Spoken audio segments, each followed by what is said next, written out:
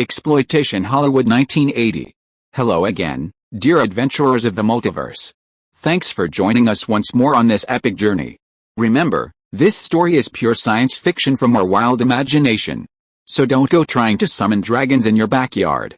The rights of this amazing novel belong entirely to its original author. We are only the narrators.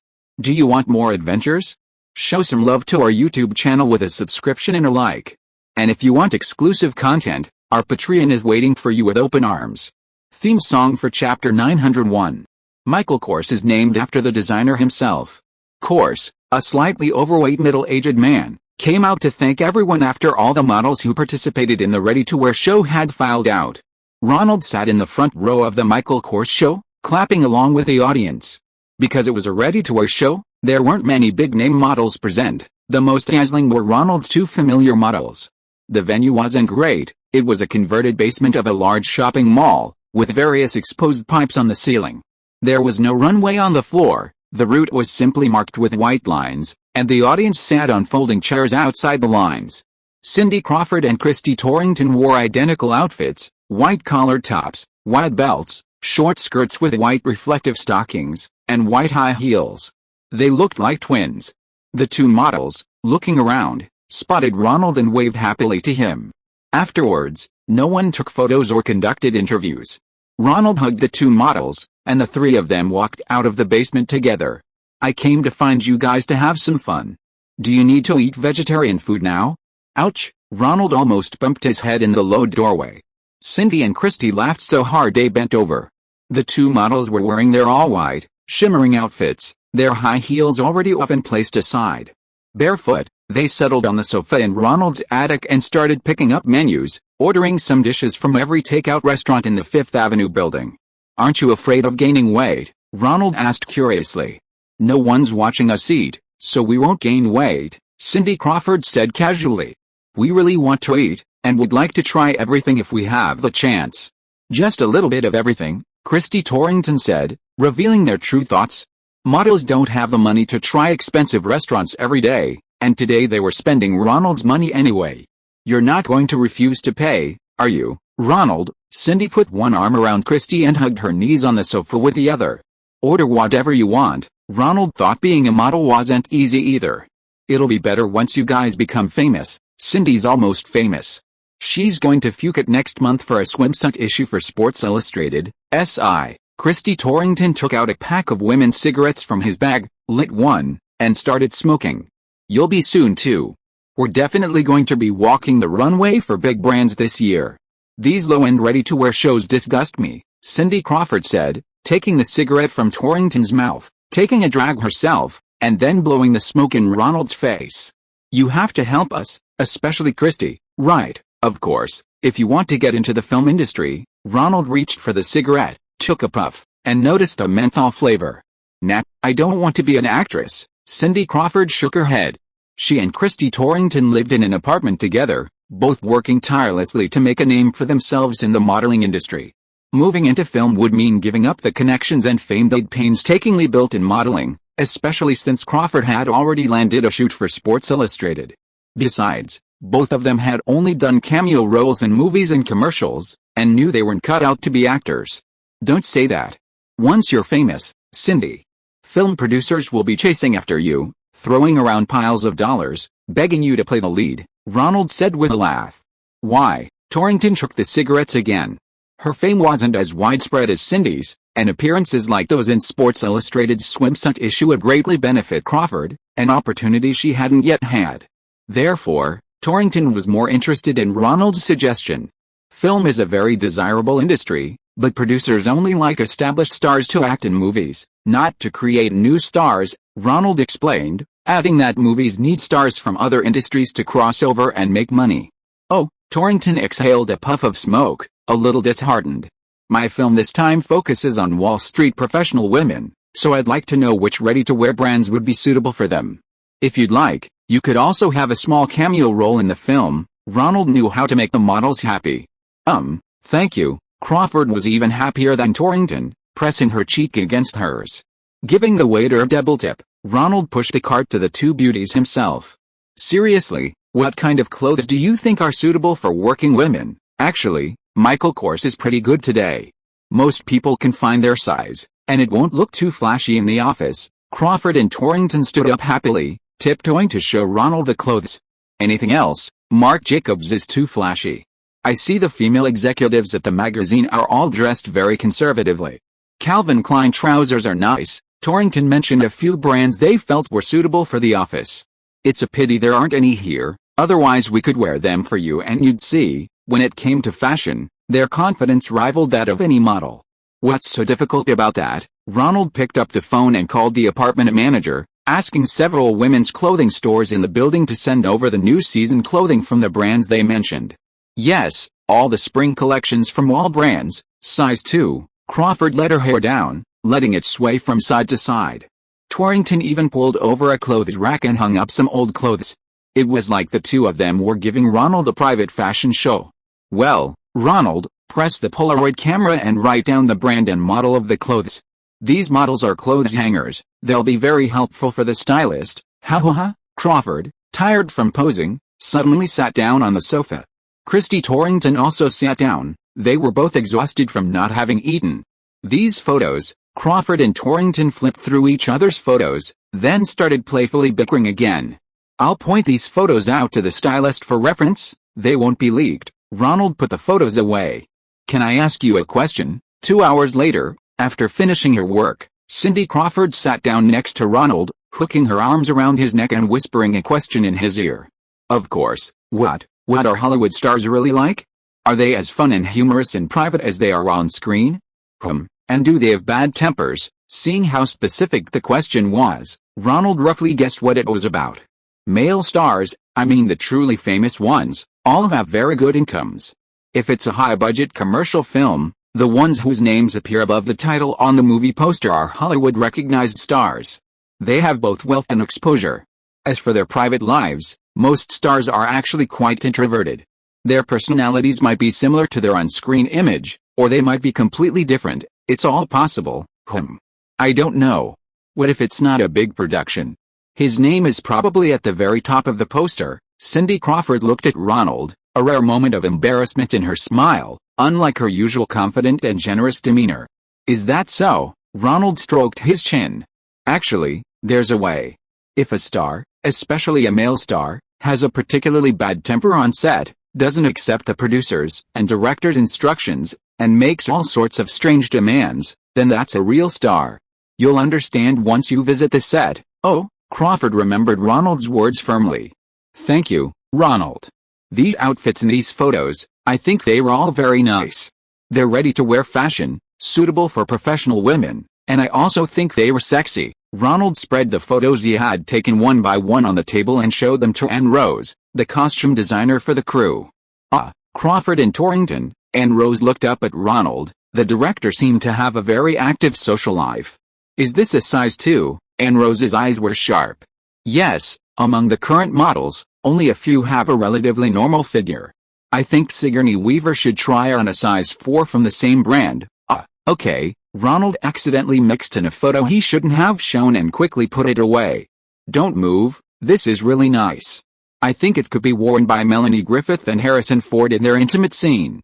It's white with lace trim, very nice. And Ross slapped the photo to stop, then carefully examined the brand and noted it down to have someone buy it. I need a female voice similar to that in an opera. The theme should be singing about Manhattan in a new Babylonian style. Who do you think would be good for the lyrics, music, and vocals for this style? Ronald had settled the costume issue and then contacted Jimmy Reiner, the music director for Daydream. The theme song he dreamed about was very appealing, but he couldn't recognize the voice, so he described the characteristics of the voice to Jimmy and asked him to find a suitable one. This kind of song needs a composer with literary talent and a good education. Ordinary pop songwriters can't write it. The singer should ideally have a classical music background. This kind of song is closer to church music than pop. A hymn-like interlude needs to have a powerful feel. Jimmy Reiner thought for a moment, expertly determining the direction of the search. Any candidates? Actually, there are two. One is a black singer, Whitney Houston. She sang in a church choir from a young age and has experience on a team for songwriting. The other is Carly Simon, a daytime singer. Her father is Simon from Simon & Schuster, the guy who homeschooled his daughter Chopin. She was also a member of a church choir from childhood. Okay, send them both invitations. Soon, Carly Simon accepted the invitation, inviting Ronald to her studio. Whitney Houston, however, was busy releasing a new album and had various promotional and marketing activities, so she didn't take Ronald's invitation to heart, and no one responded proactively. "Hello, Carly." Ronald arrived at Carly Simon's studio. This slightly buck-toothed singer had risen to fame in the 1970s. Ronald had met her once before at a party in New York. Her distinctive facial features immediately brought her back to mind. "Ronald, it's great to have you here. I'm currently working on my greatest hits compilation album. Here are some of my older songs. Which one would you like?" This was also why Carly Simon was so enthusiastic about Ronald's invitation. 2 years prior, she had signed with Legendary Records, the label of Michael Jackson, but her career had suffered a major setback. Perhaps due to her outdated style, her new albums sold poorly and received low radio airplay. Last year, she broke away from Legendary and signed with Alistair Records. For Carly Simon, being able to write, compose, and sing the theme song for Ronald's movie was a great opportunity to make a comeback. "Oh, you've done so many movie soundtracks before." Ronald flipped through a pile of records and found some of Simon's old movie soundtracks that she had written and sung. Although none of the songs were particularly famous, Simon had composed 7 or 8 of them herself, so she must have a deep understanding of the requirements for creating film soundtracks. "Here's the script," Ronald said, handing the script to Simon and explaining his specific requirements. "It's like this. It tells the story of Tess, an office blue-collar secretary, and how she works hard to become a manager and wins love. In short, I want an epic, choir-style soundtrack. Staten Island is the countryside, and Manhattan, separated by a river, is the center of the world. The opening ferry ride from Staten Island to Manhattan is a metaphor for Tess's fate, that with hard work, regardless of birth or family background, success is possible." Ronald carefully explained his vision to Carly Simon, practically telling her his dream vision and melody. "I think it's a hymn to New York, with a rhythm of a modern jungle in the middle of the city." Carly Simon quickly understood Ronald's idea.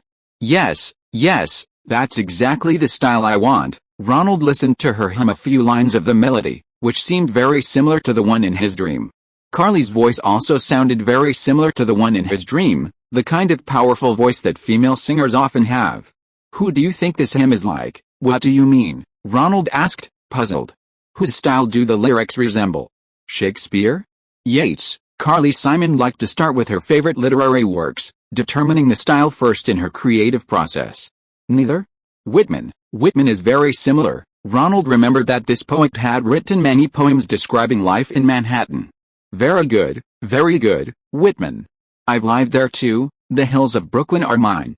I've walked the streets of Manhattan Island and bathed in the waters around it." Simon immediately began reciting Whitman's poems, looking at Ronald as if expecting his response, and then reciting along with him. When can I see the first draft?" Ronald was a little annoyed by this kind of pretentious female writer.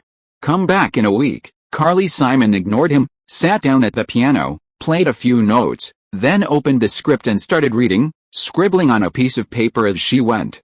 "I'm leaving now. Let Jimmy know if there's any progress." Ronald thought to himself that this guy got into the zone right away. "Bye." Carly Simon waved goodbye. Ronald and Jimmy Reiner walked out together.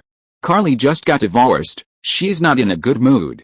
She's not usually like this, but you can trust her creative abilities. It's okay. All artists are like that. Ronald didn't seem to care.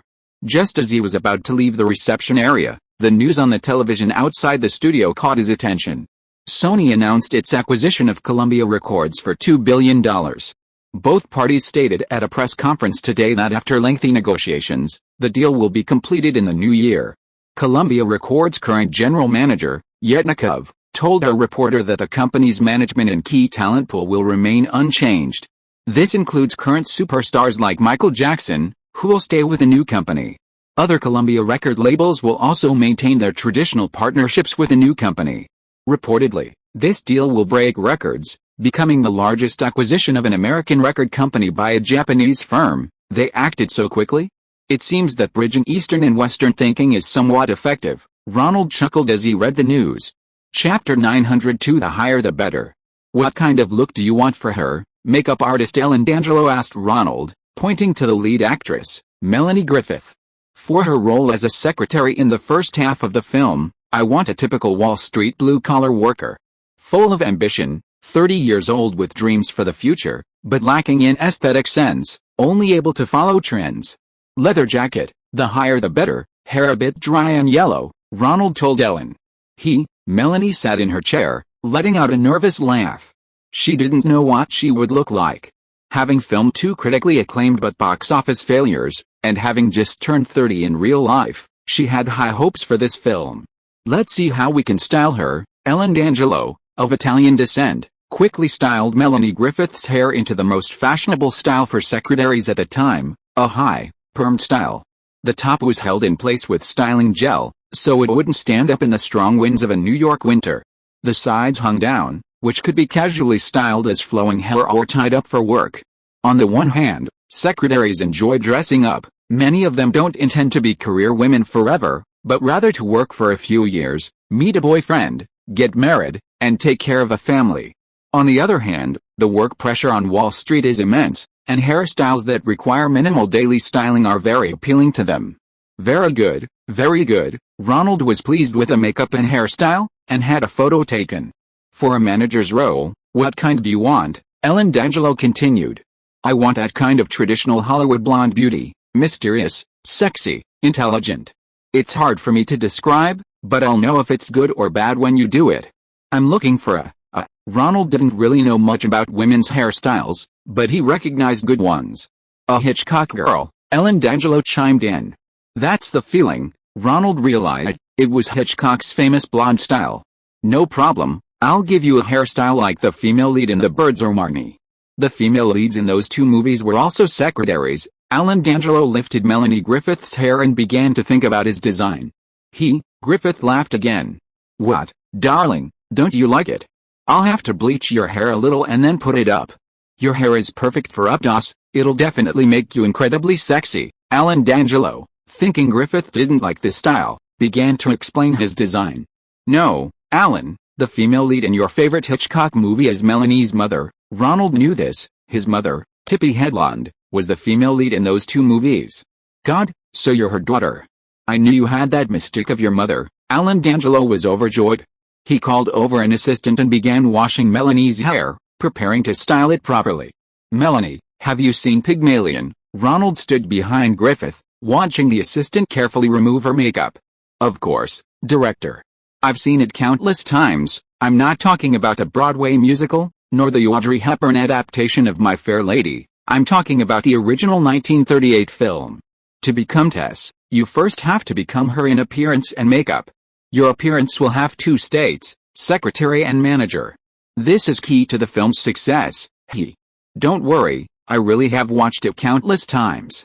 My mother collected many old movie VHS tapes. And she recorded them when they were shown on TV. Ronald waved his hand. These families of actors, exposed to acting from a young age, truly inherited a wealth of acting knowledge that he couldn't match. The film Pygmalion is actually about a street flower girl who is adopted by a professor who teaches her all about high society etiquette, accents, makeup, and clothing, ultimately transforming her into a lady. The Greek name Pygmalion refers to a sculptor who created an ivory sculpture based on his ideal woman, fell in love with his work, and was eventually given life by the gods. This phenomenon is also known in psychology as the Pygmalion effect, which suggests that to become a certain type of person, one must first imitate their appearance. This perfectly encapsulates Tess's journey in the film. She desperately wanted to become a manager but couldn't, and eventually met her boss, Catherine. Unconsciously, she imitated Catherine in details like speech, clothing, and hairstyle, which allowed her to deceive the banker, Jack Trainer. Director, how do you want to handle my hairstyle? Sitting next to him was Joan Cusack, who played Tess's best friend and secretary, Cynthia. What do you plan to do? Ronald asked Alan D'Angelo. I plan to make Joan beautiful and fashionable. Alan D'Angelo picked up Cusack's hair again, touching it with his fingers to feel its texture. Oh, thank you. Joan Cusack, a Chicago theater actress, wasn't particularly beautiful, with a slightly protruding chin. She was excited to hear that the makeup and hairstylist wanted to make her look prettier. What did you say? Jersey girl? I'm going to turn you into Jersey girl, Alan D'Angelo said to another assistant beside him. giving detailed instructions. Jersey girl was a popular term representing a trend among girls from upper-middle-class families in New York. It was similar to the Valley Girl trend that was popular in Los Angeles a few years ago. Similar to the Valley Girls, many wealthy New Yorkers also chose to own property in New Jersey, living in large suburban houses and commuting daily. They were often trendy, unconventional, and fans of Madonna. The downside was that they weren't very good at dressing up, and their trendy makeup was more extreme than the Valley Girls. The advantage, however, was that Jersey girls generally attended private schools or high-quality public schools supported by property taxes. The East Coast often retained courses in literature and drama, and their accents were perfectly acceptable, unlike the ridiculous accents of the Valley Girls. Ta-da! Without needing to re-dye her hair, Joan Cusack's look was quickly completed. A very sophisticated blue eyeshadow gave her a Madonna femme vibe. The specially chosen large earrings in the same color also showed the influence of New York's fashion capital on her. That's the ticket to this role. Ronald was very satisfied. 2 hours later, Melanie Griffith's hair was dyed a light blonde, styled in an updo with a few strands framing her ears. Wearing red glasses and a CK suit, she appeared before him as a quintessential Wall Street elite. "Oh, my beauty," Joan Cusack looked at Melanie Griffith with newfound respect.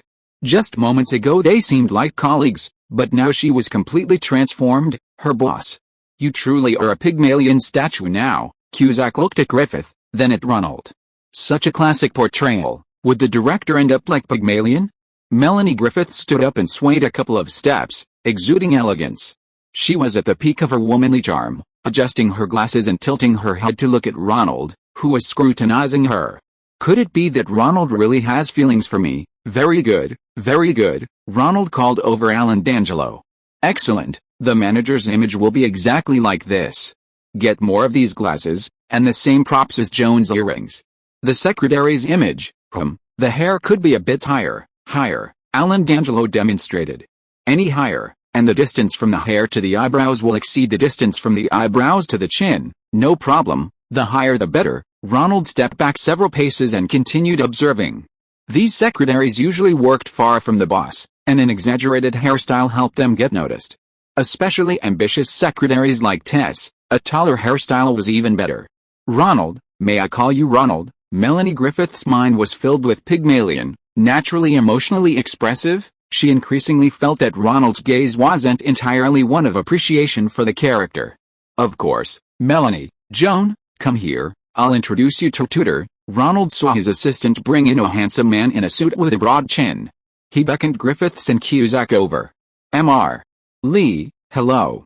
I'm a former employee of Bannon, now working at Bear Stearns." "Hello, Liam." Ronald shook hands with the man. This was the banker Tutor Bannon had recommended to the cast. Ronald needed him to lecture several of the main actors, explaining what cross-border mergers and acquisitions were, and some terminology frequently used by Wall Street managers. "Let me introduce you, this is Liam Dalton, the banker." Ronald introduced them to each other. After Liam Dalton gave them his business cards and then launched into a familiar introduction of his financial services, Ronald pulled him aside. "Sigourney Weaver won't be here for another 2 days, but her father is an executive and has a lot of experience with finance. These two beauties are Melanie and Joan. They've been in the theater industry, so you'll have to explain things to them." "I understand. I'm a very good salesman myself. Making clients understand our investment methods is my specialty." Liam Dalton was handsome and had a pleasant voice. He knew how to handle this kind of situation. "I heard that Harrison Ford, he's on vacation now. You'll have to wait until next month to see him. Whether he needs financial services is beyond my control." Ronald and Bannon made it clear that these classes were free, in exchange for Liam Dalton, the investment director at Bear Stearns, having the opportunity to meet wealthy celebrities. "You're the boss, I'll listen to you," Liam Dalton tactfully replied, knowing he needed to use good service to gain access to celebrities. "Oh, this banker's going to teach us two idiots about cross-border mergers and acquisitions," Joan Cusack joked with Melanie Griffith. The film, categorized as a romantic comedy, was different from typical romantic comedies. It was a professional drama, requiring the performances to conform to the perceptions of Wall Street bankers. "Oh, what mergers and acquisitions? Look at Liam, he's so handsome." Melanie felt Ronald seemed uninterested in her, but this banker was as good-looking as some movie stars. "Aren't you staying here?" Liam Dalton asked. seeing Ronald looking like he was about to leave. "I have other things to do. I trust your professional abilities. I'll come back and give them a test." Ronald patted the man on the shoulder and walked out. "Don't worry, boss." Liam Dalton turned back with a smile, then went over to the two actresses. He knew that the highest earners in the film industry were stars, especially male stars. His main PR target on set was Harrison Ford. He could also spend time getting to know these two actresses. What if the movie became a blockbuster? They'd be good targets for selling investment products. Ronald reached the door and whistled. But JR drove the car over. They were going to a newly opened video rental store in Manhattan for the launch of the Spicy Dance videotape. "Hi, Patrick," Ronald greeted Patrick Schwitz, the male lead, who was also there to support the videotape launch. His autographs and photos were extremely attractive to female viewers. "Ronald, my wife Lisa asked me to convey her gratitude." Schwitz presented Ronald with a beautifully inlaid horseshoe. "These are the first Arabian horseshoes we bought at our ranch in Los Angeles. Lisa said I was able to fulfill my dream because of you, my family." "Oh, it's really beautiful." Ronald accepted the gift, then looked at the photos Schwitz had taken of the ranch. In the 5-acre ranch, there was a small stable, and a beautiful stallion was playing with the Schwitz couple, creating a heartwarming scene. "This chain seems to be opening everywhere. I've seen many new stores opening in Los Angeles, especially in Hollywood. You can see a new yellow and blue rental shop every 2 blocks. Schwitz arrived at a video rental store. The cheesy blue and yellow lettering, however, prominently displayed the store's name, Blockbuster. "Wow." Inside, a long line of female customers held up copies of Sex and the Beast, waiting for Schwitz to sign them. Upon seeing their idol enter, they excitedly crowded around. The store manager had to maintain order, making them wait in line for autographs and photos. Soon, the line stretched out the door, its tail trailing into the street. Some passing women, seeing the Sex and the Beast poster, also began to gather. They were all Schwitz fans. None of them recognized Ronald. Ronald could chat with a woman in line. "Do you all like this movie that much? It doesn't seem cheap, almost $40, but renting it for a weekend is only $2. Ronald asked a woman who looked like a white-collar worker. No, you men don't understand. This kind of movie, you can only have a copy at home. Whenever I'm feeling down, I want to go see it with a friend. Now that we have the videotape, I definitely have to buy it. I don't quite understand. I thought you women all rented movies." Ronald was satisfied with the length of the line. It seemed quite a few female viewers bought copies to keep at home. Other movies can be rented, but this one is a must-buy. Another viewer in the line, who looked like a middle-aged housewife, chimed in, "My friends and I really love this movie. When they come over on weekends, I can show it to them. We cry every time we watch it." "Really? It's that good?" "Of course. If it wasn't good, why would you be queuing? It's really good. Look how handsome Schwitz is. I'd do anything if I could dance with him." I thought only men would drink beer, eat pizza, and watch the Star Wars trilogy together on weekends." Ronald grew increasingly excited as he talked, confident that he would make a fortune from the videotapes, given the fervor of the audience. "This is our Star Wars. We women love movies like this. This director is brilliant. I haven't seen a director who understands women's psychology so well in a long time. Maybe he's a woman." "It's a man. Look, the director's name is Ronald." Ronald pointed to his name on the videotape case and told the female viewer.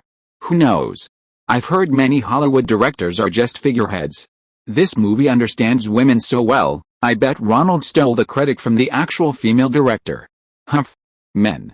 They love stealing women's credit," the female office worker complained. "PFFT, maybe," Ronald chuckled.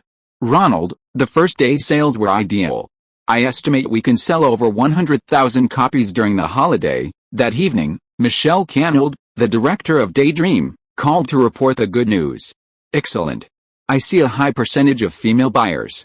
Today in Manhattan, I saw more than twice as many people buying a single box for collection as those renting it for a weekend." Ronald felt like he'd won the lottery again. The movie's VHS tape sales were unusually high. "This is fantastic. Several stores in Los Angeles are seeing similar sales. How many tapes do you think we can sell? Is it possible to break 1 million, maybe? That depends on how much purchasing power the female viewers have. Anyway, the higher the better, ha ha ha. If you are listening to this novel on a channel other than Fanfic World, it means it was downloaded and re-uploaded without effort. We warmly invite you to visit our channel, Fanfic World. There you will find the original version of this story and many other novels of various genres. We look forward to seeing you dive into a world of incredible novels. Chapter 903. The sexy dance videotape sold like hotcakes. Working Girl were slowly progressing, and by late January, Ronald had no choice but to put his busy work schedule in New York on hold and fly to Los Angeles to attend the Golden Globe Awards ceremony. The Golden Globes are voted on by fewer than 100 members of the Hollywood Foreign Press Association. Many of these members are just nominal reporters, working part-time for small newspapers, translating news from America and sending it back. Therefore, this award is the easiest to manipulate among all Hollywood acting awards. Ronald's Moonstruck crew allocated a sum of money, managed by marketing director Michael Gray, to send dozens of judges vacation vouchers for luxury hotels in Palm Springs and breakfast vouchers for 5-star hotels in Hollywood. Ronald himself also agreed to attend the awards ceremony. The Golden Globes are an organization that profits from television broadcasts. If a celebrity agrees to attend, they will generally present the award. Due to the awards scandals of previous years, many truly big stars didn't want to attend the awards ceremony to avoid being accused of buying awards. In addition, Michael Gray's public relations work was exceptionally effective. The Golden Globes, eager for talent, were particularly impressed with Ronald's generosity and gifts, and went overboard, awarding his 2 films from the previous year, Dirty Dancing and Moonstruck, multiple nominations. Both films were nominated for Best Motion Picture, Comedy or Musical. Golden Globes have 2 acting categories, Drama and Musical Comedy. Cher and Jennifer Grey were nominated for Best Actress in a Musical Comedy, and Olympia Dukakis received a Best Supporting Actress nomination. John Patrick Shanley received a Best Screenplay nomination for Moonstruck and a Best Original Song nomination for Time in My Life, the theme song from Dirty Dancing. Ronald himself received a Best Director nomination through Moonstruck, which pleased him greatly. The Golden Globe ceremony was in late January, while the Oscar nominations were announced a week later in early February. This close timing had a subtle advantage. Many Academy members with nomination voting rights are actually quite old. They may not have the energy to watch the films every year, and many simply vote based on their impressions. The Golden Globe nominations, however, are reported in the media and repeatedly mentioned during the live broadcast. These members may have only vaguely remembered Ronald's films from the awards a few days before the deadline, and when they didn't have enough nominations, they simply wrote his name down. This is the secret behind why some uninformed people treat the Golden Globes as a bellwether for the Oscars every year. Meanwhile, the various union awards with higher overlap in categories remain unknown to outsiders due to the lack of television coverage like the Golden Globes. Ronald stood for quite a while in the lobby of the Beverly Hilton Hotel, the venue for the awards ceremony. He had acquaintances from 2 of his films to greet him. The Golden Globes' prestige has declined year after year. A few years ago, a scandal involving a wealthy man openly bribing voters for his girlfriend severely damaged the Golden Globes' credibility, leading to a 3-year suspension of its broadcast. What was once a prestigious awards ceremony attended by A-list stars has, since the resumption of broadcasts, become a gathering of has-been celebrities. The biggest name present is veteran Western star Clint Eastwood, who will receive the prestigious DeMille Award, named after Hollywood director Cecil B. DeMille, at this year's Golden Globes. Among the stars present tonight, the audience's favorites are probably the crews from Ronald's 2 films. Patrick Schwitz, with his long hair tied in a ponytail, thanked Ronald with his wife, followed by Jennifer Grey and her father, and supporting actress Cynthia Rhodes and her boyfriend Richard Marx, among others. They all gave Ronald long hugs and expressed their gratitude, surprising the surrounding stars with a deep camaraderie among the spicy dance crew members. The lead actors were in high spirits, their energy far surpassing that of the other stars. Ronald took photos with them and then invited them inside to sit at the crew's round table. He himself, all smiles, continued to wait at the door for the Moonlight Strikes Back crew. A host of faded stars, including last year's Best Actress winner, the deaf-mute Marlene Maitland, and Ellie Hitty from Brad Pitt's gang, all came over to greet Ronald. Even Sybil Shepherd, who had just given birth, took the initiative to take a photo with him. Ronald welcomed them all, chatting and laughing with them, his humor making the beauties laugh heartily. Receiving Golden Globe nominations for Best Picture and Best Director was certainly good news for Ronald, but what truly made him so happy was the nationwide success of the Dirty Dancing videotape. No one could have predicted the market's success of the Dirty Dancing videotape. In less than a month, over 600,000 tapes had been sold. On the newly added monthly videotape rental rankings in Hollywood newspapers, Dirty Dancing surpassed all other films to take the top spot. At the current sales rate, it was projected to soon break 1 million tapes, and the number was still growing.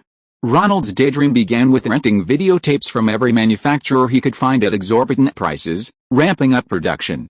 The videotapes, ultimately retailing for less than $40, generated astonishing revenue. Dirty Dancing ran in theaters for over 5 months, just finishing its theatrical run, grossing over $100 million. But the videotapes, it seemed, would achieve the same sales figures in less than 2 months. Not to mention, the videotapes purchased by Best Aid would generate a steady stream of revenue for Ronald under long-term leases. In short, what pleased the Hollywood stars most was the hefty check. Ronald had already sent checks to the Dirty Dancing cast and crew in advance, and even their evening gowns for the dinner party were the most expensive among the stars.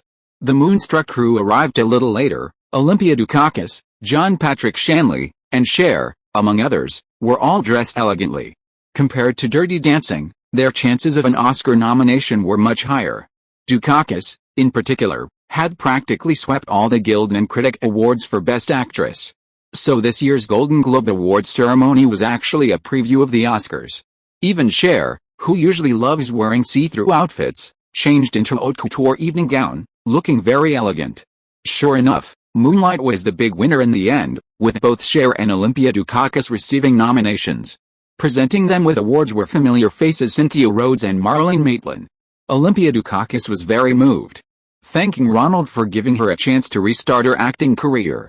For an actress her age, winning a Golden Globe for a film brings more than just fame, it brings offers that are more than 10 times her usual salary. Cher's acceptance speech was quite interesting. She thanked Ronald, screenwriter Shanley, and her loyal fans.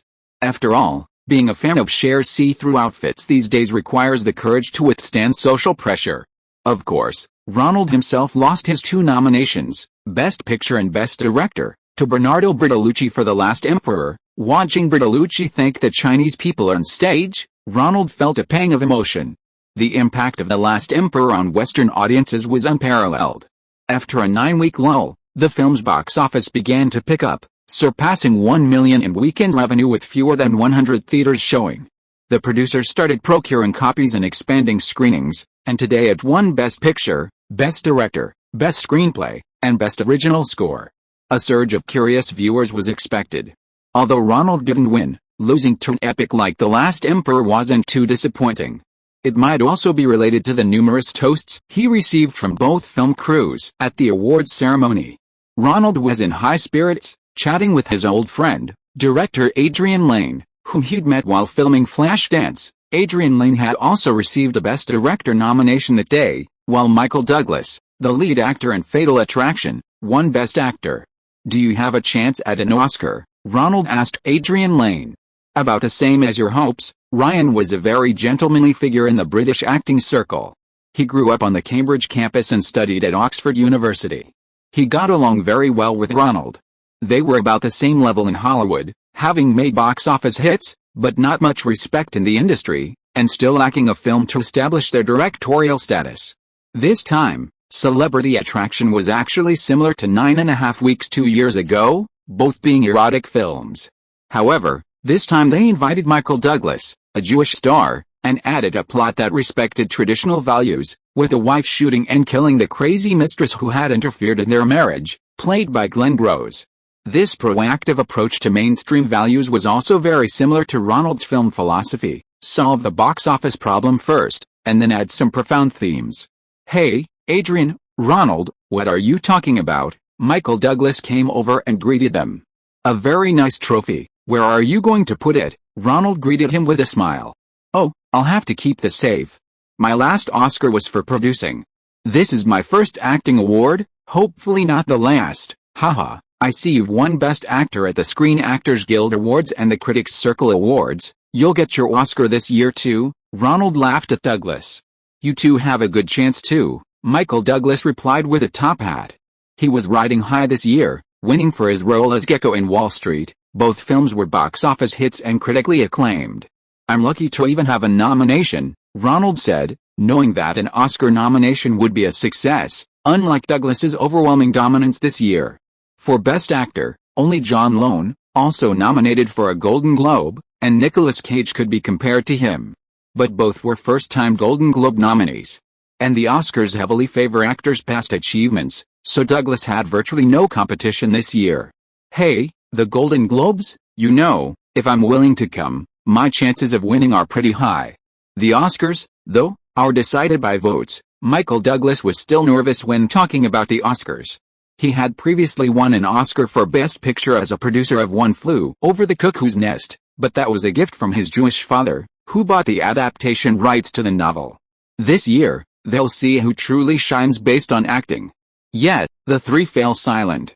Everyone wants an Oscar, but it's really unpredictable. For example, Glenn Rose, who acted opposite Douglas, was a superb actor and had been nominated multiple times, but he had never won an Oscar. Sean, don't be like that," the three suddenly heard a familiar voice speaking from the other side. "I don't have a problem with you, Michael, but he's not even here today. Don't I have the right to meet and talk to him?" a man with a heavy Scottish accent replied. Ronald turned around. It was Michael Ovitz, the president of CAA, talking to Sean Connery, the first actor to play 007. Both men were initially agitated, but upon realizing the situation was amiss, they quickly reverted to their amiable demeanor. Ronald and his two companions pretended not to have noticed anything and turned to their agents to inquire about the situation. "It's Spielberg," Nisida quickly confirmed, climbed into the back seat of the luxury car, and whispered to Ronald. It turned out that Michael Ovitz was still actively promoting his first star client under CAA, the long-fated Sean Connery. At today's Golden Globe Awards, thanks to Ovitz's efforts, Connery won Best Supporting Actor for his role in Brian De Palma's gangster thriller The Untouchables. The film, starring Kevin Costner and Robert De Niro as the main characters, was a box office success, exceeding $75 million. Ultimately, Sean Connery winning the Golden Globe was entirely a result of Ovitz's influence. The specific reason is quite interesting. Sean Connery was one of the most important signings during Ovitz's CAA's transition to film business. He was the first star to sign a management contract with CAA, and also Ovitz's client. However, Connery's career took a downturn afterward, and it seemed no one in Hollywood would offer him roles. For the sake of both himself and CAA, Ovitz couldn't let his number one client fall from grace. He invested considerable effort and resources to revive Connery's career. Besides the Golden Globes, a crucial part of his plan was to persuade Spielberg to consider casting Sean Connery as a major supporting character in Indiana Jones' latest adventure film. However, Spielberg consistently refused. The Golden Globes were supposed to be a good opportunity for the two to meet, but Spielberg didn't even attend the ceremony. Why? Doesn't he want to use that old man Sean Connery? Ronald was puzzled by the prospect of a supporting role. Spielberg wasn't the type of director to disregard personal relationships for a role. You might not have noticed, but his Empire of the Sun only received a Best Picture nomination tonight, not a Best Director nomination. Huh? Ronald flipped through the awards list, and sure enough, Spielberg's Empire of the Sun, to which he had invested so much, didn't even get a Best Director nomination. I heard it's because Kirk Douglas and his generation of older Jews are unhappy with his failure to follow Jewish traditions, especially his approach to raising children. Does it matter whether the child goes to the synagogue or not? Are these people still living before World War I? Ronald thought to himself, I don't usually go to church. At most, I donate some money to the synagogue my aunt attends. Jews are a people held together by religion. Nisida chuckled. Unlike Italians, who are predominantly Catholic but can be distinguished mainly by skin color, hair color, and other obvious DNA traits, Jewish people have actually undergone many years of diaspora, making it difficult to trace their original origins in the Middle East. For many years, especially the Ashkenazi Jews who have a significant influence in America, they are actually people who converted to Judaism in some Eastern European countries. It's difficult to say how much blood relation there is between the ancestors and the Jews of the Old Testament period who first settled in Jerusalem. Therefore, the only common ground that can be found for this people to maintain their identity is Judaism and the revived Hebrew language after the establishment of the State of Israel. Spielberg publicly stated in the media that he would not raise his children in the traditional Jewish way. Such a statement from a celebrity is undoubtedly a very bad example for many Jews who are already showing signs of centrifugal tendencies and turning to secularism. It's no wonder that these conservative elderly Jews wanted to find a way to teach Spielberg a lesson. Thinking that Spielberg might even lose his Oscar nomination for Best Director, Ronald's ambition began to grow. Although his age and experience meant that the chances of winning on his first nomination were very small, but what if? With this in mind, and wanting to ensure that the nomination was a sure thing, Ronald wrote a check to Michael Gray, who was in charge of marketing Moonlight, for additional public relations investment. Many brokers, having received hefty fees, launched an offensive targeting the children of veteran Hollywood directors from the Golden Age. These children and grandchildren, armed with various coupons from PR firms, flocked to Beverly Hills to visit their beloved grandparents, inadvertently mentioning that Ronald's Moonstruck was quite good. However, when the experienced grandfathers asked them what they liked about the plot and acting, the grandchildren quickly gave themselves away, revealing that what they truly enjoyed was the spicy dance. This money came from Ronald himself. After all, the profit sharing from the spicy dance videotape had already arrived, adding another large sum to Ronald's account. For the foreseeable future, he would receive such dividends monthly. Fortunately, the vice president he supported had agreed to the Continued Jobs and Prosperity Action Committee to continue exempting or deferring personal income tax on investment income for wealthy individuals like Ronald. Ronald was quite pleased and continued to increase his holdings in Coca-Cola and Sony stocks. The investment philosophy remained the same: buy stocks in large companies. The dividends would be far higher than inflation and bank deposit interest, plus they were tax-free. Ronald kept some cash and started buying gifts for himself and his friends. He bought 2 apartments in a high-end shopping district at the foot of Beverly Hills. While not as luxurious as a penthouse on Fifth Avenue, they were still penthouses, perfect for short stays. There were even cleaning staff to keep them tidy. He could also park his Ferrari and motorcycle there. Someone would start them weekly to ensure the batteries were charged. In addition, Ronald was quite envious of Sony's president, Norio Oga, who could fly a plane himself, and started looking for a suitable private instructor, hoping to practice and pass the test to get his pilot's license as well. His personal lawyer, Ms. Lindsay, and his personal accountant, Lawrence, who had flown in specifically for this purpose, helped Ronald with the paperwork. After signing a huge pile of documents, he successfully processed the revenue from the sexy dance incident. "If you're not busy, why don't you come with me to a wedding tomorrow?" Ronald said to the 2 lawyers and accountants who were now primarily serving him personally. "Is it Bruce Willis and Demi Moore's wedding?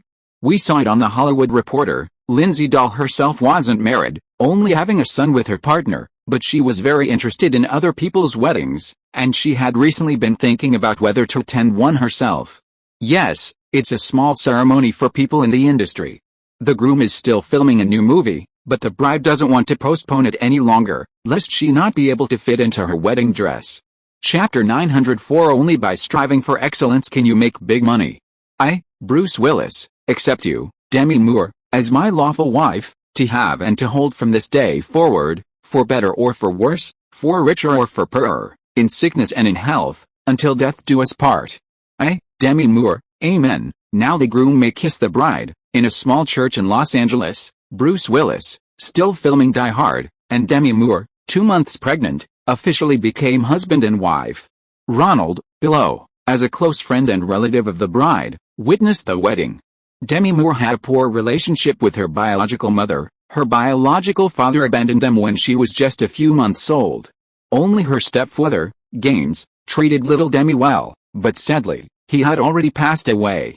As one of Demi Moore's few friends in the industry, Ronald's attendance at the wedding added an important figure to Demi's entourage.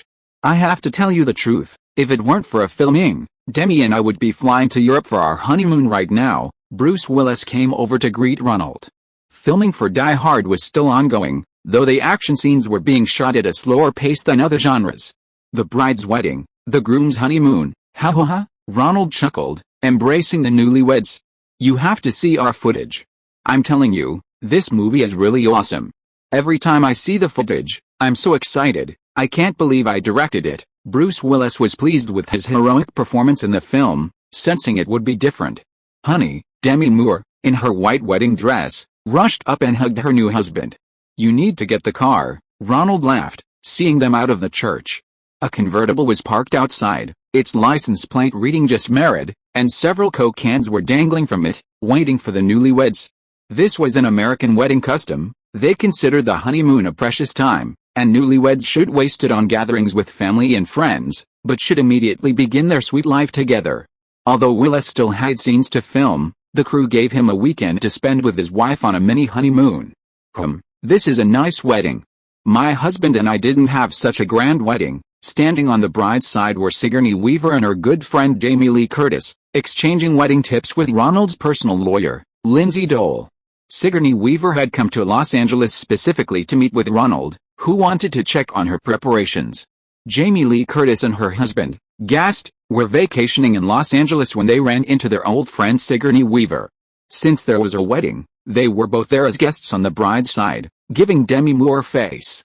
Being Hollywood actresses, they knew that the bigger the guest nameplate at a wedding, the more important the bride's status.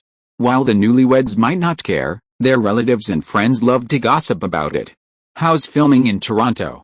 Is it finished?" Ronald asked Jamie Lee Curtis's husband, British actor Christopher Guest.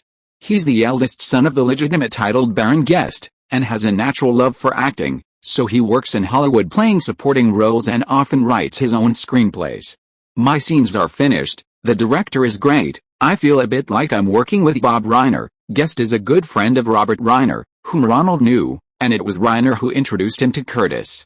Last year he finished filming his friend Reiner's box office success, The Princess Bride, and he hasn't had many projects this year. Fortunately, Guest is quite content with supporting roles, and by chance, he was spotted by Catherine Bigelow and cast in Helen Slater's Glued Fingers. "We're discussing the wedding, Ronald, where would you like to have it?" In a church again, Weaver, Curtis, and the lawyer came over to greet Ronald. "I hadn't thought about it." Ronald hadn't considered the wedding venue. "I was thinking maybe the church my aunt goes to, the one on Staten Island." Ronald looked at Lindsay Dole, who was smiling broadly. It seemed she was preparing to marry her law firm partner. "Staten Island? If you get married there, the entertainment reporters will go crazy. They'll have to go to the countryside." The actresses burst into laughter. "Of course, let them take the ferry. How's your German?" At the wedding party, everyone got some drinks. Ronald asked Sigourney Weaver about her studies. "Hast du einen gesagt, where ich bin?" Sigourney Weaver blurted out. "Have you told them who I am?" "Natürlich bist du Sigourney Weaver." "Of course, you are Sigourney Weaver." Lindsay Dole, educated at Harvard, immediately replied to Weaver in German. "What are you talking about?" Ronald, who understood no German, had to ask Weaver. That line from the script. "Catherine is going skiing in Europe, but Tess didn't book her a suite, so she personally called the hotels in Europe to question them, asking if they knew who she was and why they hadn't given her a large room." Ronald savored Weaver's pronunciation. Although he couldn't understand it, he could sense from her accent that the aristocratic air wasn't overtly pronounced. Here, Ronald hoped the audience could perceive from the pronunciation, stress, and intonation that Weaver's Catherine was a wealthy heiress born with a silver spoon in her mouth. Her speech had a smooth, upper-class quality. "Where did you learn German?" Ronald asked Weaver. "My father. He's fluent in both French and German. We used to speak German at home when I was little." Ronald nodded. Sigourney Weaver's German was clearly honed from childhood, but, "I still need to find you a German coach. I need a smooth, witty, upper-class language." "Okay, find me an accent coach then." Sigourney Weaver was actually quite pleased to see Ronald paying so much attention to even small details like accents. Actors aren't afraid of directors telling them how to act, they're afraid of directors cutting corners. "Do you guys pay attention to these little details when making movies?" "The audience probably won't notice, right?" the lawyer asked, puzzled.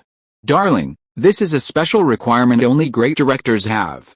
They pay close attention to every supporting role, every prop, every actor's expression, movement, and accent. Although not all viewers will notice, some viewers who understand the story's background will be moved by this creative attitude." "Yes, Lindsay, that's how filmmaking is. Film is a dream-making machine. You certainly don't want your boyfriend, a partner lawyer in a New York law firm, to speak with a Texas accent from the very beginning," Ronald explained. This was actually a detail Ronald had only recently started paying attention to. In his earliest films, he didn't have enough energy or a budget to realize these things. From the beginning of making big-budget productions costing $20 million, Ronald was able to mobilize resources to try to do his best. For Working Girl, Ronald was determined not to let the most basic set design and props have any obvious flaws. He rented a large office in the World Trade Center to prepare for on-location shooting. After the stock market crash, many offices in the World Trade Center were vacant, which made it possible for Ronald to rent them at a cheap price for short-term filming. Sigourney Weaver plays Catherine, who lives in mansions. Art director Polly Pratt found a pre-World War I, two-story stone mansion on Morton Street in Manhattan as Catherine's residence in the film. The landlord was a low-key millionaire. The house should be lent to the film crew. To highlight the wealthy background of Catherine's family, Polly Pratt even bought a large crystal chandelier for the homeowner. On the stairs from the first to the second floor, Ronald also lent the crew a set of paintings, not of Marilyn Monroe, that David Geffen, the record company owner, had sold to Andy Warhol, to hang at a corner of the stairwell. Furthermore, the house for the protagonist, Tess, was an old, creaky wooden house in the dock area of northern Staten Island. In short, with a budget of over $20 million and possibly the most talented art director in Hollywood right now, Polly Pratt, overseeing things, Ronald was experiencing the treatment of a top director for the first time. The best team brings peace of mind to the director. Often, the art director, cinematographer, hairstylist, makeup artist, and other professionals are top tier in the industry. Their advice is excellent, and Ronald doesn't have to lead an inexperienced team and do everything himself like before. Thank you, director, I'm so grateful that you let me go so I could reshoot some scenes. Sigourney Weaver, having finalized her German accent coaching appointment and scheduled practice sessions by phone, then called Ronald specifically to thank him. Some scenes from her film Gorillas in the Mist, shot on location in Kenya last year, had encountered problems and needed reshoots. It was a film about guerrilla research expert Diane Fossey. Director Michael Apted personally called, hoping Ronald could allow Weaver to go to Kenya for another week of filming. Ronald met with Sigourney Weaver and her agent to discuss the matter. This film was one that Sigourney Weaver valued highly, hoping to win awards with it. Her agent repeatedly assured her that the reshoots wouldn't be extended and that she would return to New York on time for the filming of Office Girls. Ronald had his lawyers and Fox's legal department sign a comprehensive agreement with numerous clauses and ensure adequate insurance coverage before agreeing to release her. He also specifically added a clause that Sigourney Weaver couldn't get too tanned. Otherwise, the skin tone of an expert camping in the Kenyan wilderness studying gorillas and a pampered Wall Street professional woman would seem completely mismatched. After leaving the wedding, Ronald went to the Fox building. Filming for Die Hard was still underway. These past few days they were shooting scenes without Bruce Willis. Ronald found producer Joel Silver, who was behind a monitor watching director Alan Rickman and a large group of muscular men filming the kidnapper scenes. Are they German? Where did you find such a Germanic bunch of thugs?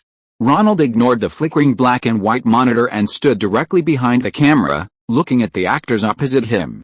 The actors playing the kidnappers were all blonde, blue-eyed, and tall. They looked very much like the image of German villains in the minds of American audiences. This group was full of muscular men. 8 or 9 of the 12 kidnappers were over 6 feet tall. No, actually many are European.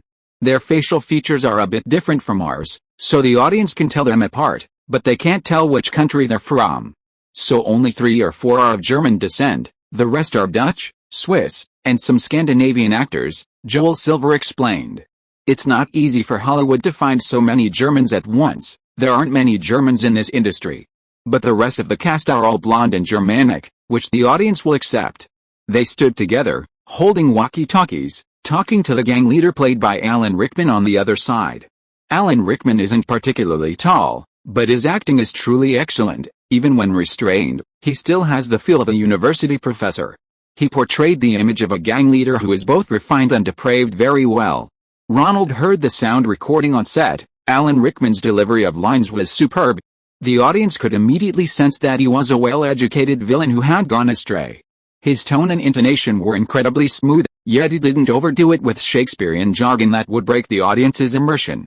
This kind of nuanced control was undoubtedly the result of countless hours of practice on the theatrical stage.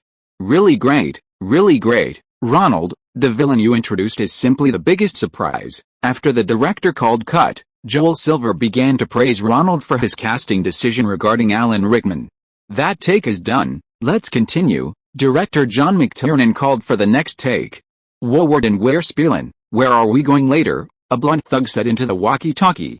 "Hier es gutes Eis, the ice cream provided by the crew is really good," Alan Rickman, playing Hans, replied in German to the camera.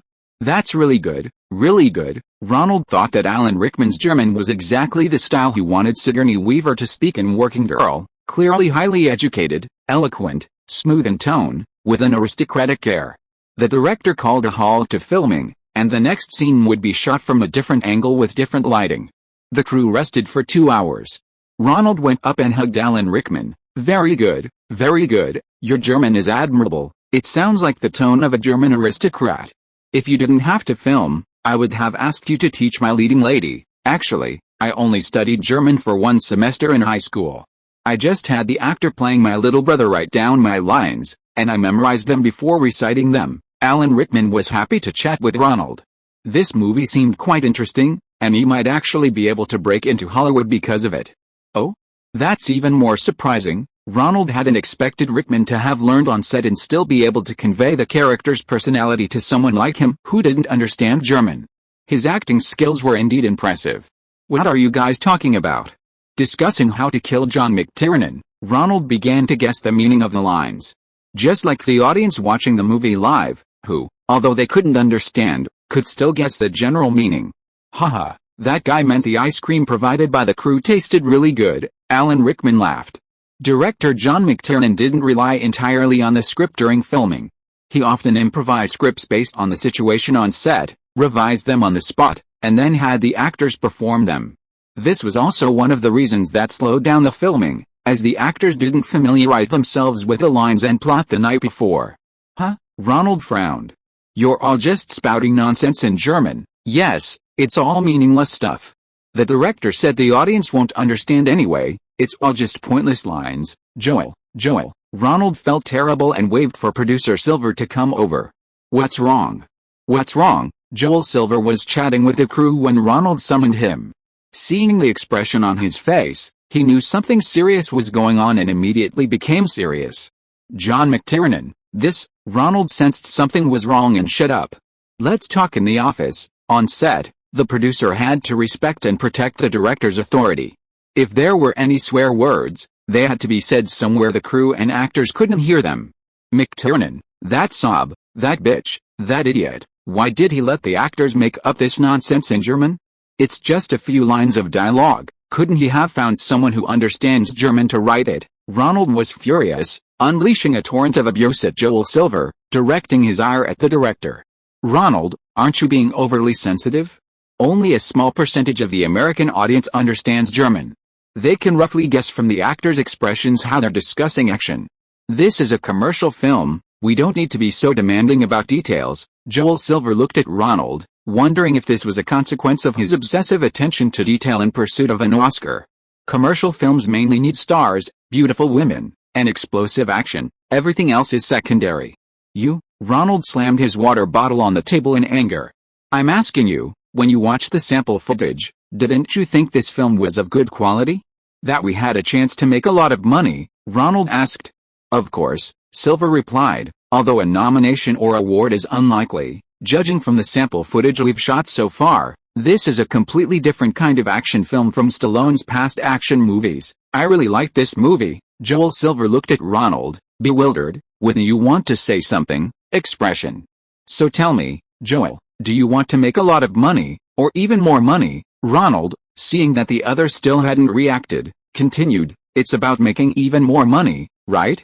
North American audiences won't care too much, but to make even more money, we need to sell the movie to Europe. How could those audiences not tell that the actors are talking about eating ice cream, or even just rambling in broken German?" This, Joel Silver stroked his large chin, this was something he hadn't considered. The script also said that these gangsters are all Germans. Germans don't speak German? Isn't that just a low-budget exploitation film? It'll be terrible. And what about selling it to TV stations? How will they add subtitles? Besides, movies these days make a lot of money on videotapes. Those viewers can buy them and watch them repeatedly. Do you think they won't know that those lines are nonsense? Damn it, McTiernan is an idiot. Joel Silver also realized He and the director were too used to making movies for their own audience. These small details might not have mattered before, but for a film with the potential to be a blockbuster, the European audience had to be taken into account. "Ronald, you saved me again. I'll go get him to reshoot it. You need to rewrite the German dialogue and have it translated into German, real German," Joel Silver announced. "Hey, Ronald, is it really necessary? Who cares about these few seconds of dialogue, these little details?" Director John McTiernan, who had been called in, heard Joel Silver's words and was unconvinced. These small details must have been Ronald's idea, the newcomer today.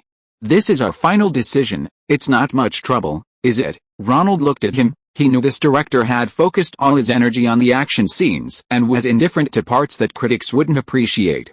Okay, fucking." McTiernan felt he was wasting time and grumbled as he left. "You fucking know nothing," Joel Silver cursed after him, slamming the door shut. He turned to Ronald. "We need to let him shine before we finish filming. Get the slate ready, don't make any more of these basic mistakes." Ronald nodded in agreement. McTiernan focusing his energy on the action scenes was, in a way, a good thing. For success, those in key positions must also reap significant benefits from the project. He could tolerate McTiernan in small matters. However, the impact on box office revenue in Germany and Northern Europe, and even future videotape sales, was non-negotiable. Chapter 905 Falling in Love with Every Girl You Meet. John McTiernan was furious. He felt that producers Ronald and Joel Silver were deliberately working against him. To interfere with the director's plans over something as trivial as a character speaking fabricated German could cause problems during editing. Ronald hadn't expected his suggestions for international box office success to be misinterpreted as interference with the director's work. While watching the filming on set, he clearly sensed McTiernan's anger. His position differed, and so did his thoughts. If a producer of his working girl were to criticize his director, he might feel the same anger. Of course, given Ronald's box office success, no one at 20th Century Fox would be foolish enough to say anything, especially since Ronald was one of the producers. McTiernan's anger manifested in his deliberate avoidance of main shots establishing the scene, instead using close-ups, reaction shots, and medium shots with reverse shots to depict dialogue and interaction between characters. This significantly reduced the producer's options in the editing room. Ronald, fully aware of this, watched silently from behind the camera. His purpose wasn't to interfere or replace the director. Today's shoot was another thrilling stunt scene, a close-up of Alan Rickman falling from the building. Just like the first scene, the one with Bruce Willis, the rooftop had been cleared out by the crew. Alan Rickman was hanging outside the railing, secured by a safety rope. The camera, fixed above on a tripod, was now a close-up shot of Rickman's face, the cameraman suspended above, operating the large machine, a rather comical sight. A stuntman held Rickman's hand, while McTiernan explained the scene to him. "I'll count to 3. On the third, Mike will let go, and you have to make a surprised face. Then it'll be okay, no problem." Alan Rickman wiped his hands on his clothes. It was his first time filming such an action scene, and even he, a Shakespearean actor, felt his heart racing. The stuntman named Mike explained their safety measures to Rickman. "Don't worry, this safety rope can withstand an impact 10 times your weight, and there's an airbag underneath for safety." Bruce Willis didn't have a safety rope for that shot on the first day, and the airbag alone was fine. "Don't grip too tightly, I'll hold you firmly. When the director counts to 3 and gives the signal, I'll let go, so the fall will be more natural. We've been doing these simple stunts for years, and many actors have tried them. It's very simple." Alan Rickman felt somewhat reassured by what he said and indicated to the director that he was ready. For these kinds of shots, the most important thing is whether the actor is prepared. If they aren't afraid, they can often succeed on the first try. But if they are afraid and not prepared, they might feel pressured and perform unnaturally every time they jump, which would make the shoot endless. "Attention all departments, we're starting live action." "Action," Director John McTiernan gave the order from beside the camera. 1, 2, before he even counted to 3, McTiernan secretly gave the stuntman a signal, and Mike, who was holding Rickman's hand, immediately let go. Caught off guard by the sudden jolt, Alan Rickman's face contorted with instinctive panic and fear as he screamed and fell from the top. "Did you get it?" McTiernan asked cinematographer John DeBont. DeBont scratched his head and nodded in confirmation. The close-up shot was excellent. The look of terror on Rickman's face was something no other acting style could achieve. It was a completely instinctive reaction. "Damn it, damn director, I'm going to complain," came Alan Rickman's curse from below. This time, he was thoroughly frightened. He had been waiting intently, and the sudden premature release had sent chills down his spine. "Never mind, it's all for the sake of filming." Alan Rickman saw Ronald coming down to see him and suddenly lost the will to complain to the Screen Actors Guild. Although his membership in the British Screen Actors Guild automatically granted him all the rights of the American Screen Actors Guild, film acting and theatrical acting were quite different. This method, though unethical, would certainly produce good results in the end. After reviewing the more dangerous scenes and settling his affairs in Los Angeles, Ronald flew back to New York. The actors had already gathered to begin script readings and rehearsals. Working Girl is a film driven by plot and performance, with a high degree of drama. Therefore, before filming began, the actors read through all the scenes according to their own characters, so they could understand the intensity of the emotions in each scene. All of them were actors with theatrical backgrounds. Alec Baldwin and Joan Cusack were very familiar with this approach. Melanie Griffith, in particular, was a child star who had acted since childhood and came from an acting family. After 2 consecutive days of reading, each actor had their own understanding of where and how much effort they should put into the plot. However, the absence of Harrison Ford and Sigourney Weaver prevented the actors from having a final, comprehensive script reading, that is, a continuous, uninterrupted rehearsal of their lines from beginning to end according to the plot. Many problems that went unnoticed during intermittent readings often surfaced at this stage. "Director, do we need to do another reading before filming?" After Harrison arrives, Melanie Griffiths asked Ronald in a husky but sexy voice. "No, your scenes with Harrison and Sigourney won't be rehearsed beforehand. I need a sense of unfamiliarity. You directed Jonathan Demm's Shotgun Lulu, so you should be familiar with this method." Ronald hadn't planned on them rehearsing beforehand. 2 key elements for this film's success are the romantic chemistry between Melanie's Tess and Harrison Ford's Jack Traynor, and the power struggles between Tess and Catherine, 2 women vying for her attention. The supporting cast is full of veteran actors, and Harrison Ford and Sigourney Weaver are also stars with distinct styles. Casting them as leads means the script needs to be updated accordingly, making the characters more like their stars.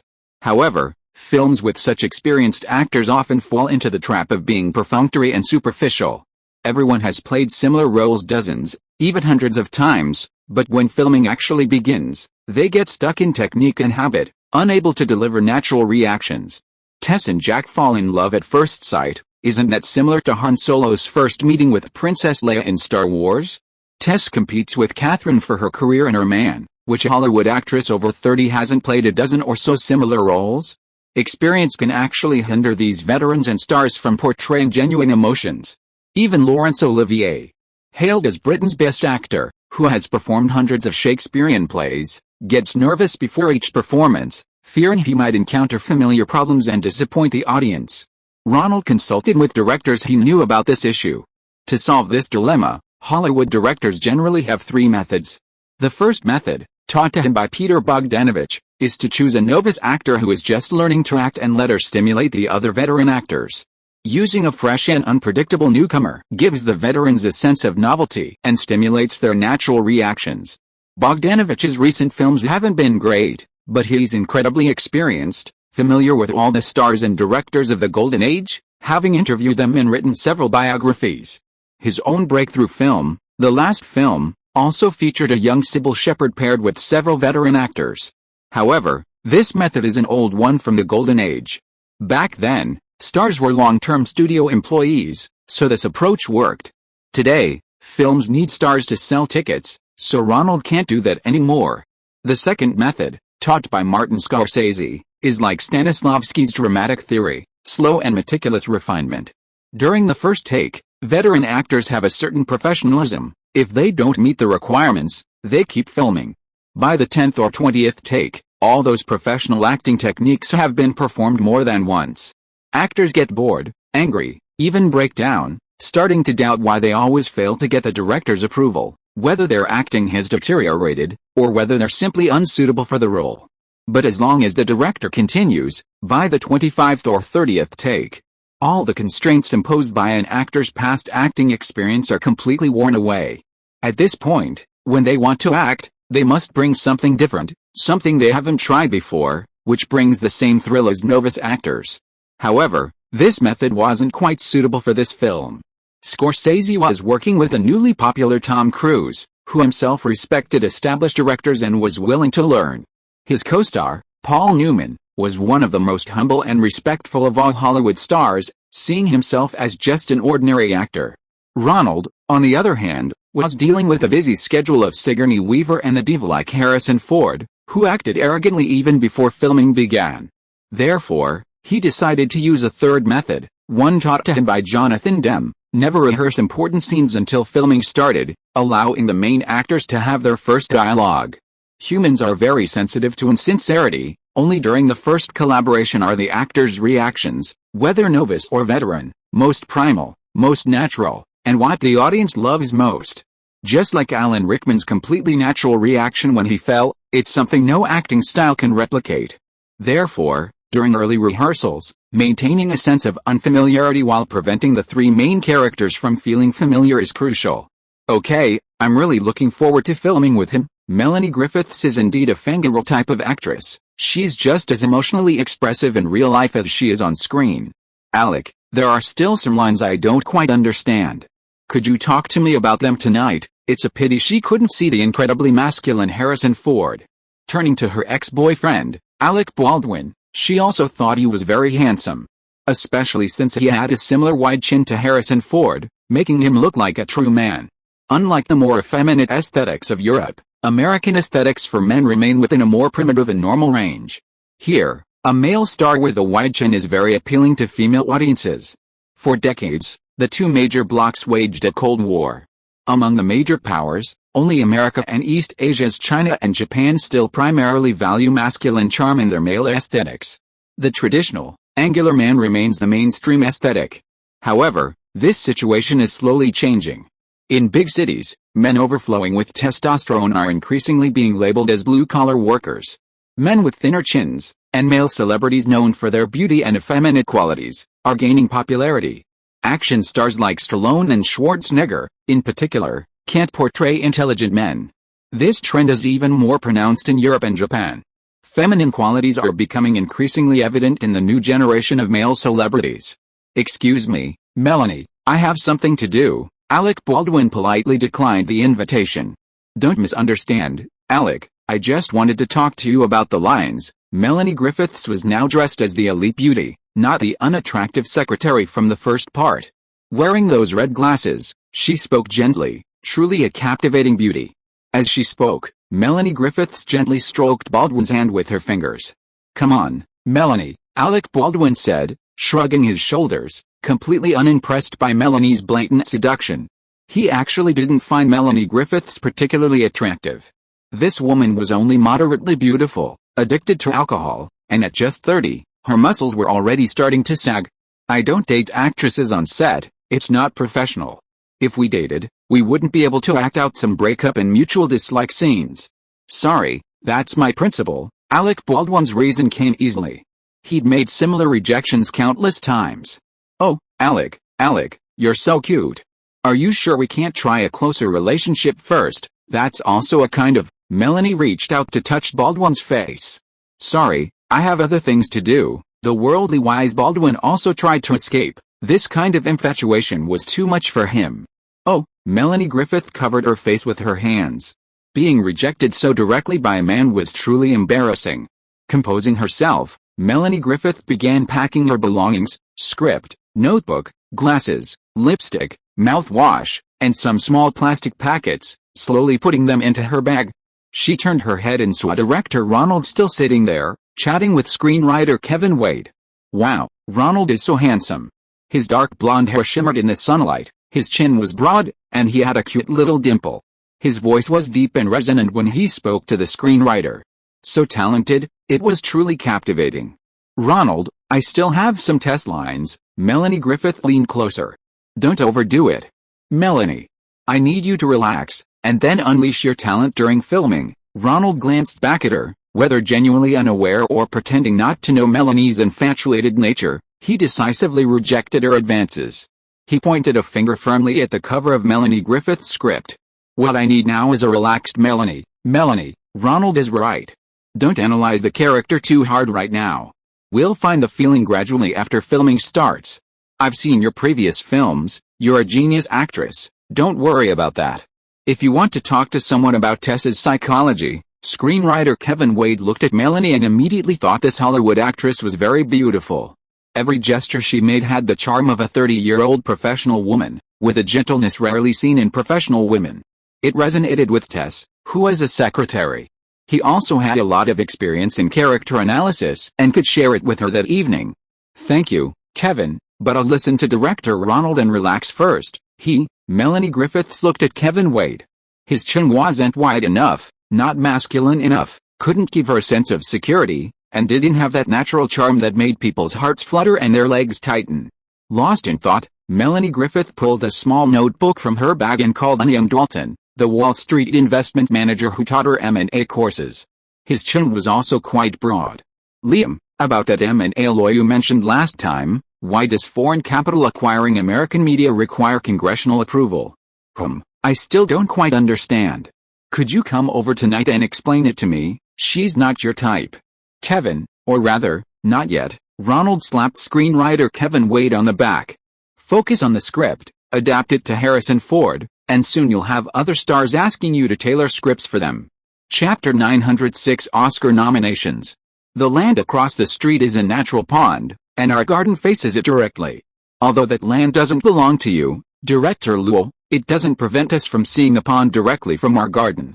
The essence of Jiangnan Gardens is to design according to the natural scenery. First, there's the natural scenery, and then the architecture. Ronald and Mr. Wang, the landscape designer from China, stood on a small hill behind their house on the land they bought for filming The Godfather, looking at the garden design plans. Yes, this is a tradition in Chinese culture. Take our Temple of Heaven, for example. Look at this photo. Mr. Wang handed Ronald a photo of the Temple of Heaven from National Geographic. According to Western architectural aesthetics, this Temple of Heaven isn't profound enough. But the photographer understood Chinese culture well, capturing the blue sky above the Temple of Heaven, making the entire structure very harmonious and integrated with nature. This is our idea of the unity of man and nature. So, you mean we don't need to buy that land? As long as we build the garden here, the scenery over there will naturally become part of the garden, right? Ronald listened for a while and understood the concept of the garden design. After the sales revenue from the Dirty Dancing soundtrack and videotapes began to flow into Ronald's bank account, the landscaping project that Ronald had planned long ago also began to move forward at an accelerated pace. Originally, Ronald's idea was simple: buy land quickly, build a garden for his own enjoyment, and also to entertain friends. However, as it progressed, he gradually discovered that although America is a country that claims to be free, land transactions are perhaps the least free of all tradable commodities, subject to the greatest control by the state in town. First, aside from local heavyweights like Douglas Hanson, who have held sway over the area for over a century, new land sales rarely employ the free simple absolute title system used during Lincoln's presidency. This type of land contract, possible only in the sparsely populated pre-Civil War era, offered the most freedom for landowners. Owners could own the land permanently, and without building houses, there were no property taxes. Land use was entirely free. They could dig, farm, build houses, or operate factories as they pleased. However, with economic development, land was divided more finely by local governments. Besides time limits on land ownership, there were also usage restrictions. Different uses of land incurred different fees and taxes. In addition, there were clauses for compulsory expropriation and special protection. If the people of the land voted to expropriate it for public works development or to create parks, the government could set a price for compulsory expropriation. If the land contained wildlife or historically significant protected sites, legislation could designate it as a protected area, prohibiting any alterations. The large, barren land Ronald had his eye on had a pond, and many migratory birds would stop there for a few weeks each year during their migration. The owner was willing to sell, and Ronald was willing to buy, but the City Hall informed him that an environmental assessment was required before the transaction could be approved. Little Douglas, a seasoned landowner, told Ronald that this assessment might take more than a year. Impatient, Ronald had a design team from China come and build a small garden first. Then we'll dig a stream from here and bring in fresh water, the landscape designer, Mr. Wang continued. "Contact my lawyer, Ms. Lindsay Dole. I have a new movie to shoot, and I'm leaving this to you, Ronald. You have a call." "Richard is calling, little bud," in his car below the hill, shouted to Ronald on the hilltop. His car phone had received a call from his agent. "Richard, it's me. How did it go?" Ronald knew Richard was calling so urgently because the Directors Guild of America, DGA, nominations for Best Director were out. This director award, the most indicative of the Oscars, historically overlaps significantly with Oscar nominations. "Sorry, Ronald. We don't have much influence with the DGA. Although it's a precursor to the Oscar Best Director nominations, it doesn't always overlap 100% every year. We can still look to the Oscars. There's one more day to vote tomorrow, and the nominations will be announced the day after. Mr. Ovitz has already ordered OCAA agents to lobby for you if any of their clients have voting rights. It's all right, that's all." Ronald hung up. The DGA award and the Oscar nominations are so close together, many directors with voting rights probably filled out ballots for both awards. There probably won't be much difference. Sigh. Ronald felt a little dejected. He had prepared himself mentally for the Oscars. Everyone said the Oscars value seniority, and young, outstanding directors often only get nominations and then, because of their young age, don't win. If they do win, they might have to be nominated a second or third time. But to not even receive a nomination would be incredibly embarrassing. That evening, Ronald received the Directors Guild of America's nominees for Best Director.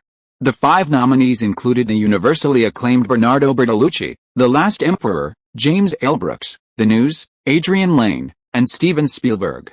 Taking Ronald's nomination was a dark horse, Lasse Hallström from Sweden. His semi-autobiographical film, The Dog's Days, was released in America last year. It tells the story of a boy in 1958 in Sweden who is sent to live in the countryside because his mother is seriously ill. There, he encounters a strange town and learns about love, sexuality, and himself. It shouldn't be surprising that Ronald was edged out by the Swedish director. Because this Swedish film is quite peculiar. Not only is the plot relatively undramatic, but the film was also shown in its original Swedish language with English subtitles in America. This film, relying purely on word of mouth, grossed over $8 million at the North American box office and garnered widespread critical acclaim. Its primary audience was in large cities, primarily university students and young people. The self-discovery theme easily resonated with them. The film's success surprised even the director, Ronald, who quickly attracted the attention of Hollywood producers and prepared to pursue a career in Hollywood. Ronald had a copy of the film obtained and watched it himself. Although The Years of the Dog was emotionally rich and technically skillful, he still felt uncomfortable that a Swedish film had stolen his nomination. Was it really true, as the industry rumors suggested, that young directors had to rely on seniority to receive nominations? The Oscars weren't solely based on the film's merit that year. Sometimes, there was an element of personal connections, such as a director who should have been nominated a few years earlier but missed out due to fierce competition. Or, like Russell Hallström, who made a moderately funded film with an art house theme on a limited budget. Hollywood has always been lenient toward European talent. Another possible reason is that Ronald's previous films were all commercial films, lacking innovation in directing techniques and the ability to inspire actors to break through in performance. Many directors with voting rights may not have seen Moonstruck and were simply voting based on their impressions of Ronald's past work. "Ronald, are you going to Manhattan?" Aunt Karen called from downstairs. "I'm not going." The next morning, Ronald was still lying in bed, unwilling to get up. "Then come and have breakfast first.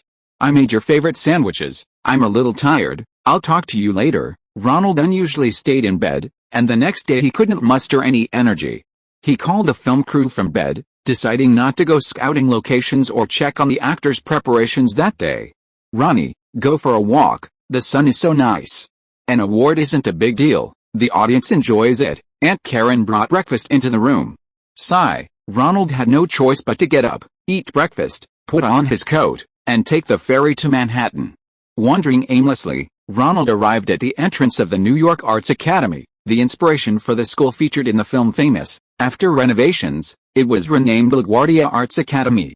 The stone buildings at the entrance remained unchanged, except for a bronze plaque embedded in the stone wall above the new gate. Below the school name, in small print, was the inscription. Famous was filmed here. It was a holiday, and many students intending to apply to the Arts Academy were visiting. They all ended up taking photos under the bronze plaque. You know what? This was the filming location for Famous, and many of the actors were students at the Arts Academy. A girl with an excellent voice told her friend, perhaps they're to audition for the vocal department. I didn't see the movie back then, only the TV series adapted from it. Her companion, a little taller and more like a dancer, was probably there to audition for the dance department. Actually, this wasn't the filming location, but the actors were definitely students, Ronald interjected, correcting them. HMPH, what do you know? Jean Anthony Ray said in interviews that this is his alma mater. He's the only movie lead who continues to act in TV shows. Haha, is that so? Ronald heard this name he hadn't heard in a long time.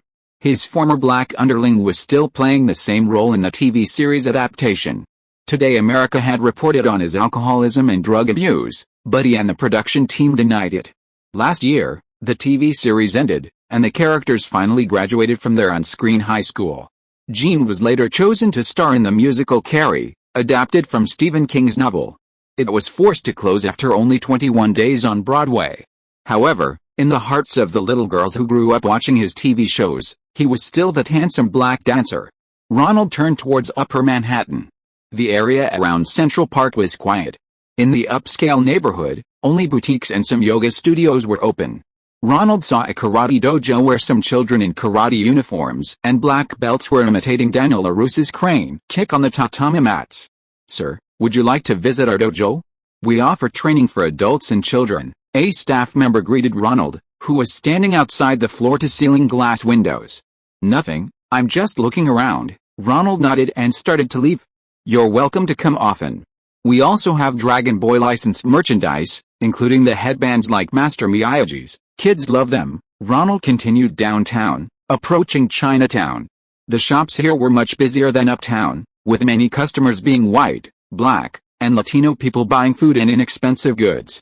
1, 2, 3, 4, 5, 6, 7, 8, 2, 2, 3, 4, jump, dance commands echoed from the second floor of a narrow doorway. Ronald looked up and saw a small dance studio teaching Mamba. Outside the stairs leading up from the first floor, a Latino woman was handing out promotional materials. Have you ever seen a sexy dance? We teach that here, it's easy to learn. Would you like to try it? I don't have a dance partner, Ronald declined, but his mood gradually improved. Although he missed out on the Directors Guild of America award, the films he had made had indeed changed America a little. Continuing on, they entered a lawless area with poor security, Chinatown, Little Italy, and a predominantly Latino neighborhood. A group of Latino youths were spraying incomprehensible graffiti on a wall with paint cans. A double cassette recorder sat in the corner, playing rap music. Several young men in sweaters were practicing breakdancing, imitating Michael Jackson's moonwalk.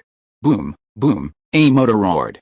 Across the street, a woman in leather jacket and pants sat on a motorcycle, looking like the female lead from Coherence. Boom, the woman started her motorcycle and charged towards Ronald. SHHH, Ronald realized she was there to rob him and quickly turned and ran across the street, leaving several Latinos who had been preparing to ambush him cursing behind. After running 4 or 5 blocks, Ronald stopped. He felt great, his daily training was still effective, and the short run wasn't enough to leave him breathless. The improved blood circulation from the run brought back Ronald's fighting spirit. He put his finger in his mouth, whistled loudly, and hailed a taxi. 5th Avenue, Mr.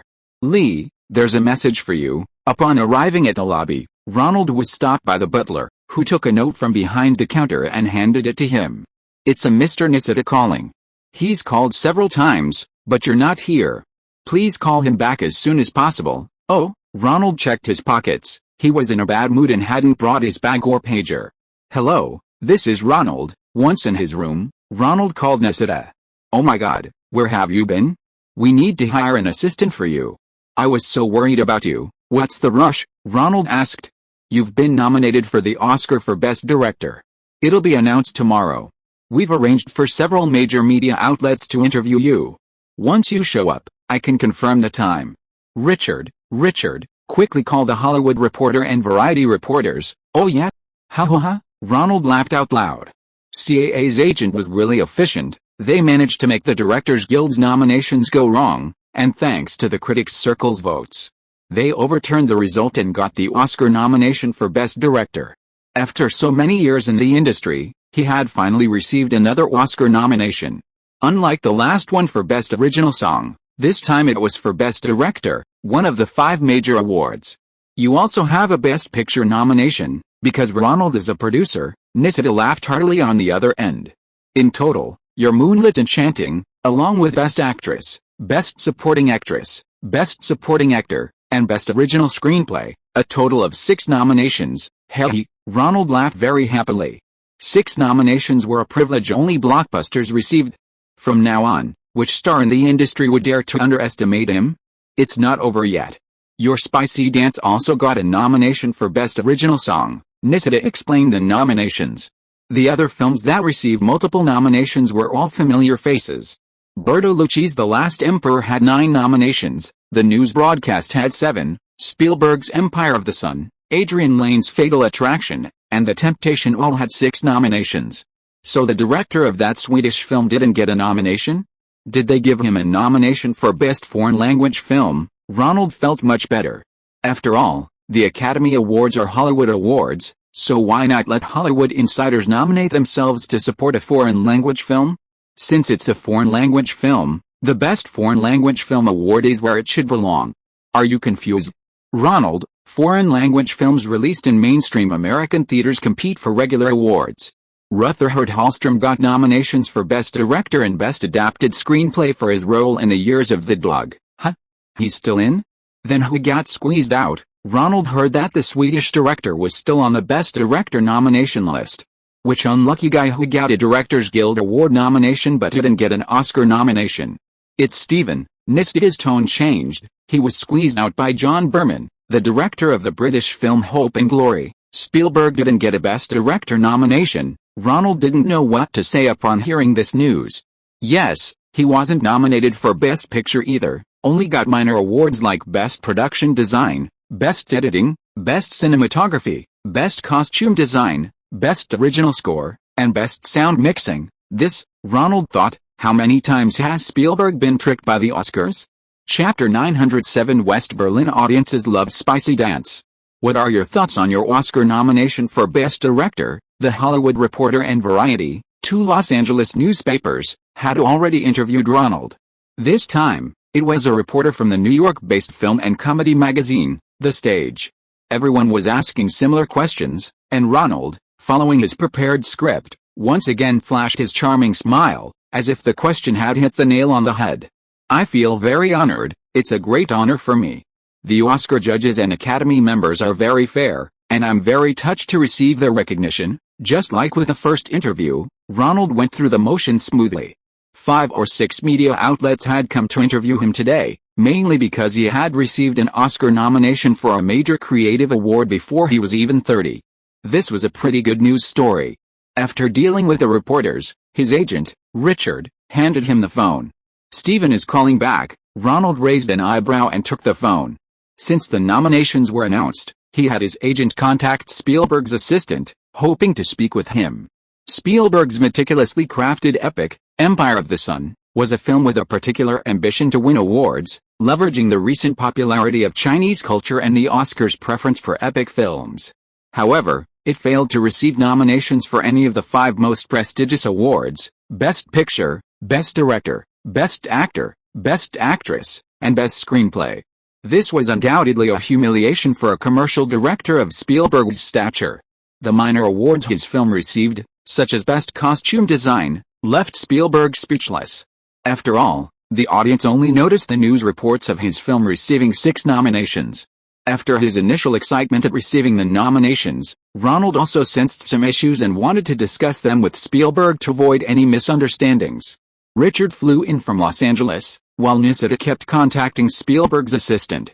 "Ronald, it's me." Spielberg's voice came through the phone. "Stephen, what happened? I really love the directing style of Empire of the Sun. How could you not get a nomination at the Oscars? It's so unfair.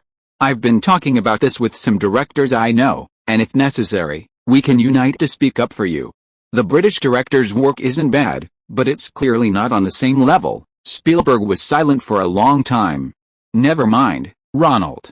This has nothing to do with you guys, it's due to other factors. By the way, I haven't congratulated you on your Best Director nomination yet.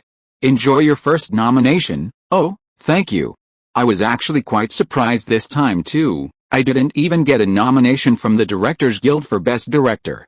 It's probably because my agency did a lot of work, plus some luck. The CAA did some work. Yes, I don't know exactly how they handled it, but Mr. Ovitz really helped a lot. After a few more words, Spielberg hung up and said to Catherine Kennedy, the general manager of Amberlin Productions and his former assistant, who was beside him, Ronald's nomination was secured with CAA's help. Okay, I don't think he's the one behind it all.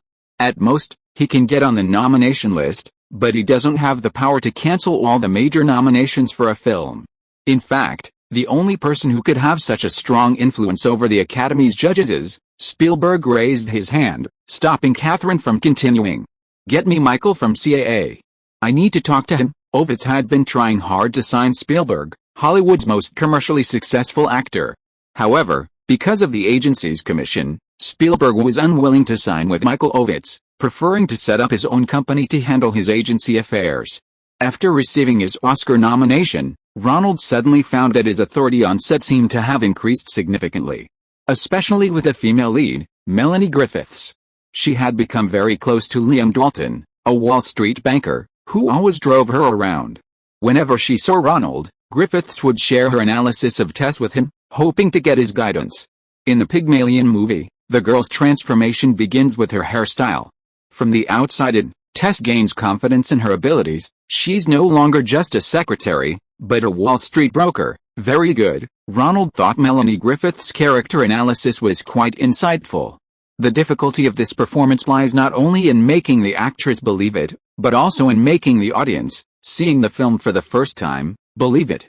What could be more effective in conveying the protagonist's transformation than a dramatic, ugly duckling-like physical metamorphosis? Thank you. I've watched the Pygmalion videotapes many times.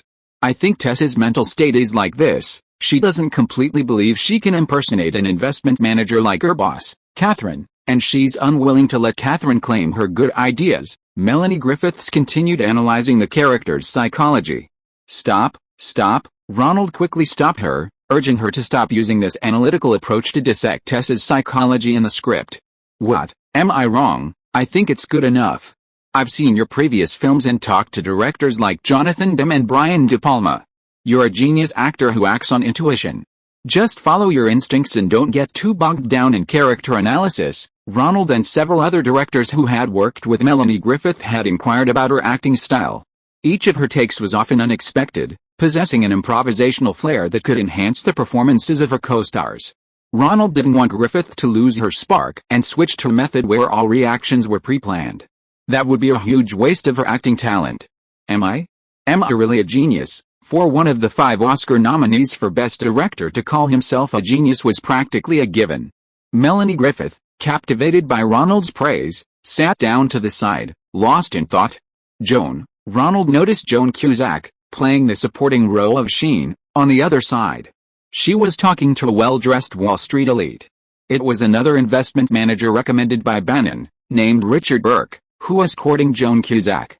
No matter how many beautiful girlfriends bankers had, Hollywood beauties always seemed to have a different aura. Dating them seemed to elevate one's social standing. Dick, the director wants to talk to me, Joan Cusack expertly instructed the slightly balding Dick. Joan Cusack now always appeared with an exaggerated secretary hairstyle and makeup, but fortunately, her natural beauty wasn't significantly diminished by this exaggerated appearance. Director, I'm pretending to be a secretary every day now, going to Dick's office to play the secretary, haha. Not many people there can tell me apart from a real secretary. Hi, Joan. I think you're doing a good job of experiencing life, Ronald thought, feeling that her demeanor was slowly developing in the direction of a real secretary. I feel I need to live more like a secretary to portray her better. So I'm thinking, maybe, Joan Cusack had a crazy idea.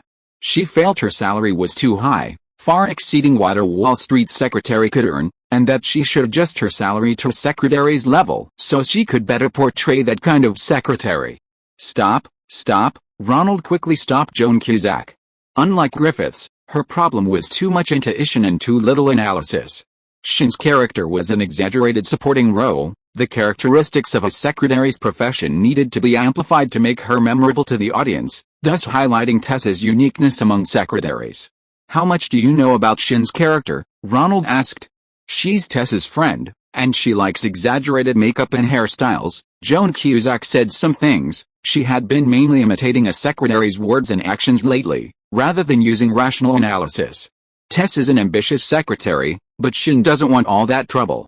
Like most secretaries, she doesn't want to continue learning advanced business and finance knowledge. She just wants to do her job well and then find a reliable boyfriend to marry. However, her personality complements Tessa's. They both like each other's ideas and entrust their past dreams to this friend who hasn't given up hope. "Director, the actors are so lucky to receive such guidance from you." Joan Cusack felt the analysis was insightful and naturally flattered Ronald. "You'll understand once you've made more films. It's different from theater. This industry is more about luck." Ronald smiled at her, telling her to go back and think more about how to design actions and lines to portray Shin's temperament. Unlike other positions, an actor's performance on screen is the result of many factors coming together. For example, the director, cinematographer, makeup artist, hairstylist, lighting, and even the final editing. A performance seen highly praised by film critics may not necessarily be mainly due to the actor's good acting skills. For example, The Last Emperor, which won 9 awards in this year's Oscar nominations, ranking first among all films. Despite the outstanding performances of lead actors John Lone and Joan Chen, they didn't receive Best Actor and Best Actress nominations for this very reason. John Lone, in particular, has received critical acclaim, including awards and a Golden Globe for Best Actor in a Drama, and this wasn't his first time being praised by critics. His previous roles as the Iceman and the Chinatown Godfather in Year of the Dragon were highly praised. However, during the voting, most members of the Academy of Motion Picture Arts and Sciences dismissed John Lone's acting, citing the self-deceptive reason that the performance was solely due to director Bernardo Bertolucci, and didn't vote for him. Ronald believes that John Lone's nomination is a well-deserved honor, regardless of whether his portrayal of the last emperor from youth to old age is ultimately considered award-winning.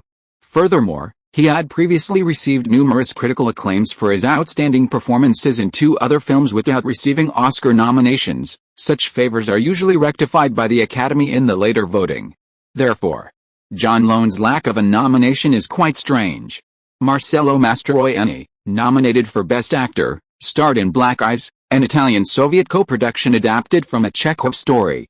This peculiar and difficult-to-understand film received no critical acclaim.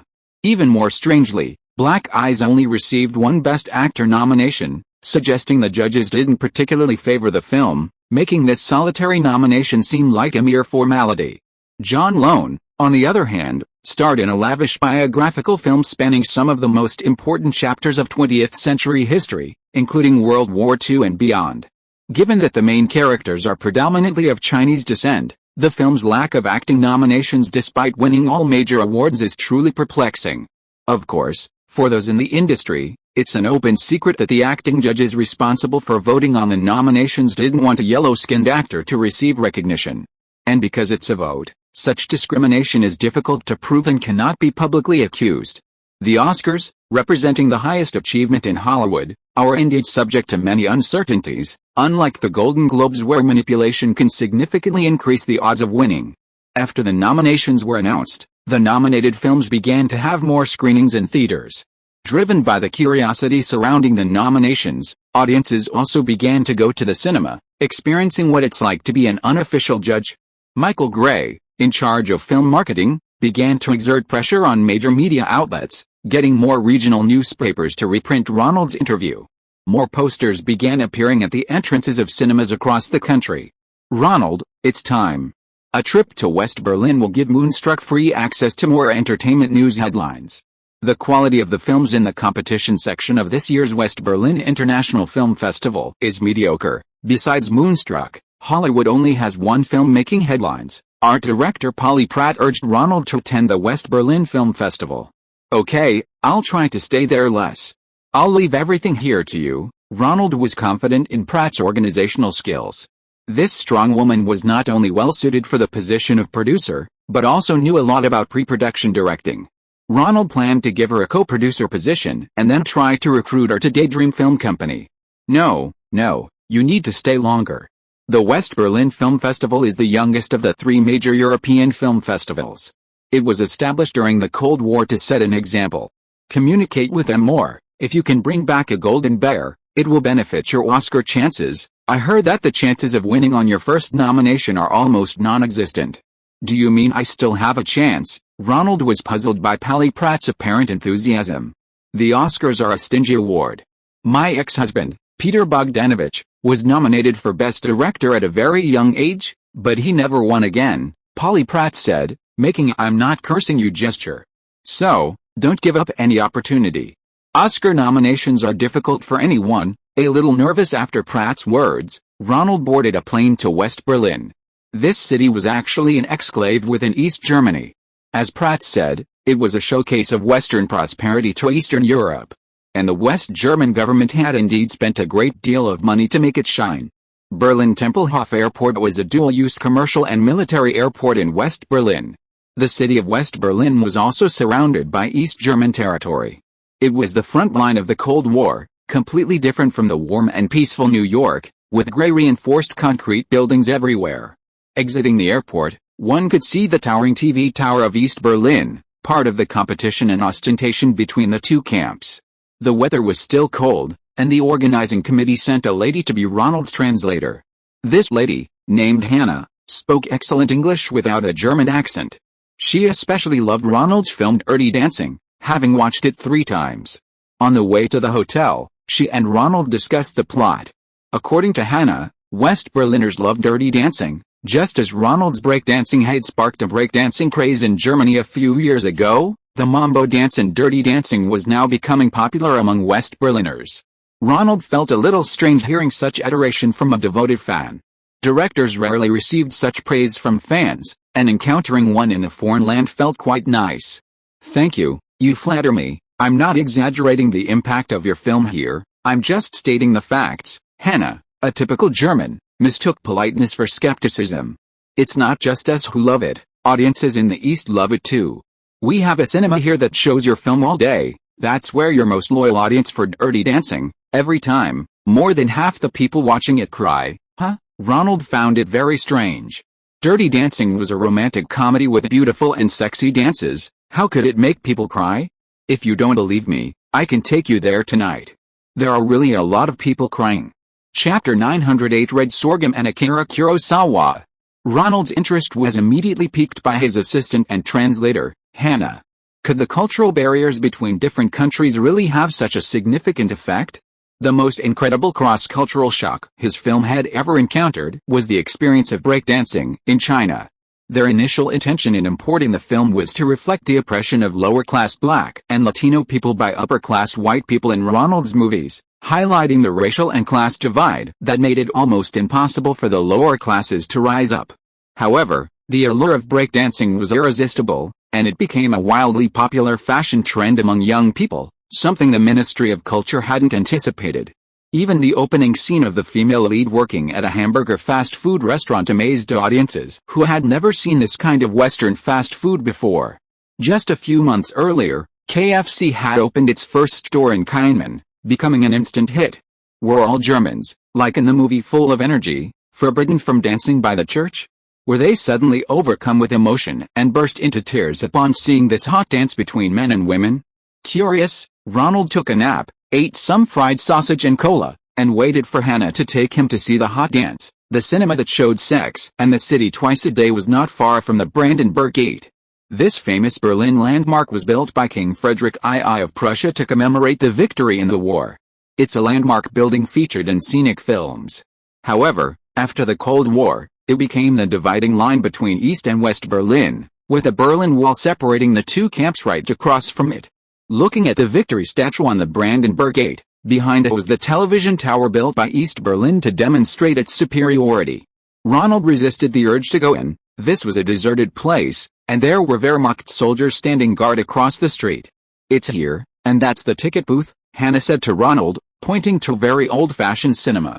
The exterior was still made of red brick, not the Bauhaus style that was currently popular in West Germany. The two bought tickets and went inside. The cinema still had the old-fashioned style with a central aisle. Ronald looked around. The audience for Sex and the City was similar to that in America, mainly couples and single women. The seats were probably less than 20% full. Ronald glanced at Hannah, who said that people wouldn't be coming until the movie started. Soon the theater bell rang, then the lights dimmed. Ronald looked at the screen with suspicion. The movie was in its original English, with German subtitles. However, many young people in West Berlin spoke some English, so the audience didn't seem to have much of a problem. Suddenly, a sound came from the back entrance.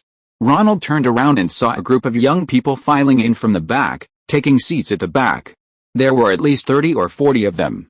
The movie quickly ended, and the lights came back on. Ronald stood up, intending to talk to the later arrivals, but found them all huddled in corners, seemingly sobbing quietly in the shadows. Ronald was puzzled. This group had come in after the movie had started, apparently without tickets, hence their secluded seats. Furthermore, their clothing and demeanor differed from the young people Ronald had observed in West Berlin. Ronald approached a young woman with short, shoulder-length hair, wiping away tears. "Hello. I'm the film director." Ronald wanted to talk to her about why she cried while watching the sexy dance. "What?" Ronald's words seemed to touch a nerve with a female audience member, who had been quietly sobbing, suddenly burst into loud sobs. This caused the other audience members who had come with her to also start crying loudly. "What did I say?" Ronald turned around and stared blankly at Hannah. The two returned to the hotel, and Hannah told Ronald the whole story in the bar. Since the new Secretary General of the Union, Mikhail, took office, the Berlin Wall sturdiness had loosened under the new mindset of openness and transparency. The number of East Berliners illegally crossing the border from various places had rapidly increased from dozens to hundreds, even thousands, each year. In 1987, nearly 4,000 people even tried to cross the border from the other side. Many of these people were skilled and well-educated young people, some of whom crossed the border alone through other Eastern European countries under the guise of tourism. They often spend a lot of money to come here, and many choose to work in West Berlin where wages are higher, hoping to reunite with their families. However, East and West Germany have been separated for a long time, and there is a deep cultural divide between the two sides. Many people experience culture shock after arriving and don't know how to socialize with West Berlin residents. Many charitable organizations offer them free admission to cinemas to watch Western films, helping them gradually adapt to Western society. Hannah, a staff member of the Berlin Film Festival and also a member of a charity, used her connections in the film industry to contact cinemas. If a screening wasn't full, she would let East Berlin immigrants go in for free. After trying many films, Hannah found that Ronald Reagan's Spicy Dance was the most effective. Many people cried after watching it, as if their stress was released, and they were better able to adapt to and integrate into society. So when Ronald came to the Berlin Film Festival, Hannah volunteered to be his translator and assistant, wanting to thank him. "Why? Why does my movie have this effect? I don't understand. It's just a romantic comedy, and for American audiences, it's just that the female lead helped them fulfill their unfulfilled dreams." Ronald still didn't quite understand and asked Hannah why these people were crying. "It's a release after long-term repression in life. Your movie is a movie that makes people brave." The male and female leads both made choices according to their inner thoughts, which perfectly matches their psychological state. Crying and laughing are both forms of affirmation of their choices. Okay, Ronald thought for a moment and understood a little. In a new environment, there is a great cultural gap. Although they speak the same language, there is always a feeling of incongruity. This movie is like a ritual, allowing them to say goodbye to the past, somewhat like psychotherapy. That's why those viewers cried. But this film is almost finished showing. I want to ask you to authorize a few cinemas to screen your Spicy Dance indefinitely, so we can help more people.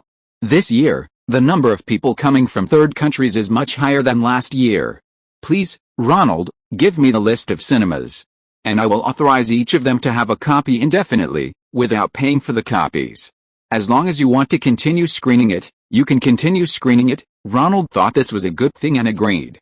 Hannah was very happy and did her best in the following work of accompanying him. She spoke several European languages and was very good at acting as a translator. As a person in the film industry, she was familiar with many professional terms, which made Ronald's trip to the Berlin Film Festival very smooth. This is Mr. Goddard. A few days later, when Hannah was helping Ronald attend the screening of the film for him, She introduced Ronald to Jean-Luc Godard, the director of the French New Wave cinema. In addition to the 15 films from various countries in the competition, the West Berlin Film Festival had many other films to screen. Some of these films weren't selected for the competition, while others were low-budget productions, only participating in the so-called forum screenings. Today's screening was Hairspray, produced by Ronald Daydream and directed by John Waters. Waters was still chain-smoking, waiting for his film to begin. His eyes kept glancing at another director on the other side. Their films were being screened one after the other. Also being screened at today's forum was Godard's new film, Keep Your Right Up. Reporters surrounded Godard, eager to interview the outspoken filmmaker. This unrestrained left-wing filmmaker, wanting to make ultra-low-budget films, seemed to share a similar sentiment with John Waters. However, their opinions on other aspects of filmmaking were diametrically opposed. Godard launched into tirade against the reporters. Too much Hollywood garbage. Ugh. I don't know if this is West Berlin or a Hollywood film festival. There are 8 Hollywood commercial films competing and participating in the West Berlin Film Festival this year. And they're not here to exchange art, they're here to sell their films.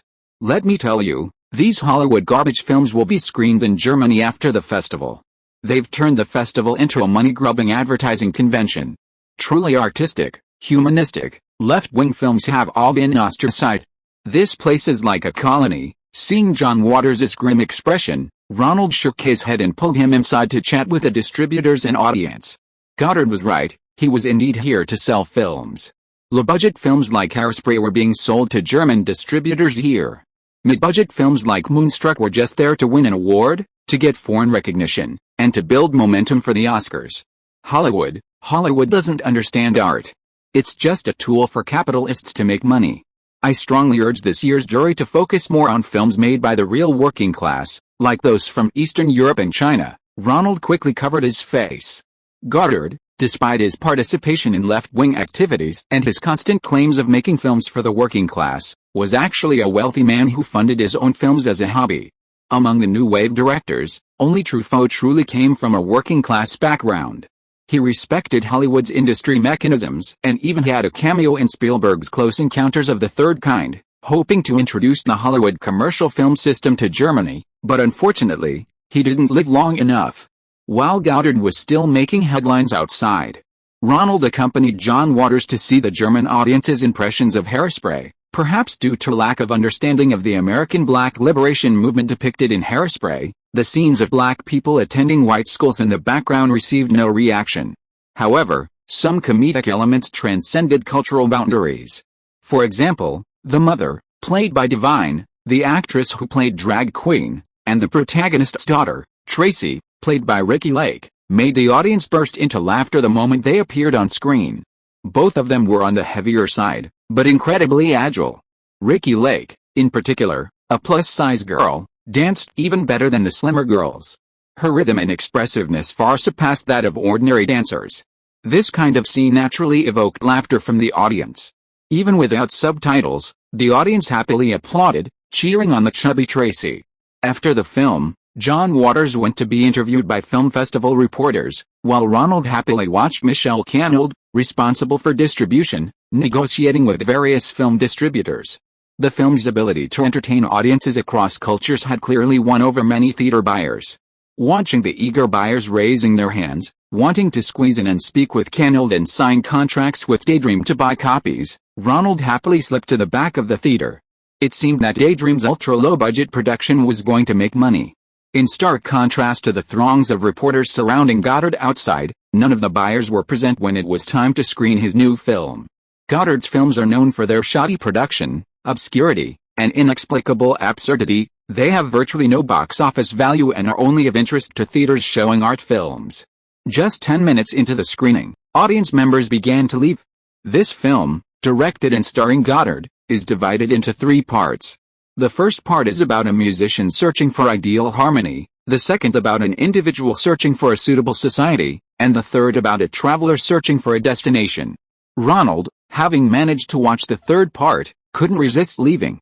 While some avant-garde or experimental films can provide inspiration for directors, finding truly insightful works in Godard's seemingly random and haphazard approach requires exceptional luck. Afterwards, Hannah asked him what he thought of Godard's work. Not wanting to speak ill of a fellow filmmaker, Ronald thought for a moment and said, "Goddard occasionally makes a good film or two, but unfortunately, I've never seen one." Hannah understood Ronald's dry humor and laughed heartily. A reporter overheard a few words and wanted to interview him. Seeing that he couldn't avoid it, Ronald simply agreed to be interviewed. "What are your thoughts on Goddard's views on film festivals?" "I don't completely agree with his views. What I disagree with is that the West Berlin Film Festival isn't Hollywood's backyard. We are allies of America, just like West Germany is. Whether Hollywood's films in competition are good or not is for the audience and judges to decide. What I agree with him on is that we should indeed focus more on other parts of the world besides Europe and America. For example, Akira Kurosawa's films have always inspired me a lot. Do you have any favorites among the Asian films competing this year? Besides your own Moonlight Temptation, I like all the ones I've had the chance to see. So, which films in competition have you seen? You like Kurosawa, so do you have a preference for Red Sorghum, another Chinese film in competition this year? Which do you think audiences will prefer, this film or your own work?" "Oh, I don't know. I heard it's a very good film. I haven't seen it yet." As for audience tastes, that's a mystery. After finishing the interview, Ronald quickly ran away. Upon arriving at the hotel, he asked Hannah when the Chinese film would be shown, as he wanted to see it too. Hannah checked the film festival schedule and found that Red Sorghum was scheduled for screening close to the awards ceremony, giving Ronald, who arrived late, a chance to see it. This indicated that the organizing committee had high hopes for the film and had arranged for it to be shown relatively late. Ronald casually mentioned liking Akira Kurosawa's films, and unexpectedly, Red Sorghum gave him a very familiar feeling. The director's use of color clearly had the style of Kurosawa's Kagemusha films. In a vast field of yellow wheat, a red bridal sedan chair was carried by several strong men, swaying back and forth. Inside, the female lead, with distinctly Chinese features, wore a red wedding dress. Ronald felt a strong, pent-up hormonal impact, almost overflowing from the screen. Regardless of other aspects, the film's ability to directly strike the audience's emotions through its visuals and colors was quite remarkable. Even viewers who don't understand Chinese will be stirred by this audio-visual language, evoking primal emotions. Ronald recognized the male lead. He was the lead in the film director Zhu was shooting in Songjiang. His facial features were familiar. The female lead, however, was someone he hadn't seen before. She was very different from the beauties of Jiangnan from the Zhujiahu film studio. She possessed a wild beauty. Ronald felt it was quite good. This film was one where you didn't need to understand the dialogue or the story to grasp the emotions the director wanted to express. Very interesting. Just like Kurosawa's Kagemusha, this director was clearly deeply influenced by Kurosawa. It was evident in the visuals. After the film ended, Ronald waited to see who the director was. Chinese film credits differed from Hollywood's. Following the film title were only the names of the original novel and screenwriter. The director's name appeared last, at the very end of the film. Zhang Yimou. Ronald was immediately confused. Wasn't that the name of the Best Actor winner at last year's Tokyo International Film Festival? Director Wu said he wasn't a professional actor, he used to be a cinematographer. How come he's a director now? Chapter 909 Golden Bear Dance. While the West Berlin Film Festival is one of Europe's renowned A-list film festivals, its actual influence is less than that of Cannes and Venice. This A-list designation doesn't mean it's more influential than B-list festivals, but rather it's an international classification designation indicating that the festival doesn't restrict genres. Films of all types are open to competition, and there's an open jury for judging. B-list festivals, on the other hand, are thematically specific, such as horror, science fiction, or fantasy film festivals, where only films of those genres can compete. C-list festivals have no judging process and are simply for public screenings. West Berlin is a showcase city for the West, displaying Western superiority. Therefore, to some extent, the West Berlin Film Festival, as Goddard complained, is indeed a cultural event propped up by West Germany's strongest ally, America. Besides showcasing films about Western life, the festival also leans towards films reflecting everyday life in the East. Especially after Mikhail took office as General Secretary, the relaxation of cultural restrictions on the West and Eastern European countries led to an increase in the number of films produced and submitted for competition. Even the team leader, who is always present for a film submitted by the Union and were frequently seen by Ronald, was nowhere to be seen this time. I think the Golden Bear will go to a film from the Union, East Germany, or Poland, said Michel Canold, who had signed many distribution contracts and was in high spirits. He and Ronald were having a drink in the room, speculating about the Golden Bear winner. His thinking was simple: since it was a showcase, instead of displaying their own good stuff, they should show the darker side of their competitors. How? No way. Ronald had seen several of the submitted films. Although the team leader isn't here, the political commissar is. He pointed to the Union film and another Polish film in the competition and said to Canold, "You don't understand the East. These two are old films." They're still not satisfied. Oh, Michel Canold clearly didn't understand. Ronald explained to him that the Polish film, completed in 1982, was immediately banned in Poland. Secretary General Mikhail's open policy emboldened the already restless Poles, who submitted the film to the festival as a test of public opinion and a form of protest. While the Union, lacking its past domineering attitude towards satellite states and without a delegation, clearly showed its support by submitting a 1967 film, simply titled Comrade Commissar, about a Red Army female commissar during the Civil War, for the festival. Interestingly, this film, also banned at the time, was recently released as a celebratory film, revised by the original director, and even participated in the Moscow Film Festival. So, a film that contradicts itself. I think the jury might give it a silver bear, Ronald said, more familiar with Eastern thinking than Canold. And who do you think will win? Does Moonlight Stirrings have a chance? Canold asked. That seems unlikely. After all, we are the evil colonialists. Ha ha ha, Ronald laughed, quoting Goddard's attack on him. The West Berlin Film Festival still prefers to award prizes to films from Eastern countries, which is more in line with the original intention of establishing the film festival. I have a feeling that maybe this Chinese film will win an award. Ronald mentioned an obscure film in competition. Why? Is there anything special about this film? I actually have a hard time understanding the story. Michel Canold had gone to see Red Sorghum, and he had originally wanted to try to import it to America, distributed by Daydream. Ronald had discussed the positioning of Daydream with them, which could be described as an upgraded version of Roger Corman's New World Company. On the one hand, they would produce and distribute their own small-budget genre films, and on the other hand, they would import some foreign art films, thus achieving a balance between critical acclaim and box office success. First, you don't need to understand the story of this film. In fact, you can roughly understand the content of the film just by watching the performances without reading the subtitles. The director's editing skills are very good. Second, did you notice that the jury president has changed? Ronald was referring to the jury president for this year's Golden Bear, originally to be Gert Flaub, one of West Germany's few male stars. This villain from the James Bond film, Goldfinger, is one of the few West German actors known in the English-speaking world. However, Flaub declined the position due to illness, so the organizing committee had to bring in the renowned Italian film critic Guglielmo Berigi. This Italian critic was also the organizer of last year's Venice Film Festival. Besides his commercial interests, Berigi is also a well-known Italian leftist who sympathizes with and supports any minority group. He frequently gives opportunities to films by Italian left-wing directors and is on good terms with prominent left-wing directors like Bernardo Bertolucci and Roberto Benigni, who made satirical films about the church. When Ronald came to West Berlin for the competition, his old friend Benigni called him, saying he had spoken highly of him to Berigi. Ronald remembered this friend of Martin Scorsese and Isabella Rossellini. Benigni spoke loudly in heavily accented English, repeatedly mentioning his close relationship with Berigi, leaving Ronald completely bewildered. It wasn't until his agent telegraphed him that Ronald realized the overly enthusiastic Roberto Benigni simply wanted to introduce them. However, in West Berlin, Berigi, as the jury president, needed to avoid any appearance of impropriety and couldn't be as casual as he was in Italy. Ronald approached him and they chatted briefly in public. Berigi simply welcomed his film's submission.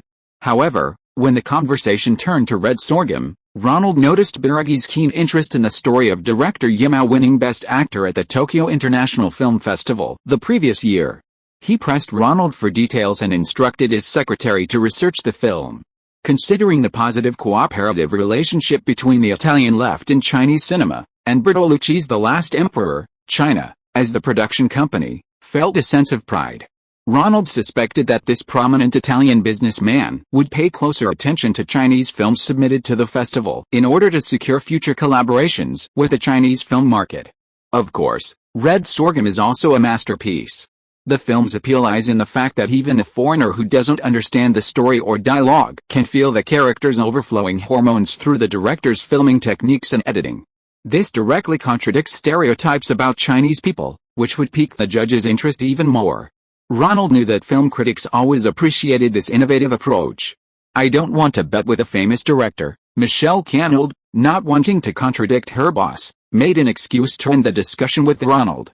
The Silver Bear for Best Actress goes to Holly Hunter, Broadcast News. At the awards ceremony, Ronald began to applaud. Unlike the Cannes Film Festival, which boasts a thriving domestic film industry and a large number of stars, the German film market had been shrinking for a long time. The few remaining domestic stars were all working in Hollywood and Britain. Therefore, the West Berlin Film Festival's awards ceremony was lackluster, with fewer media representatives than the previous two festivals. Apart from the Golden Bear for Best Film, other awards such as acting, directing, and the special jury prize were all called Silver Bears. This time, unlike the preludes to the Oscars in Germany, the Guild Awards and Critics Awards, Holly Hunter ultimately beat Cher to win. However, the lead actress did not attend the ceremony to accept the award. Instead, the producer accepted it on her behalf. Michelle Canold sat next to Ronald and nudged his arm. "Moonlight seems to be working out. It depends on luck." "I told you not to poke me. You're making me so nervous," Ronald said, unusually nervous. He glanced at himself. He wasn't wearing his custom-made tuxedo, just a plain Armani suit. He should have brought the suit he'd prepared for the Oscars. The Berlin Film Festival traditionally avoids awarding two prizes to the same film. Since the Silver Bear for Best Actress went to the news, Moonstruck had a much higher chance of winning Best Director, or even the Golden Bear for Best Film.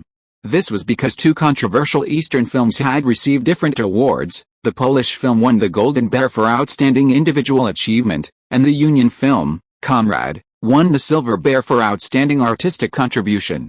It seemed the Berlin Film Festival, trying to balance the awards between East and West, was left with Ronald Lee's Moonstruck and China's Red Sorghum. Whatever award they won, it would greatly benefit the film's box office and Oscar prospects. The Silver Bear for Best Director goes to Ronald Lee from America. Phew, Ronald breathed a sigh of relief. It was still a Silver Bear. But at least it was Best Director. For Ronald, it was better than the consolation prize of the Special Jury Prize, which came in second place in the Golden Bear competition. Now they could put the word Silver Bear Award winner director on the posters from Moonstruck when they got back. Ronald and Michelle Canold, along with Michael Gray, who was in charge of publicity, hugged and went on stage to accept the adorable bear-shaped trophy. Thank you to the West Berlin Film Festival for their love and recognition of Moonstruck. Thank you to jury president Mr. Beregi and all the jury members. Thank you to the audience who loved Moonstruck. And thank you to the creators of Moonstruck, especially Cher, Olympia Dukakis, and Nick Cage, without whom there would be no film. After the routine thanks, Ronald's gaze swept across the audience and found Goddard in the audience. This award shows that films loved by the audience will also be loved by the jury. Good films shouldn't be an either-or situation. Some audience members, unaware of the implications, applauded politely. Some who knew about Goddard's criticisms turned to look at him. Back in his seat, Ronald hugged those on either side in celebration. The Silver Bear was shaped like a small bear, identical to the Golden Bear except for its material and color.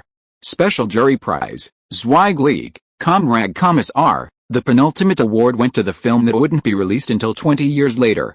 Canold and Gray both looked at Ronald. Could his prediction really be correct? This was a huge upset no one had expected. Looking at the other films in the competition, those from Mexico, Yugoslavia, and other countries hadn't received particularly good reviews. And there hadn't been any rumors about them. Sure enough, some whispers arose in the awards hall, and some audience members began searching for the winner. The winner is Red Sorghum. Zhang Yimou, a female presenter, announced the Golden Bear winner. Ronald looked back. There weren't many members of the film crew present. Yimou was seated in a back seat near the aisle. He heard his name called, and was a little confused by the German pronunciation. The translator beside him quickly stood up and whispered in his ear that he had won the Golden Bear.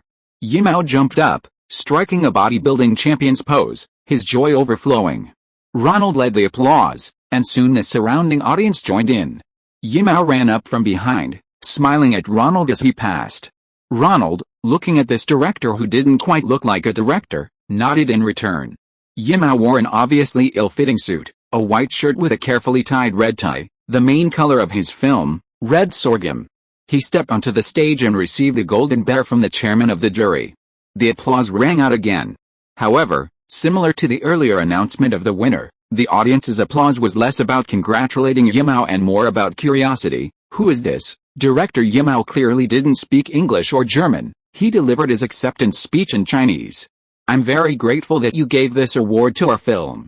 This award means to me and my young friends that we have the possibility of making even better Chinese films. What did he say? Michelle Canold looked at the noisy stage, and since the translator wasn't there, she had to ask Ronald.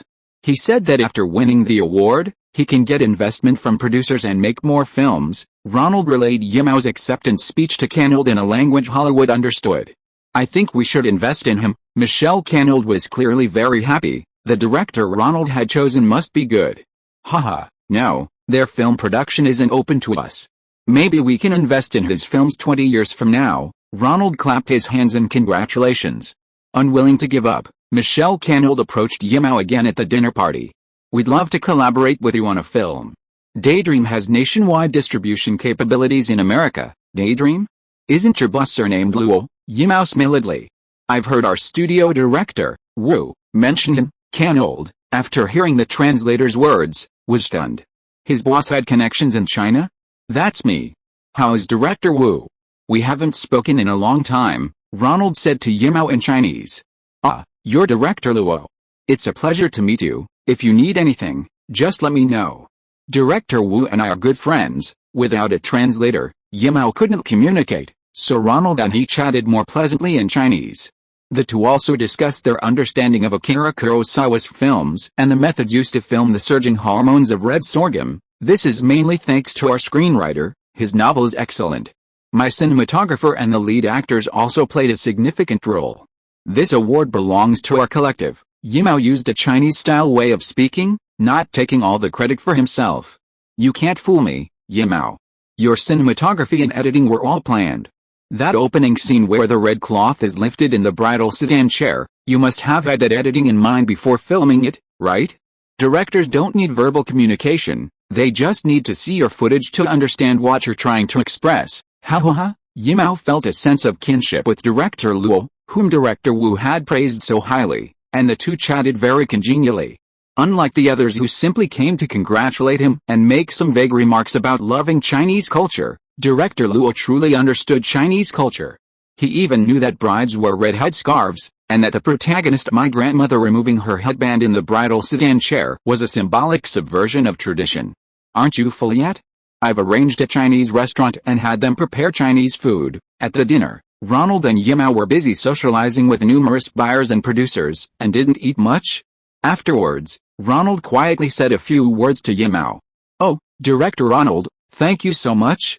After being abroad for so long, I can't get used to foreign food. These are dishes from a restaurant run by overseas Chinese, sent to the hotel to treat you. I told them it was because a Chinese person won the Golden Bear Award, and they were so happy.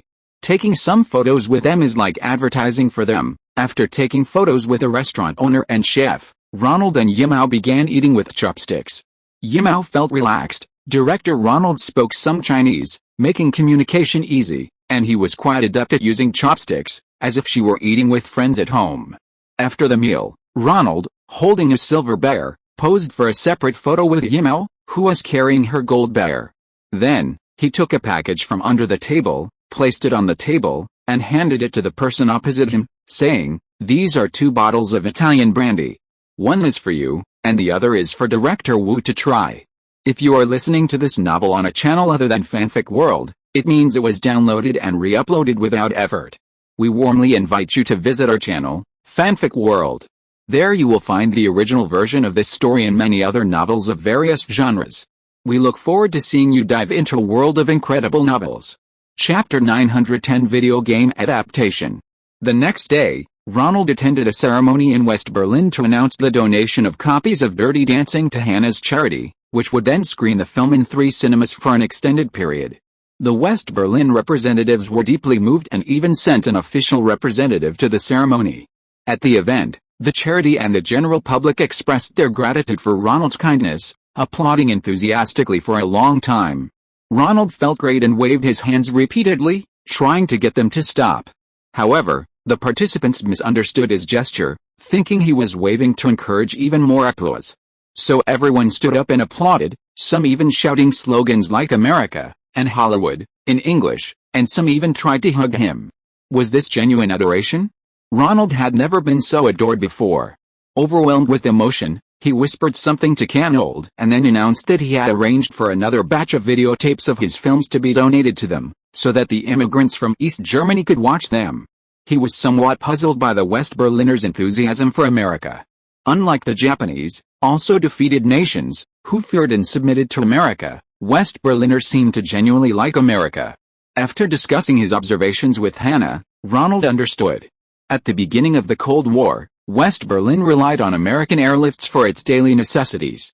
President Kennedy's "Today I Am a Berliner" speech at the Brandenburg Gate was a warm memory for West Berliners. Last year, the current president visited West Berlin again, and in the same place, once again as President of America, delivered a speech themed Mr. Mikhail, tear down this wall. Afterwards, the number of immigrants from the East through various channels doubled. The West German public, especially West Berlin residents, viewed America, with its large German population, as a kind of older cousin.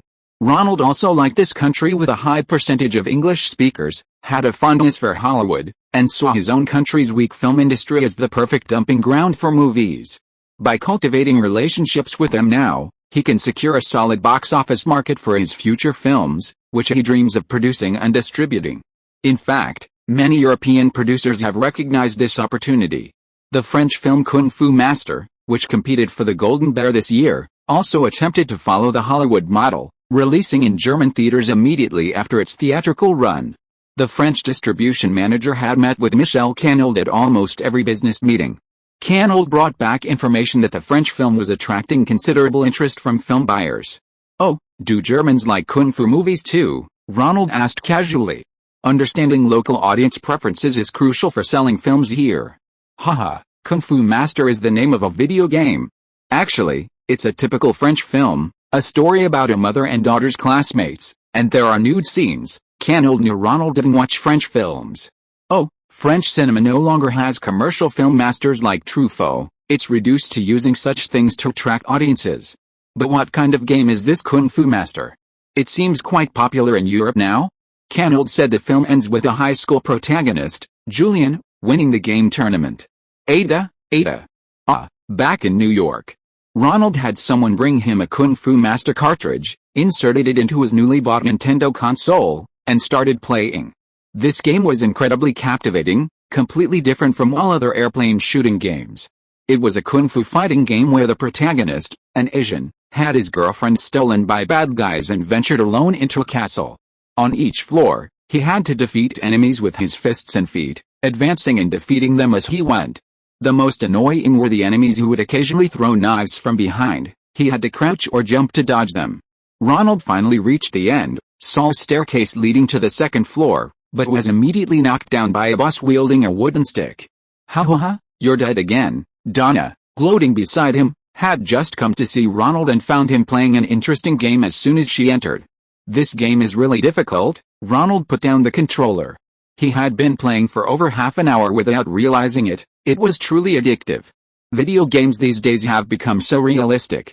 This protagonist looks a lot like someone from a movie. I saw him on your videotape cover, Donna said, pointing to the Kung Fu Master character on the TV screen. I don't know, his voice is imitating Bruce Lee. Ronald had seen Enter the Dragon, and the character at his voice was exactly the same. But the person looks different, right? This person is fatter than Bruce Lee, and has long hair, Donna said, pointing to the figure's hair. It's that movie, the one your friend in Hong Kong made, Jackie Chan. Ronald snapped back to reality. The character did look a lot like him. He quickly pulled out the Wheels on the Meals videotape Jackie Chan had given him. The chubby figure on the cover, wasn't that the protagonist of the game? Full of suspicion, Ronald grabbed the phone and called Jackie Chan in Hong Kong. Hey, Ronald, is there something you need from along? Sister Giotto handed the phone to Jackie Chan. Ronald, your movie Fist of Fury is almost finished filming. You actually managed to get Brooke Silva to act in the movie? Lots of advertisers want to hire her for commercials. We all want to work with her.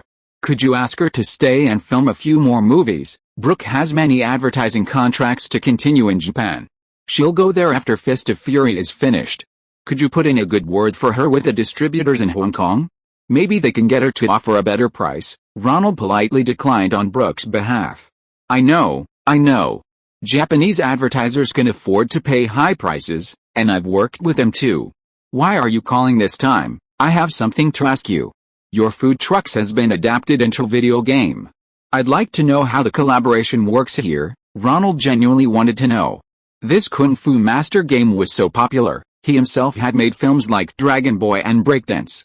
Adapting it into a game and earning licensing fees would be a way to open up a profit channel for low-budget productions. What video game? I don't know. Does anyone know? Has anyone made a game using my image? Jackie Chan seemed completely unaware. Ronald hadn't expected that these Japanese game developers were actually pirates who hadn't purchased the rights to his work. After investigating for a long time, the lawyer from Hong Kong said they had discovered this borderline video game. But because the game company had changed the name to Thomas, and the character's image was too low resolution, it would be difficult to prove in court that it was based on Jackie Chan's appearance. It seems their combination of Jackie Chan's appearance and Bruce Lee's grotesque scream was a clever tactic to circumvent legal risks. While Jackie Chan sent a lawyer's letter to the game company, Ronald also consulted with lawyer Lindsay Dole. Their legal team's research revealed that there were no well-known precedents for lawsuits involving video games imitating film and television characters' copyright images. Apart from Sony, which has significant operations in America, other Japanese game companies, such as Nintendo and Sega, primarily operate in Japan, making cross-border rights protection extremely difficult. Even attempts to protect the rights of famous Hollywood characters have been easily circumvented by Japanese lawyers. For example, the 1981 Nintendo game Donkey Kong's design and name were copied from the famous Hollywood monster, King Kong. Universal Pictures, the copyright holder of King Kong's image, and Ronald's old acquaintance, Universal's chairman Sid Sinberg, sued Nintendo for infringement, seeking substantial damages and 3% of the retail price of each game sold as a usage fee. However, Nintendo wasn't going to be easily fooled. They were prepared. The Donkey Kong game entering the American market was uniformly renamed Donkey Kong, attempting to deceive the authorities. Ronald laughed as he looked at the case file. The display quality of game consoles on home televisions was terrible these days. The characters were just blocks of color. Otherwise, even if you insisted that a gorilla was a donkey, it would be difficult to pass up the case. Universal's lawyers weren't going to back down either. They immediately presented another argument. This Donkey Kong game involved a man who looked like a plumber rescuing a beautiful woman kidnapped by a monster, while dodging rocks thrown by Donkey Kong from above. Universal argued that this plot was a blatant ripoff of a classic monster movie made by RKO Pictures. The male protagonist, the beautiful woman, the gorilla monster, these elements combined immediately swayed the judge's opinion towards Universal.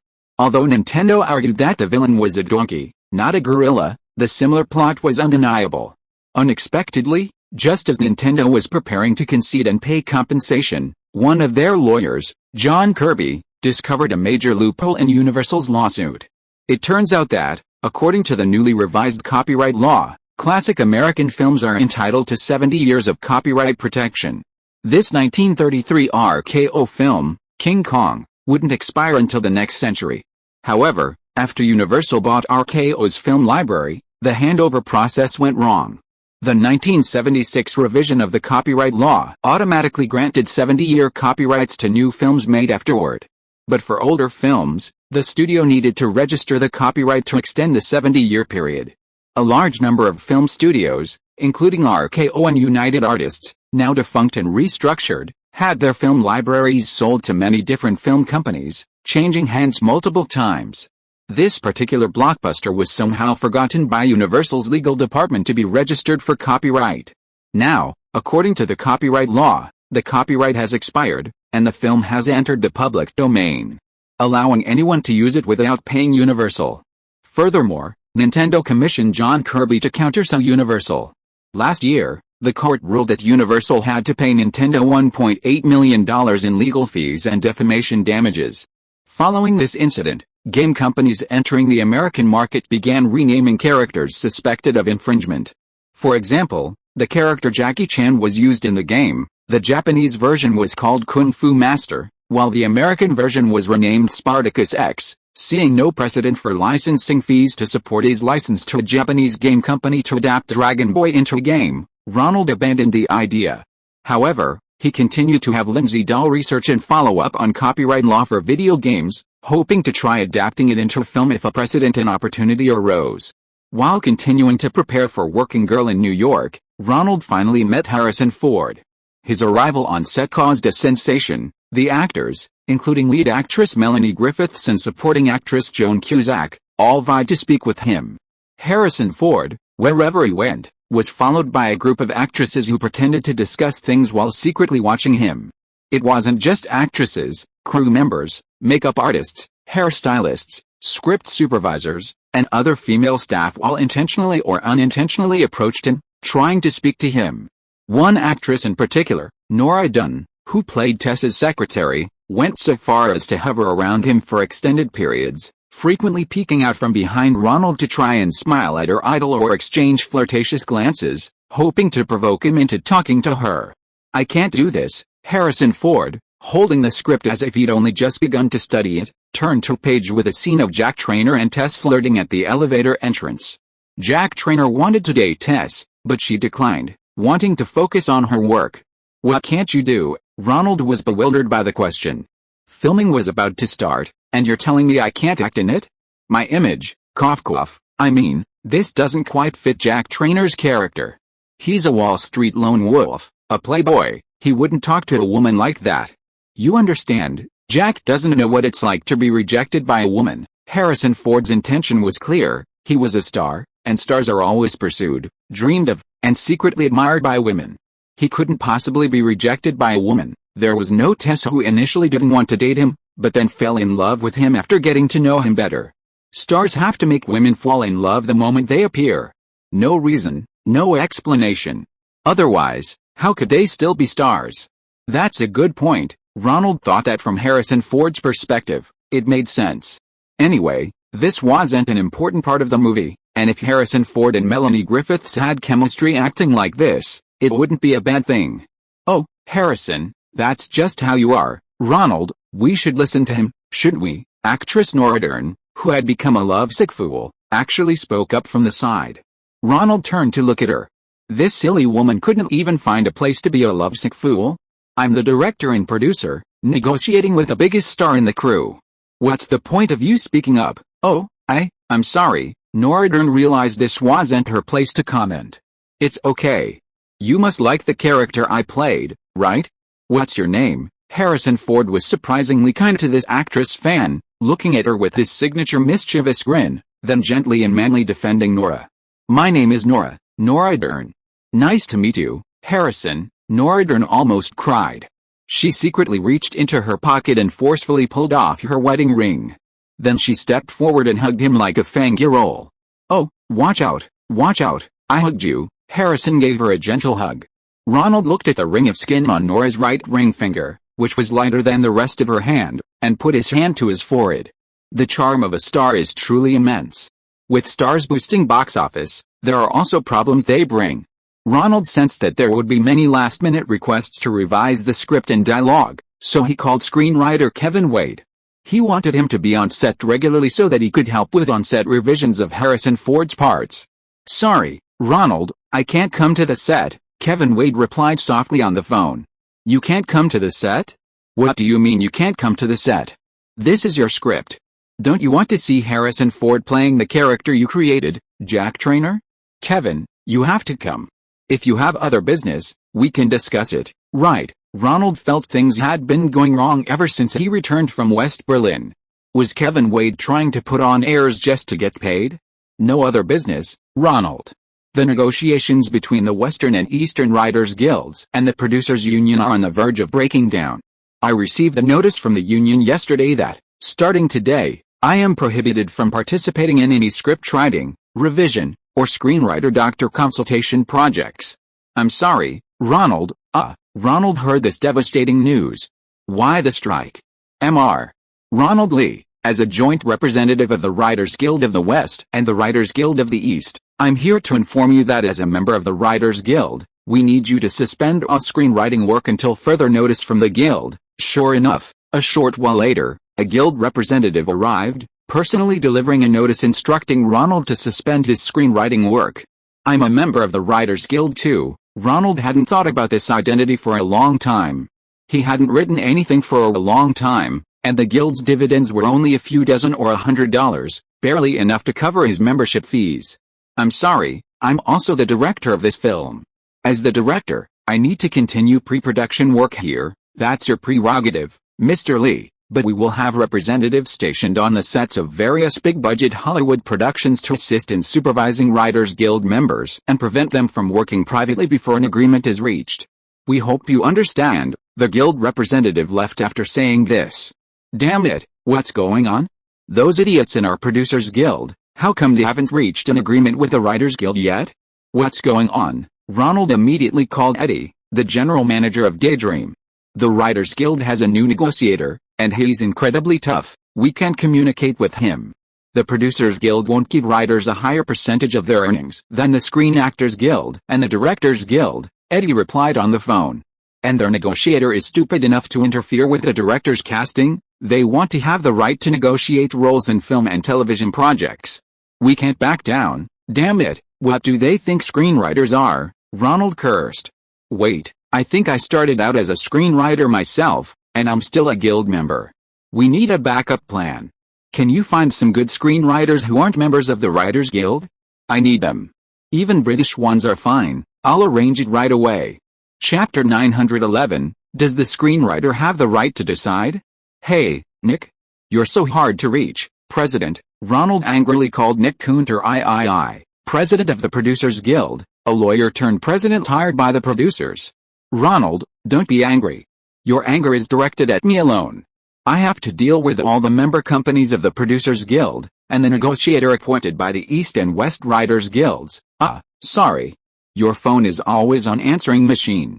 How's the situation? Ronald apologized to President Nick, who, since taking the helm of the Producers Guild, had consistently achieved good results in negotiations with the various guilds, saving the producers a lot of trouble. It's bad. I have to be honest, it's bad this time. Nick had been an athletic star since childhood, a star high school football player, and a star boxer. The fact that such a tough guy was saying it was bad made Ronald start to worry. Where exactly did the disagreement go? Ronald was increasingly agitated. A Hollywood union strike was no joke. Especially the two major writers' guilds, with their large memberships of over 9,000, can send volunteers on 24-hour watch, stationed on set and at live television broadcasts. Anyone who dares to write a single word will be investigated. This isn't like the Directors Guild strike he participated in at the end of last year, where the number of members was small, and many had communication channels with producers. Last year, they just went through the motions and renewed their contracts. Well, you know, the first thing is money. The Writers Guild participated in the last Directors Guild strike. Their observers thoroughly understood the agreement between the Directors Guild and the Producers Association, so they're demanding to follow the Directors Guild's lead. For programs longer than 1 hour airing on television and pay TV, they should take the remaining profits. Ronald stroked his chin. The Directors Guild, unlike traditional blue-collar unions, lacked experience. The directors striking outside NBC's headquarters in New York were tricked into revealing the details of the agreement by the Writers Guild's beautiful women. Seeing that directors received a much larger share of the profits than writers, the writers, their eyes red with envy, decided not to give up until they got a fair share. All negotiations, in the end, come down to a number, don't they? Ronald asked Nick. The implication was that the Producers Guild had hired him as president for such a hefty sum, just for this day. Bring out the energy of a boxer and a football player, use whatever means necessary, and get a reasonable profit-sharing agreement after the initial price reduction. Then everyone can quietly continue working for another 3 to 5 years, waiting for the next collective wage negotiation. That's the easy part. The second demand is for the two writers' guilds to grant more advisory rights, "What do you mean by advisory rights?" Ronald was completely confused. Directors always consult with screenwriters during filming. He'd consulted with screenwriters on every film he made since his first. It means they need to have a say in who gets the actors. And they need to have a say in who gets the directors. Nick Coonter relayed the writer's demands to Ronald, then pulled the receiver away slightly, a gesture he'd done countless times and was quite adept at. "What the fucksk?" Just as he expected, Ronald's furious voice came through the phone. "How much did they drink? Did they use speedball? How could they make such a demand? Who is their negotiator? Is he out of his mind?" Nick picked at his ear. "His name is Brian Walton. Let me put it this way. He's British, but he graduated with a degree in political science from Brigham Young University in Utah and is a Utah bar lawyer." Oh my God, Ronald had seen all sorts of people over the years, and the Mormons in Utah were among his biggest headaches. Not only were they stubborn and conservative, but they also weren't very bright. Utah is one of the easiest states in America to get a bar license, and they love to start fights as a way to glorify their god. The best way to deal with these kinds of people is to avoid doing business with them and avoid potential landmines. But now the union had found someone like this to be their negotiator. A fighter. Ronald was taken aback. These kinds of people could be reckless when they got angry. Exactly, let me put it this way, his office has a poster of Al Pacino's Scarface, a gangster movie, hanging on it. If anyone else were the negotiator, they would want to get the benefits quickly and end the negotiations gracefully. But he's the kind of person who'll start a fight or two for no reason. He won't rest until he's at odds with me. Gee, how could the Writers Guild send him as their negotiator? Someone like that isn't good for the writers, is he? That's because of that idiot in your Directors Guild who's been bewitched by a pretty girl and leaked the agreement between the Directors Guild and the Producers Guild. Nick Coonter carefully explained Brian Walton's history over the phone. Back in 1985, during the last collective bargaining, he had collected a lot of information about the Producers Guild and proposed to the two major writers' guilds that they could strike to force the Producers Guilds to make concessions. Brian Walton assured him that this fight was a sure win. The Producers Guild's calculations of the residual costs of television networks' broadcasting shows were flawed. He anticipated receiving not only a larger share of the profits from the Producers Guild of America, PGA, but also a strong chance of receiving compensation for the past 3 years, approximately $200 million in back pay owed to screenwriters. However, the PGA simply didn't believe this outlandish figure. They considered Brian Walton a boastful fraudster, questioning how he could possibly secure such a large sum for the PGA. Only about 1/10 of the screenwriters in the PGA were eligible for a share of the remaining profits from film and television broadcasts, amounting to over $20,000 per person, payable annually. When did Hollywood producers become so agreeable? At the time, the union bypassed Brian Walton and reached an agreement with the PGA. Surprisingly, this year, a beautiful screenwriter who visited the Directors Guild of America, DGA, obtained details of the DGA's new contract. Not only did it offer a significantly higher share of profits than screenwriters, but it also granted many privileges that screenwriters could only dream of. For example, which screenwriter wouldn't want to designate their ideal director and actors to bring their script to life? Directors have this right, explicitly guaranteed in the contract. Directors have the power to select roles other than the main stars. So, for the first month of the new year, Brian Walton spent his time traveling throughout New York and Los Angeles, peddling copies of the Directors Guild's contract to members of the Writers Guild of America, trying to sell him his plan. The screenwriters, their eyes gleaming with envy at the sight of green dollars and attractive women, or handsome men, beckoning, all surrendered. In the final vote, Brian Walton garnered over 90% of the vote. This time, he had full authority to negotiate with the Producers Guild, determined to achieve his goal. In short, you have to be on my side. Our Producers Guild isn't a mandatory union, Ronald. If Brian is willing to negotiate, I'd be happy to reach a workable agreement with him. But right now he wants to play hardball and give us a tough fight. My inside information from the Writers Guild says he might reject our first offer outright, regardless of conditions, and then launch a major strike. So, I need to make sure everyone stands with me. This isn't a softball for women's games, this time they're serious, okay? I assure you, I support whatever decision you make. I've seen what happened during the actors' strike years ago, nobody benefited from it. Seeing things were turning sour, Ronald delegated the task to Nick Coonter. Nick Coonter hung up and ticked it off in his notebook. Ronald was surprisingly easy to talk to. This man not only had artistic talent but also a business acumen, and his early success was no accident.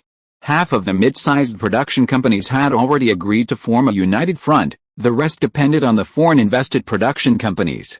Backed by foreign investment, a strike would mean more screenwriters from their home country, which could be a crisis or an opportunity for these companies. Ronald continued making calls. The news that the Writers Guild was preparing for a formal strike was truly devastating for him. In previous labor negotiations, there had been temporary injunctions, but these were mostly just gestures for the general members, showing that the union was trying its best to negotiate. This time, Brian Walton was determined to escalate the situation, so preparing a backup plan was crucial. "Hey, Rick, Nisida, how's it going with the British screenwriters you found? Anyone willing to come? I'm willing to pay double. Double is impossible. Even 3 times the price now. It's hard to find screenwriters from Britain, Australia, or Canada. This isn't just a Hollywood issue. All TV series, all scripted television programs, are preparing to strike. I found you a British screenwriter who's willing to be your on-set writer, revising the script according to Harrison Ford's requirements. Who is he? What's his skill level?" Ronald asked impatiently. "Won't this guy offer some unreasonable conditions? His name is Warren Scallon, the screenwriter for the 2nd season of Beverly Hills Cop, and he also directed Beetlejuice last year, which will be released next month." "Great. How much does he want?" Ronald knew he'd handle big Hollywood productions, so he was a seasoned pro. He figured he could just meet him, assess the situation, and make a decision.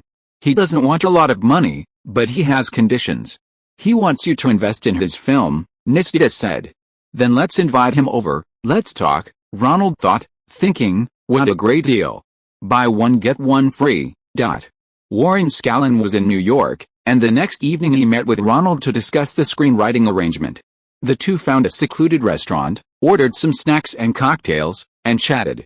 Because Writers Guild volunteers had already started staking out Ronald's office, interfering with anyone who came to discuss the script, presenting them with a Writers Guild open letter to writers, informing them of the union's impending major strike, a subtle way of preventing them from working.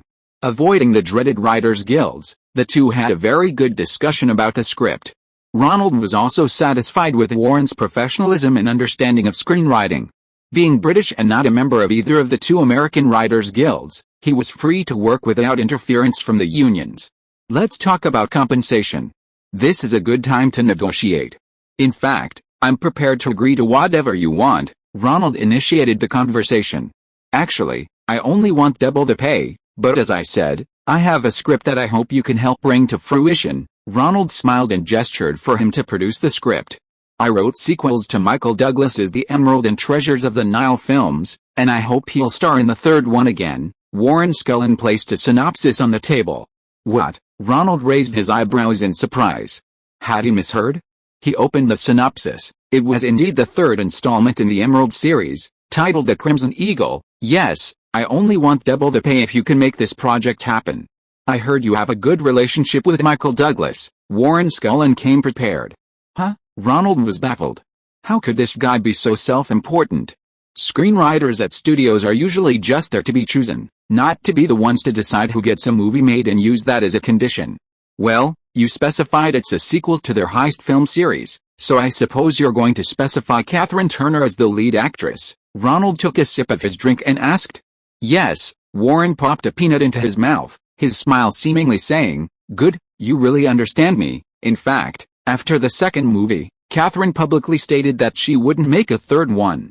The 2 of them didn't get along on set, and in the end, Catherine practically dictated what could and couldn't be filmed based on the script. "Don't you think the plot of the 2nd movie, Treasures of the Nile, was rather loose? If you like this story, I can also find a producer to collaborate with. We can start from scratch and find other stars to act." Ronald suppressed his anger. After all, this was one of the few people with experience in Hollywood blockbusters who wasn't a member of the Writers Guild, a very scarce resource in this critical period. "Actually, during this trip to New York, besides you, I also met with Warner Brothers and several project producers from Disney. This offer is open to all projects. Whoever can get the film approved, I'll give them the job." Warren Scallon put away the script synopsis.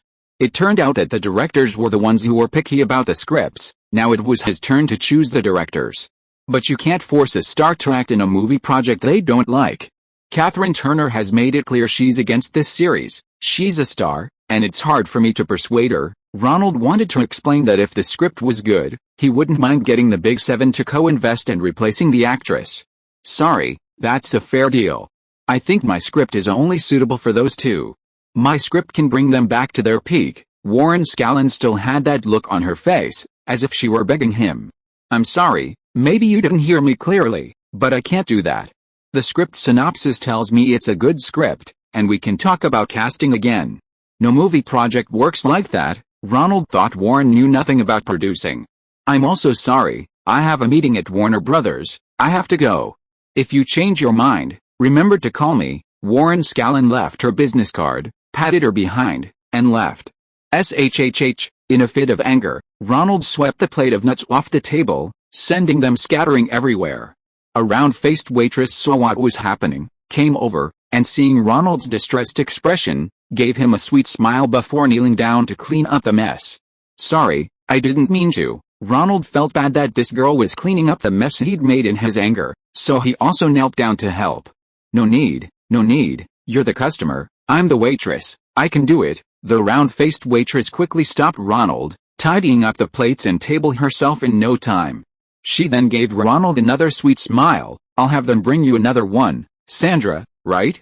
Thank you. Ronald pulled out 5 or 6 $20 bills from his wallet, handing them over without counting them. The girl had a very approachable, girl-next-door look, and her sweet smile improved Ronald's mood considerably. Thank you. Sandra picked up the tip, clearly in a good mood. She stuffed the bill into her pocket. This is the biggest tip I've ever received here. What do you do? Let me guess, are you a Wall Street banker? No, they haven't been this generous since the stock market crash.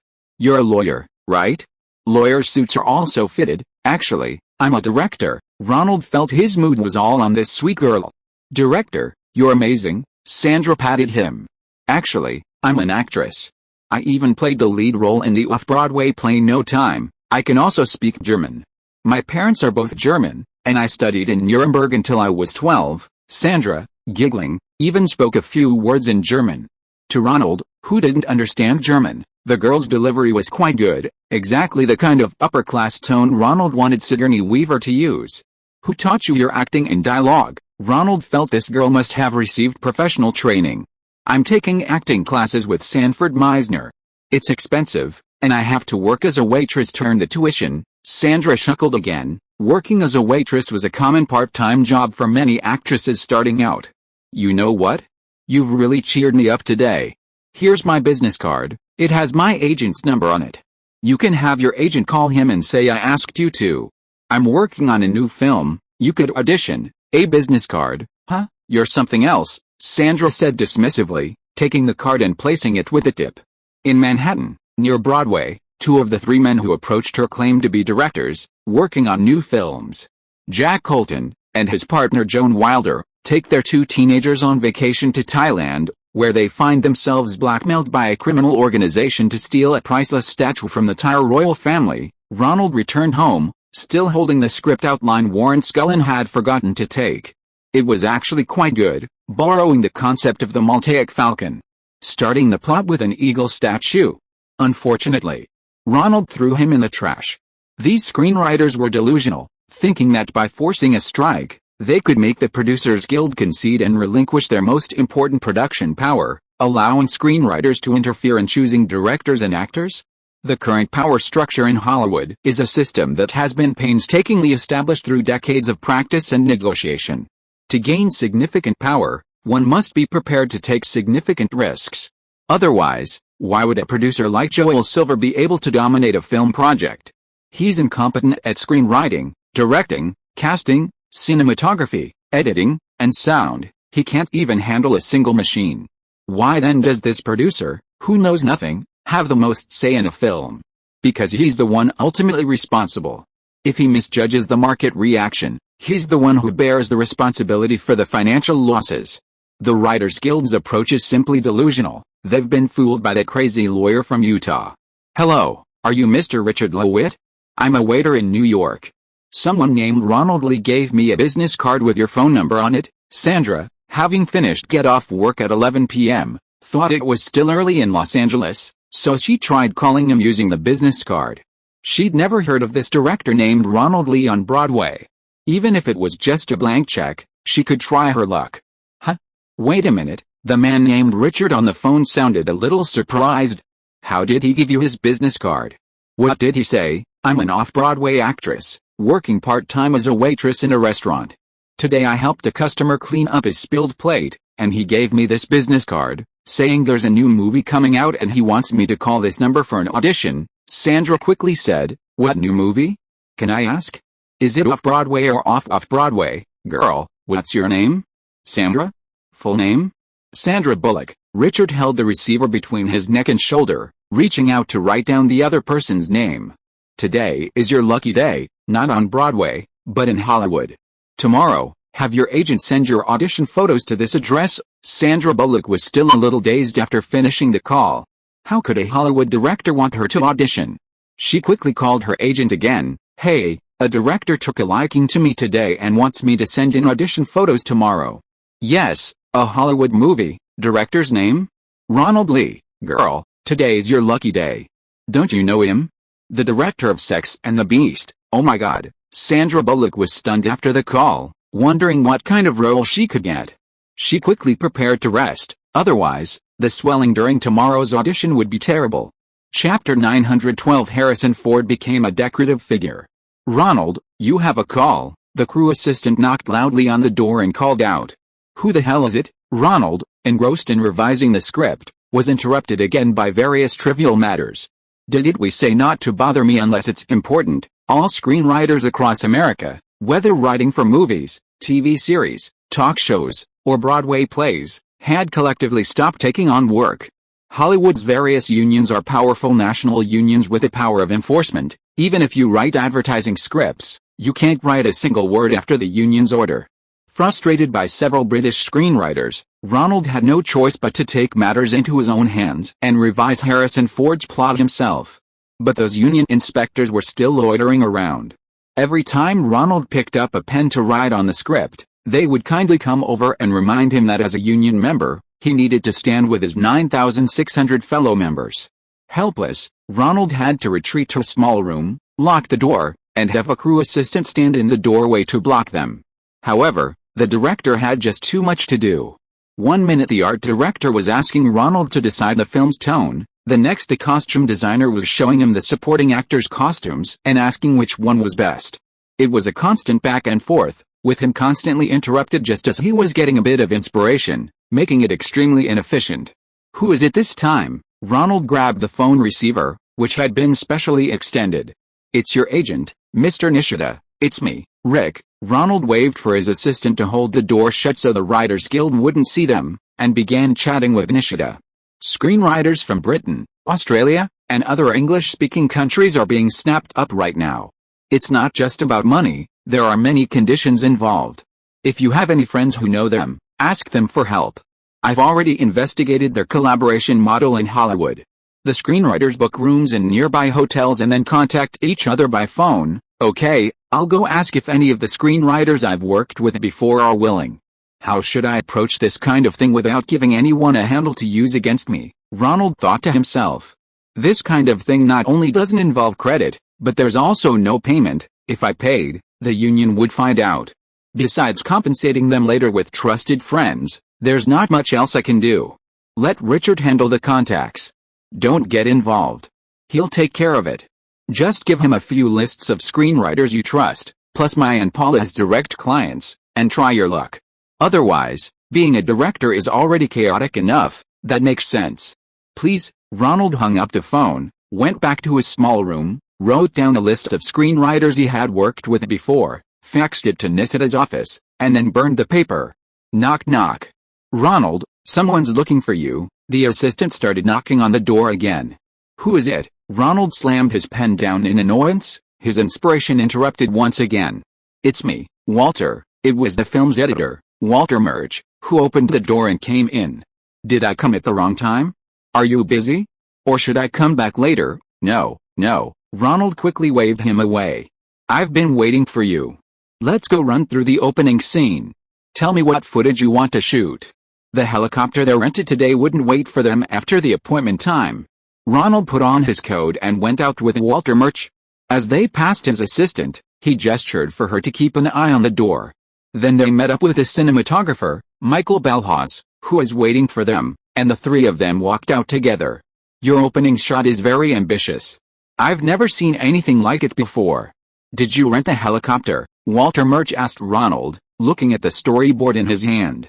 "Yes, we'll rent it for half an hour to look around today, and then for half a day for filming, which will take 2 hours.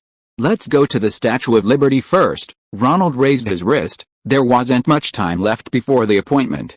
He turned to look, and Bud saw him and immediately got into the car to drive the Mercedes over. Ronald, is that you?" Thank you.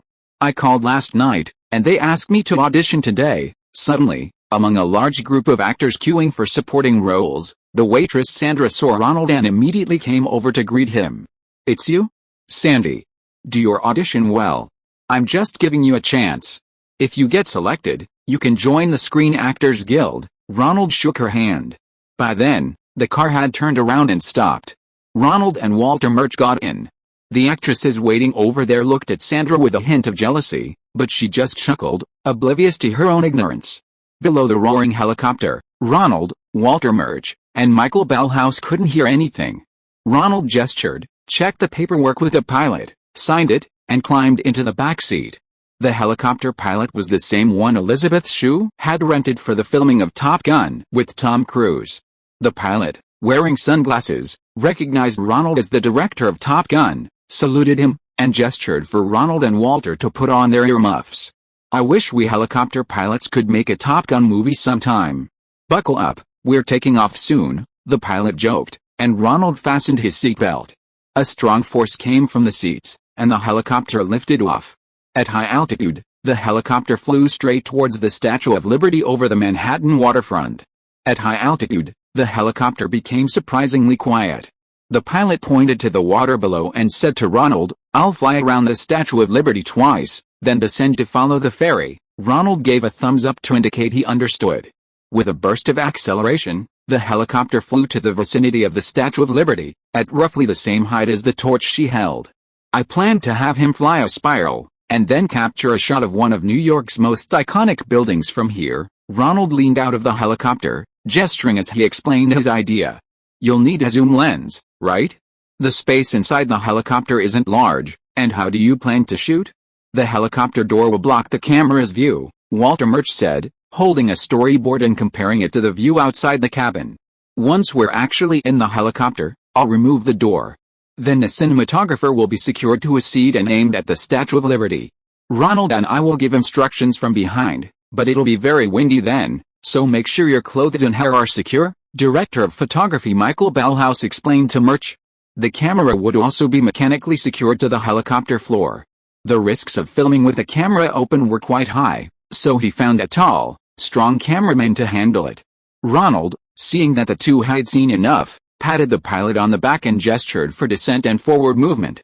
Just then, a yellow Staten Island ferry bound for Manhattan was passing below. The helicopter followed the ferry's path, slowly descending to approach, finally stopping at a relatively stationary position about 45 degrees behind it. "We need enough footage here, at least a minute, 2 takes, Walter Murch told Ronald, pointing to the ship ahead. "The editing will cut into the ship's interior from here, the ship's swing, and the helicopter's path. I need to find the points that can be edited in. You need to give me enough time." The three discussed during the circling maneuver how long each shot should be, where to cut to, how many takes to get each shot right. Everything was recorded on the shooting schedule. Then, the helicopter flew towards Lower Manhattan, circling above many skyscrapers. Same old method, still using a zoom lens, hovering here for aerial filming. This shot is relatively simple because the helicopter can maintain a fixed position. Cinematographer Michael Ballhaus and editor Walter Murch began discussing again. By the time they finished, it was almost time to rent the helicopter. The pilot pushed the control stick, and the helicopter flew back to the downtown airport. Then the propeller slowly came to a stop. "Watch out, the vertical rotor at the tail." This time, The pilot had learned his lesson and added a large yellow warning sign to the front of the tail. He jumped out of the cockpit himself. "Seriously, director, could you make us a movie like Top Gun? These days, those guys flying small planes in bars look cooler than us. Haha, I'll do it if I get a chance." Ronald quite liked the pilot and shook hands with him goodbye. The three got into Bud's car, which was waiting at the spot. The two technical masters discussed many details along the way. When they finally returned to the hotel, Ronald had a shooting guide they had discussed, with all the shots arranged, their durations and shot sizes written down. When it came time for actual filming, Ronald told the cinematographer to just shoot as usual, and he only needed to sit in the back and oversee the shots. Thankfully, Fox was very generous in selecting technical personnel. This time, Ronald was working with industry leaders. Working with capable people is so comfortable. They do their best within their capabilities, allowing the director to focus on more important things, such as directing the actors' acting and revising the script. Ronald checked the progress of the production. Sandra Bullock had been selected by audition director Julia Taylor to play Tess's best friend, appearing in scenes like celebrating her birthday. She even had a line, "Yeah, dot." Everything else was progressing smoothly. Melanie Griffith had bothered him a few times. Under the tutelage of that Wall Street investment banker, her every move was becoming more like a professional woman who could truly thrive on Wall Street. The two were already very close, holding hands when showing Ronald the progress on set. Ronald didn't object to their public display of intimacy. After all, he was going to film many scenes of her in a passionate romance, and this closeness would help her get into character. Various staff members continued to come to Ronald for advice. From minor details like the high heels and clothing coordination for supporting actress Joan Cusack, to major decisions like obtaining the weather forecast and historical precipitation probability for the day of the City Hall's open-air aerial filming request. Finally, around 7 p.m., the staff who had gathered at the hotel gradually left. Overtime paid during the preparation phase had already exceeded the budget, and the production assistant on set brought Ronald a form to sign. After signing the last word, Ronald stretched, finally able to quietly revise the script once everyone was gone. Oh, and there were the materials Harrison Ford had his manager deliver today. Harrison Ford's manager brought a copy of the script he had read, densely covered with over 20 red and blue sticky notes. The red ones were scenes he was particularly satisfied with, along with his thoughts and suggestions for adding more scenes in a few places. The blue ones were scenes Harrison Ford wasn't entirely happy with, and he politely asked Ronald to consider reducing or even deleting the entire scene. With a sigh, Ronald made himself a cup of instant coffee and gulped it down. After a short rest, he began revising the script. The quiet of the evening was indeed ideal for revising. Writing a script was difficult, but revising was relatively easier. People are generally more efficient at revising than creating. Ronald spent most of his time understanding the feedback Harrison Ford had sent in several installments, trying to decipher the deeper meaning behind it. Why did he want to make these changes? After much thought, he realized that what Harrison Ford really wanted was to maintain his positive celebrity image and skip most of the scenes involving character transformation. For example, in the script, Jack Trainer and Tess attend a client's daughter's wedding. They don't have invitations, they're completely impersonating the client, trying to get a chance to talk to them about their thoughts on the client's acquisition project. During this sales pitch, after discovering the truth, Jack Trainer, played by Harrison Ford, is unwilling to continue at the wedding. The risk is too high. If the client is unhappy, he will lose the opportunity to communicate with them again. Therefore, he opposes Tess's courageous idea here. However, Harrison Ford didn't want to miss the line where Jack Trainer criticizes Tess. Stars always have to be on the right side, and they can't be afraid of such a courageous adventure. In fact, it was best if the idea came from Trainer, played by Ford. Ronald was actually quite averse to it. The role was originally intended for Alec Baldwin. As a Broadway actor, he wouldn't be averse to a role that delves deeply into the character's growth. This shift from opposition to approval, and his deeper understanding of Tess, is what makes a good, potentially award-winning performance. But with Harrison Ford's approach, we'd still see another Han Solo, another Indiana Jones. Ford said he wanted to change his image, which is why he wanted to work with Ronald on this romantic comedy. But what change would this approach create? Ronald put down his pen. This revision would create a ridiculous situation. Tess, Catherine, and even Tess's best friend Sheen, All play complex characters, with various scenes showcasing their traits and character transformations. Harrison Ford's character, from beginning to end, remained the same, flat and devoid of any dimension. PFFT, Ronald chuckled at the thought. Wasn't this just the typical Hollywood flower vase? Only this time it was reversed. The actress played the lead, and Harrison Ford became the decorative vase. Knock knock, another knock came at the door. Wait, Ronald jumped in surprise. Was this another Writers Guild volunteer? He was a member of the Writers Guild himself, and being bothered by them meant another round of incredibly frustrating lectures about how the Writers Guild works to protect its members' rights. He quickly opened the drawer, pulled all the scripts inside, and locked it. Ronald let out a sigh of relief. Who is it? I'm coming, it's me, Helen. Am I coming at the wrong time? Helen Slater's voice came from outside the door. Oh, you scared me to death. I thought it was the Writers Guild. Ronald opened the door and let her in. Are you still playing guerrilla warfare with them? You have to listen to the union's orders. Helen tapped Ronald's cheek. There hasn't been a formal strike yet. I'm just afraid they'll come and lecture me, starting with a history of the Writers Guild and its history of fighting for the rights of its members. Do you want to continue? I'll keep you company. Helen Slater seemed particularly proactive today, a red scarf highlighting her apple-like face, making her very alluring. That's enough, I'm tired. Changing the script on set is too much trouble. I need to hurry. I won't report you, Ronald. But you don't need to tell me either. Helen leaned up and kissed Ronald. I'm here on behalf of Catherine Bigelow to ask you. Her rips have all been shipped back to New York. Do you want to go see the version that's just been synchronized with the audio? If you think it's okay, then we can wrap up now. I trust her abilities. Ronald hadn't expected Bigelow to be so quick, already having finished filming the parts in Canada and back in New York. She said my performance was good and wanted to hear your opinion. If there are no problems, the New York part doesn't need reshoots, Helen said, stroking Ronald's arm. Then let's go see it. Ronald understood. Helen Slater felt her performance had improved significantly and wanted to show it to him immediately.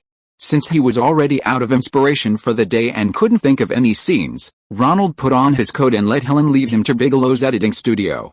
How was it? After watching a few clips, mainly Helen's performance, Helen Slater couldn't wait to ask Ronald's opinion. You seem to understand how to act in front of the camera. You've got it down. Ronald looked at Helen. Bigelow had trained her to have the air of a movie actress. She just acts out every scene herself for me. There were many parts I didn't understand. Ronald gave Catherine Bigelow a gesture of thanks. This kind of directing definitely helped Helen understand. She had too much theory but didn't understand what acting in front of the camera was really like. So when someone gave her pointers and she learned to imitate them, she suddenly understood. Ronald felt Helen's body becoming increasingly limp. He hugged her and gestured for Bigelow to continue showing some sample footage. This way, they could see all the necessary scenes at once, otherwise, the film's progress would be affected. He gave Helen a kiss to calm her down and continued watching. This was the opening scene of the film, Helen and another female lead, both carrying violin cases, walking down the road in sync. The camera was fixed in front of them, filming them. No matter how the camera panned, zoomed, or tilted, the shot moved back at a constant speed, the image remaining relatively still compared to their walking pace. This opening was very refreshing. It seemed as if the audience was right in front of the two beautiful women, constantly glancing back at them as they walked alongside. What kind of camera was that? I've never seen a shot like that before. It's like a Steadicam used upside down. It's not the cinematographer who's relatively stationary, but the subject being filmed. Ronald was certain it wasn't some cinematographer with great strength or stamina, but a camera setup similar to a Steadicam. That's a little invention of my director of photography, Catherine Bigelow replied. It's a mechanical device he made himself that can be almost perfectly synchronized with this subject, and the image is very stable. Have him give me a call. I'd like to use that device too.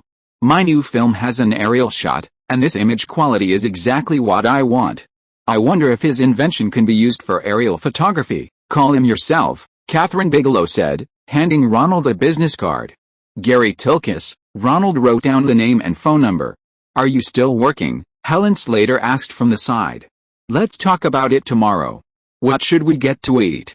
Chapter 913 Finding a Secret Helper Before the Strike Begins.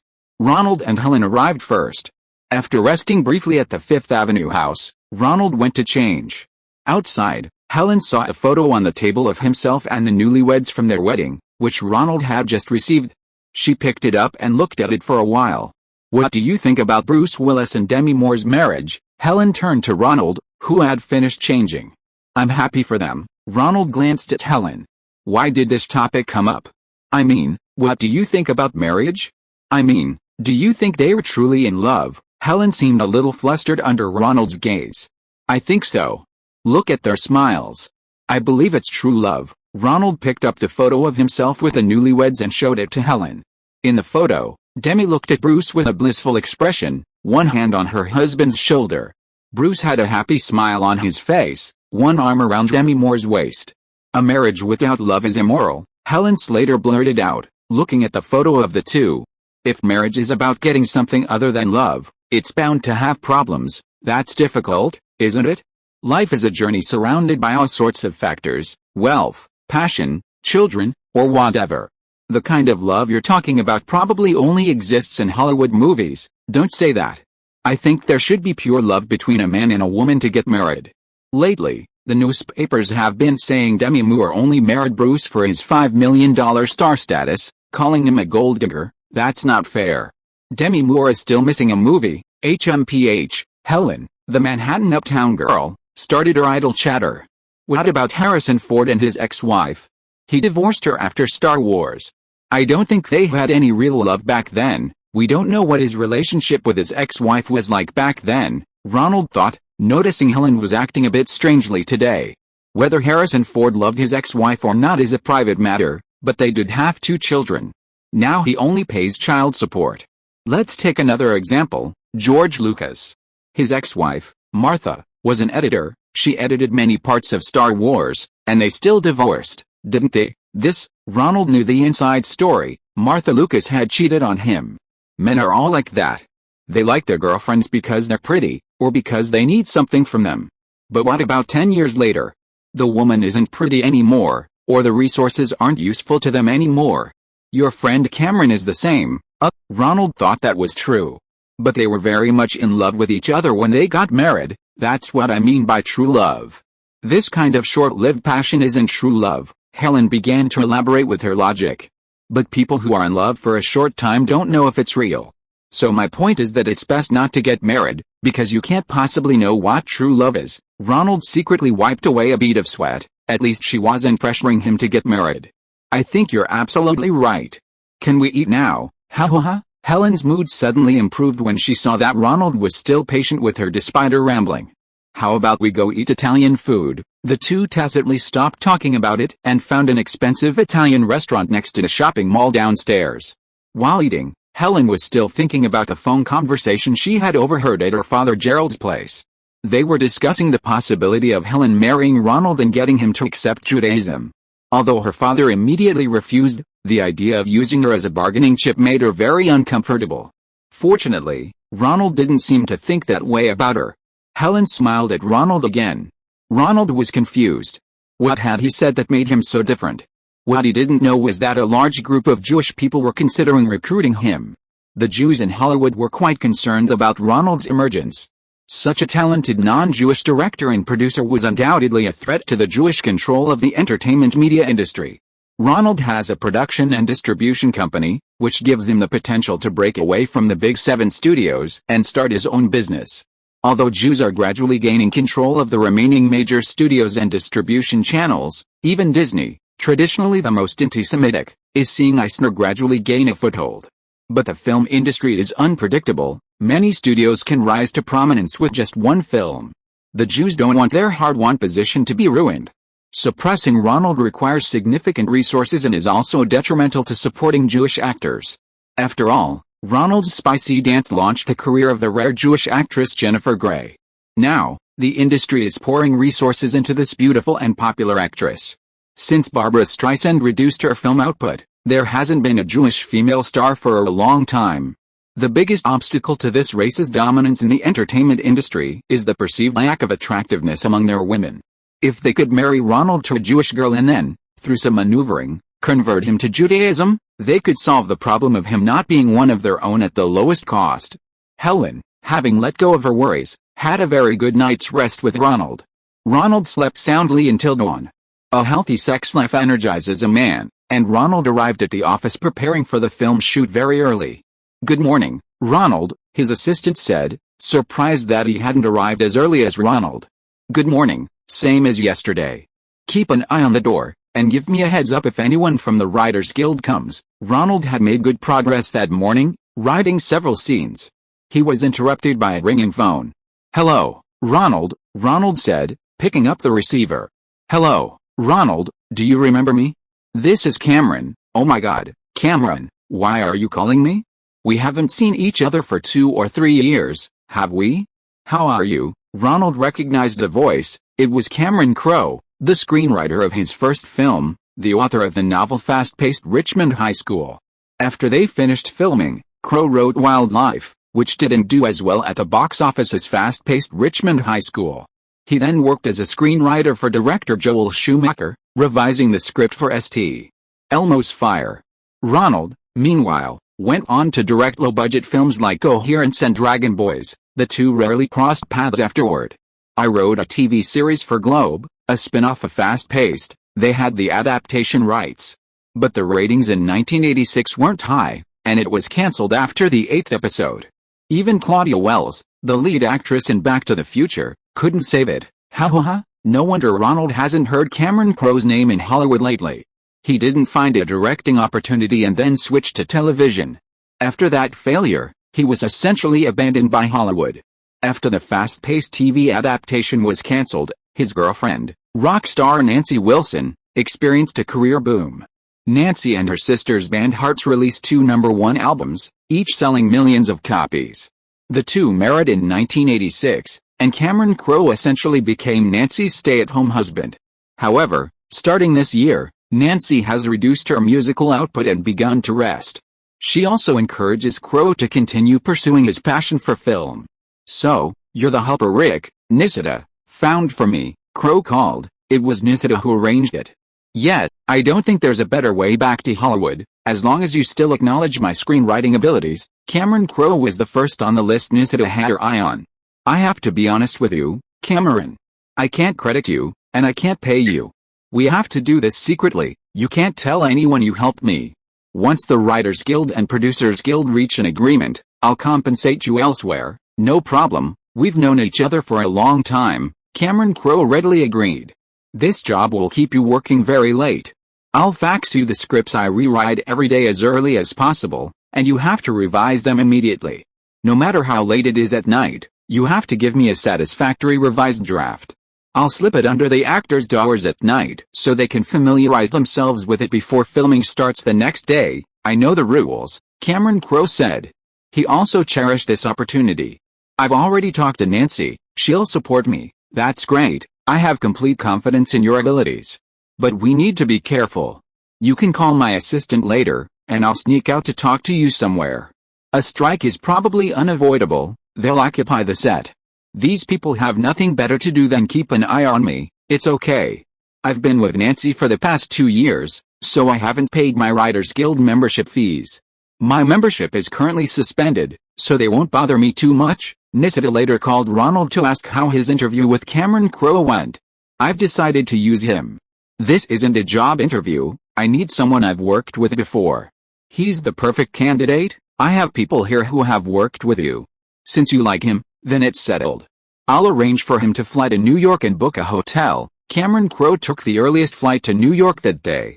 During the journey, he revised the script Ronald had faxed him. After checking into the hotel, he discussed the plot with Ronald. Very good, you're still the genius screenwriter. Your portrayal of Harrison Ford is superb," Ronald said after reviewing Crowe's revisions. He allowed Harrison Ford to showcase his charm while also ensuring the other characters were well developed and didn't disrupt the overall plot conflict. "Nancy is a fan of his, I've watched quite a few of his videos." Crowe was very familiar with Harrison Ford's star image, so his Jack trainer had all of Harrison's signature charisma. "Very good, that's it. I'm sorry I can't ask you to go to the set and talk to the actors. The Writers Guild officially announced a full-scale strike today. Let's keep our communication private. No one on set will know you've come to help me." "No problem. I just don't know what kind of food we have here," Cameron Crowe breathed a sigh of relief, seeing Ronald's satisfaction with his work. "Call this number," Ronald said, pulling out his key card for his Fifth Avenue apartment, which had the housekeeper's number on it. "This is my service department. There are 5 floors of shopping mall downstairs, and you can order from any of the restaurants there or nearby, or pay on your behalf. If you get tired of the food, you can try something different. Or why don't you just stay at my place? It's more private there, those Writers Guild bastards can't get in." "That would be great, thank you." The two arrived on Fifth Avenue, and Ronald booked a long-term room for Crowe at a hotel. "It's so nice here, so quiet." "I'll be very efficient," Crowe laughed, turning on the TV. It was replaying the Writers Guild strike announcement. Brian Walton, the plenipotentiary negotiator for both Writers Guilds, announced the strike on television. The two guilds, totaling over 9,600 writers, refused to write new scripts for Hollywood films, television dramas, scripted live shows, and television commercials, effective immediately. He vowed to help writers reclaim their rightful rights. First, there's the total of $300 million owed, which is what producers in Hollywood and New York television have owed to us screenwriters over the past 3 years. Nick Kunter, president of the Producers Guild of America, offered $50 million in compensation as a public insult to screenwriters. Screenwriters have long been exploited by a coalition centered around producers and directors. We not only want to get the full amount, but we also want to reach a new profit-sharing agreement to continue this residual profit-sharing model. Then, screenwriters need to have enough say in the directors and lead actors. American audiences have had enough of actors forced into their roles by producers. Brian Walton presents a good image on television, speaking with a British accent and a gentle tone, but his message is unwavering. "We will absolutely not yield this time. We will have our screenwriters volunteer as overseers on the sets of Hollywood productions and talk shows that are already in production. No one can break the rules. Otherwise, we have the legal right to prohibit them." This time is different from 2.5 years ago. We know the Directors Guild and the Producers Guild have reached an agreement beforehand, but we won't give up because of this unfair agreement that clearly favors directors and discriminates against screenwriters. We will unite and achieve final victory. Finally, I want to warn those directors and producers in the production team, you'd better not try anything funny. We will catch anyone trying to cheat. Brian Walton pointed to the television camera at the end. "Luckily, I got it sorted out first." Ronald thought to himself that this strike probably wouldn't end so easily. The negotiator's gesture seemed to be pointing at him outside the television screen. With one major worry resolved, Ronald went back to the preparation office. As soon as he arrived at the door, he was surrounded by a large group of people. "I am Mona Mangan from the Writers Guild's Press Writers Division. My team and I are in charge of supervising the strike of the Working Girls production team." The leader of the group was a woman who introduced herself to Ronald. "Okay, how you want to supervise is up to you.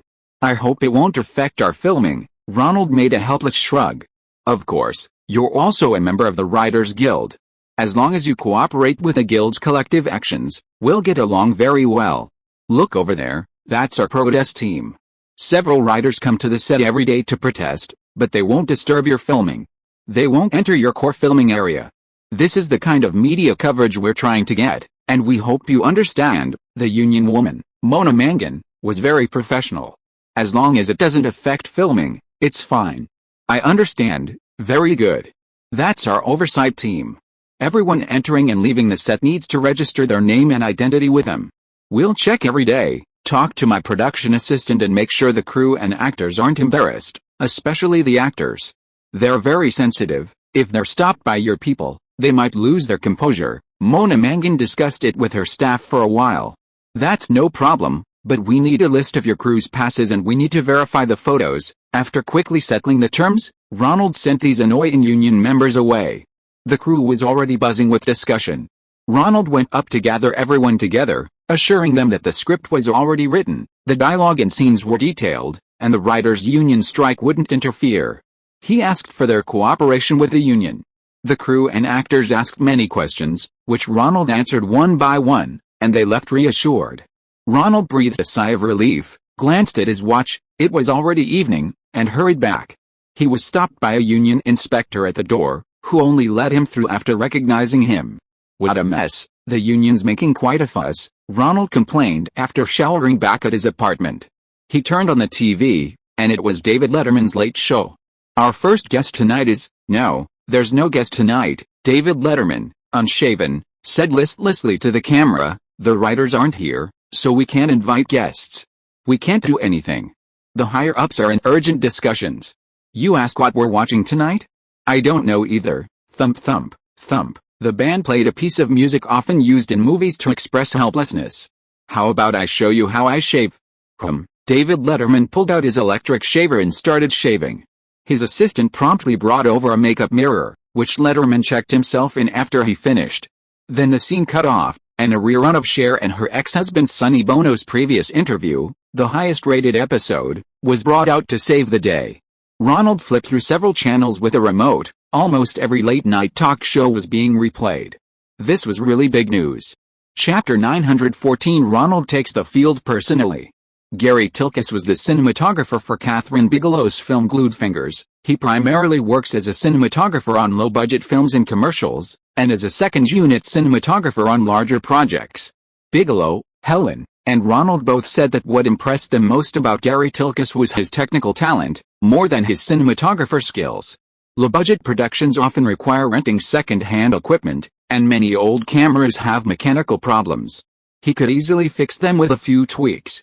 What Bigelow particularly appreciated was that Gary Tilkes created a camera accessory that made shooting long, moving shots much easier. Before filming began, Ronald needed to get the opening and closing aerial long shots sorted out.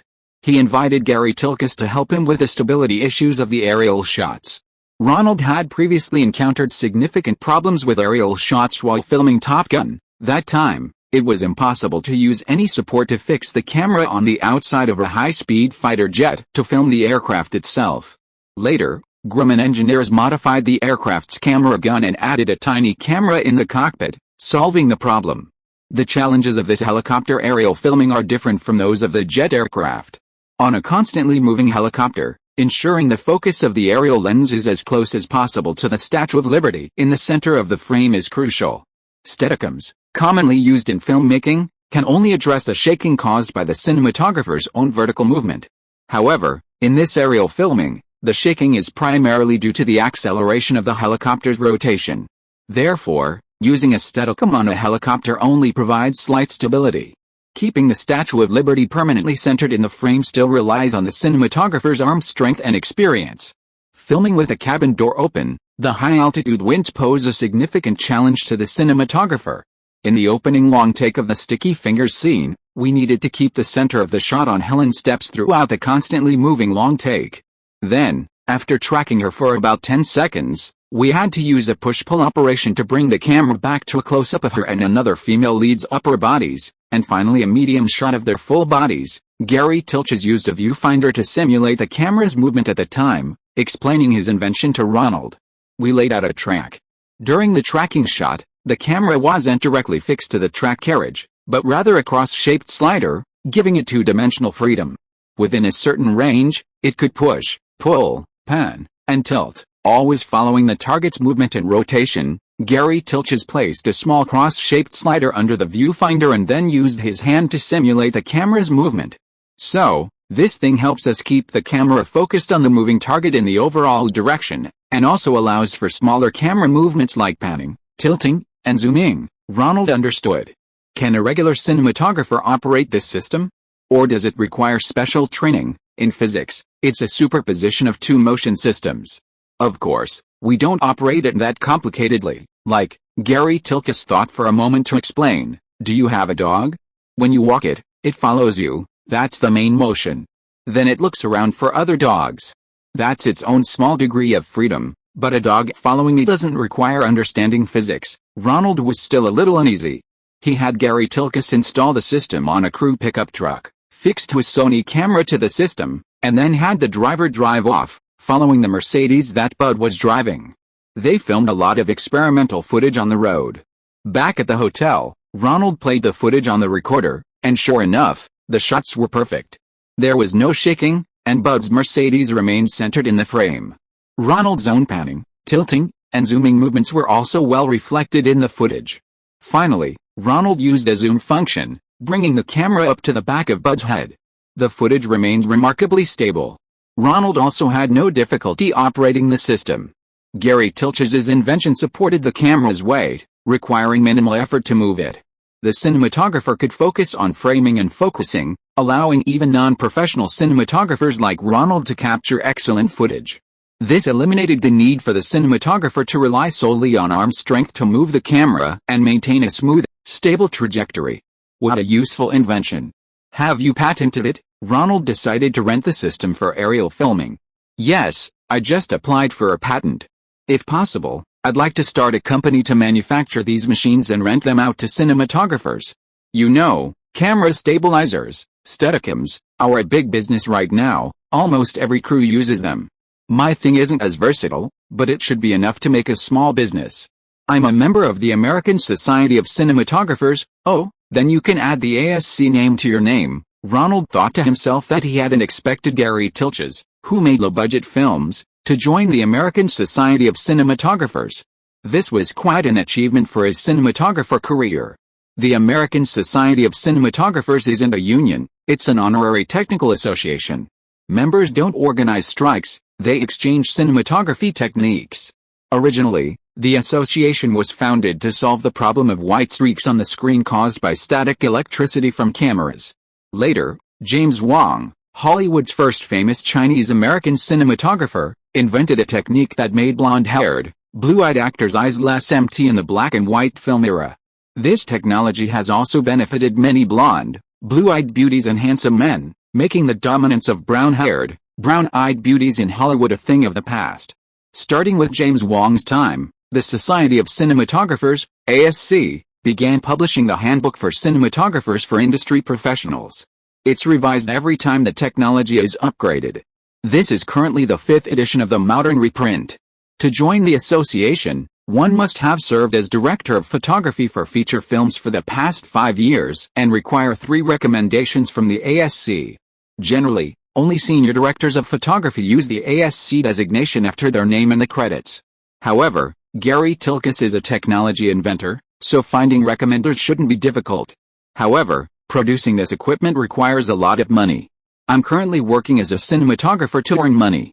Once I've raised enough, I'll commission a Hollywood prop manufacturer to produce it, and have my wife open a rental shop in Burbank. I personally prefer being a director of photography. If that's all you want, I can help you realize your dream sooner. Ronald smiled. Wasn't this a great opportunity for industrialization? You might not know this, but many film crews and Broadway productions use lightning bolt lights made by my company. I also produce new types of editing tape.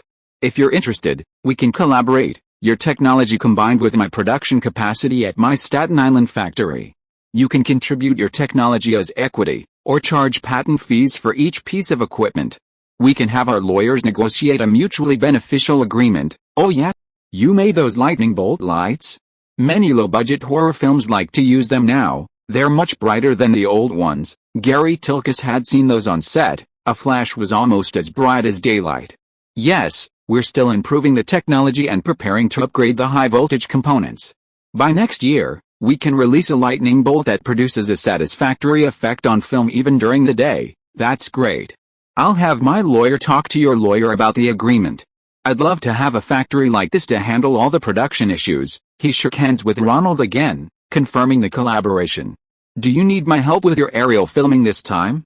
I'm most familiar with my inventions. Gary Tilches was in a good mood and offered to help. Which regional union are you with? 644, or 666? Ronald asked, also eager for the inventor to help him operate the little machine. I'm 666 from the Los Angeles area. Sorry, this film is the territory of the New York Cinematographers Union. 644, understood. Gary Tilches stood up and said goodbye to Ronald. The code Ronald used was actually the code for local technical workers unions under the International Federation of Theater Workers. This was different from the ASC association Gary Tilches mentioned he belonged to. This 666 was a union with the same nature and enforceability as the Screen Actors Guild. Unlike the 3 national unions for directors, screenwriters, and actors, technical workers unions are all local, and these local unions then join a larger alliance of all technical and behind-the-scenes personnel unions, the International Federation of Theater Workers, to protect their rights. Why is there a national versus local difference between these two types of unions? This is because, in Hollywood producers' budgets, there's a horizontal line in the salary section that separates the two categories of personnel. One category is on the line, called online workers. There are three types of people: screenwriters, directors, and actors. These people need to establish a budget before filming, and their compensation cannot be simply measured by working hours. In other words, these people are artists, creators. One person's fee for a single day's work might be much higher than another person's fee for a week. For example, in Working Girls, although Melanie Griffith was the lead actress, her salary was only $800,000, far lower than Sigourney Weaver's $1.5 million, and certainly not comparable to Harrison Ford's $6 million. These compensations often depend on the film's box office performance, including any additional bonuses and profit sharing. Films are shown nationwide, and the star's profit sharing, as well as the union's remaining share for other actors, are all based on a percentage of the national revenue. This is how these three types of work come together to form a national union. The personnel working on the lower levels are mostly not artists. Their salaries can generally be calculated based on working hours and their own skill level. This includes, but is not limited to, cinematographers, sound engineers, makeup artists, costume designers, prop masters, special effects artists, and even production assistants on set, all have their own unions. The cinematographer belonged to one of the three major regional unions. New York's code was 644, while Los Angeles was assigned to 666, a code many consider the Devil's Code. This aligns with how cinematographers often decide whether a female lead is beautiful or ugly. Since Working Girls was filmed entirely in New York, the film crew consisted entirely of local New York union members. Gary Tilkes, from Los Angeles 666 Union, couldn't participate in the project without permission. Since the aerial shots were handled by a dedicated cinematographer, the second team, who frequently worked with aerial photography, Ronald didn't bother having Gary Tilkes join. On the scheduled shooting day, as historically, the weather was exceptionally fine. The sun bathed the water outside Manhattan in shimmering golden light, creating a picturesque scene. 7 in the morning was perfect for the shoot. Ronald waited for the cinematographer at the helicopter landing pad. Gary Tilkes had already set up the tripod, and Ronald tested it himself. The equipment was perfectly set up. The driver was the same guy with sunglasses. He and Ronald seemed to know each other well, and the driver even handed Ronald a cup of instant coffee. "Thanks." Ronald took it and took a sip. A hot drink in winter was really comforting. "Where's your cameraman?" the driver asked. "Here he comes," Ronald said, pointing to the local union's aerial photography expert who was walking over. The man was burly and about the same height as Ronald. He looked like someone who could handle a camera. "Director, we can't shoot today," but what the man said was very unpleasant. "Can't shoot? What the hell are you talking about?" Ronald frowned. Why was this movie going so badly? He'd better hear his reasons first. This is a regulation from the New York Photographers Guild. The wind speed is too high. Opening the hatch in this wind for aerial photography is risky for the photographers. "This is for our safety." Seeing Ronald's pale face, the photographer added, "In this temperature, strong winds will not only make the helicopter unstable, but also lower our body temperature.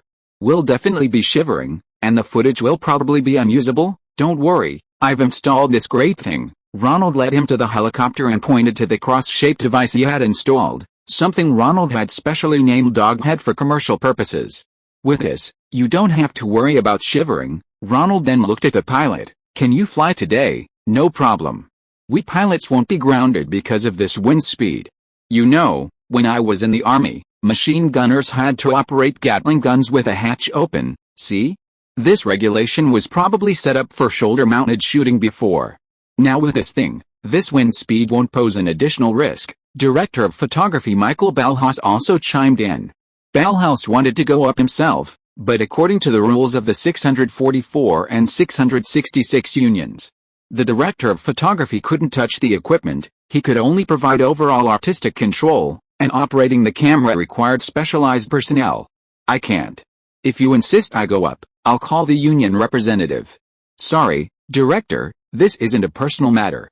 If we violate union rules, we'll be reported. We might be kicked out of the union and lose our jobs." "Bullshit," Ronald cursed. "There were only a few people here. Who would report to the union?"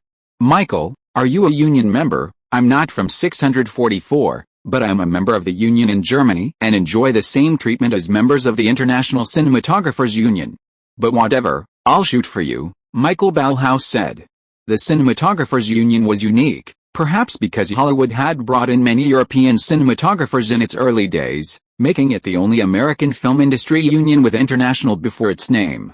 Michael Ballhaus nominally enjoys the same treatment as the International Union of Photographers, but if he violates the rules, 644 cannot punish him with coercive measures. You can't do this, it's against the rules, the photographer shouted from behind. Who cares about you? Ronald retorted angrily.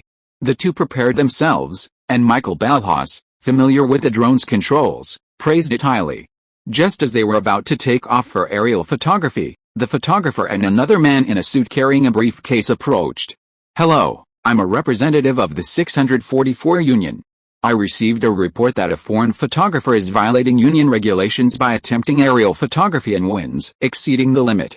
According to New York union law, we have the right to prohibit his actions. Come on, he's not a member, Ronald exclaimed, jumping out of the helicopter and yelling at him. Sir, this isn't just something I said offhand, it's the law in America and New York.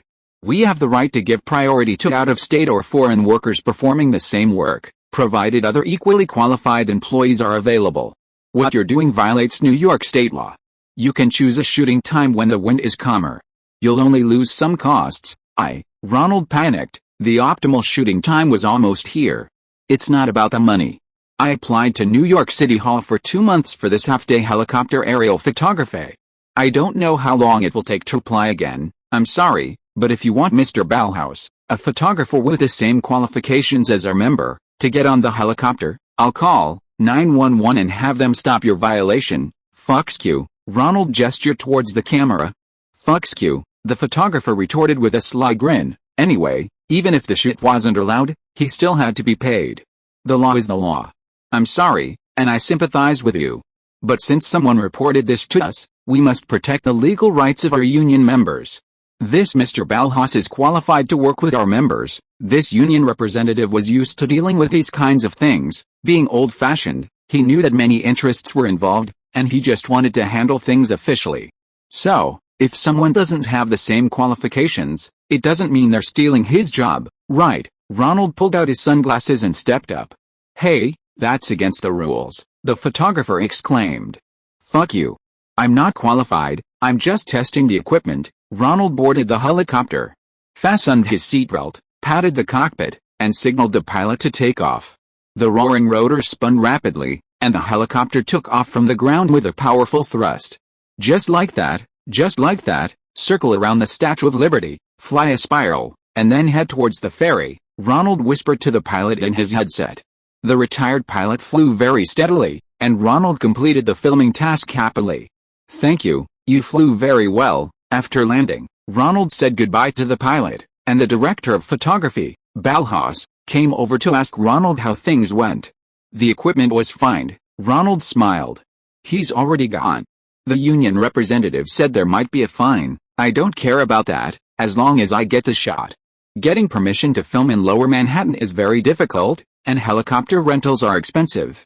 They figured it out. They won't let us fly if the wind is a little strong, Ronald grumbled. Ronald, someone called him. Ronald turned around and saw Sigourney Weaver sitting in the car, greeting him. Perfect timing, you're right on time. Ronald looked at Sigourney Weaver, who was wearing a very nice white mink coat. She had just returned from reshooting the biopic about a gorilla expert in Kenya and was here to film the first scene of Working Girl, action. The team got ready, and a camera crew prepared their cameras, aiming the lenses at the helicopter whose rotors were still spinning. Sigourney Weaver stepped off the helicopter, carrying a massive, life-sized gorilla plush toy. Holding the toy, she even turned it sideways, choking it by the neck, as Ronald had requested. Cut, making the most of the space. Since the helicopter was there, Ronald filmed the scene as well. Why such a big gorilla? Sigourney Weaver asked with a laugh. To celebrate your return from filming Gorilla Expert, Ronald replied with a smile. It was a very expensive toy he bought from Manhattan's most famous toy store. No, you must have another reason. Is it about some characteristic of the character of Catherine? Are you going to remind me? Think about it yourself, Ronald replied with a laugh. I've got it. Back at the hotel, Sigourney Weaver kept thinking about what Ronald was trying to remind her of. After falling asleep, she had a dream and woke up screaming, "I've got it! Ronald is amazing!" He was looking for inspiration from the classic movie King Kong. Chapter 915 Hairspray star dream sells well. "Don't you need approval from New York City Hall for this shot?" cinematographer Michael Balhus asked Ronald. The first scene officially shot in the entire film was the interior of the Staten Island ferry, immediately following the aerial shot. Starting with the Statue of Liberty's torch, the film panoramically showcases the atmosphere of Manhattan, the center of the universe, before switching from the grand, upscale metropolis of New Jerusalem to the dilapidated, dirty, and underdeveloped ferry, depicting the life of a poor blue-collar secretary working on Wall Street. The renowned American director Orson Welles once said that the long take is the mark that distinguishes adults from children. Almost all directors, after achieving fame, must demonstrate their artistic value by showcasing a technically impressive long take at the beginning, as if it were a rite of passage for the director. Hitchcock used the rope technique, shooting everything in one continuous take except for the few seconds of black screen after each roll of film finished. The film's marketing also used Hitchcock's technical breakthrough as a major selling point. Orson Welles himself used the opening 3 minutes of Touch of the Wild, a long take spanning 3 city blocks, featuring cars, pedestrians, and over 50 extras, to declare that Hitchcock's indoor long takes were nothing special. Those who dared to shoot outdoor long takes were the true inventors of technology. Spielberg, in the opening of Empire of the Sun, used a long take where a ship crashes into a coffin on the Huangpu River, a metaphor for the clash between modernity and ancient civilization, proving he could make epic films. Long takes aren't just about showing off. The opening of a film should quickly immerse the audience in the dream the director has created for them. Long takes paired with music always evoke a certain atmosphere, making them a popular choice for many directors' opening scenes. Now it's Ronald Reagan's turn to perform this rite of passage. However, as is well known, Ronald Reagan doesn't have a penchant for technical perfectionism. It doesn't necessarily have to be a long take running from beginning to end. The final aerial shot flies from a high altitude to about the same height as the ferry, then zooms in, finally focusing on the window of the yellow Staten Island ferry.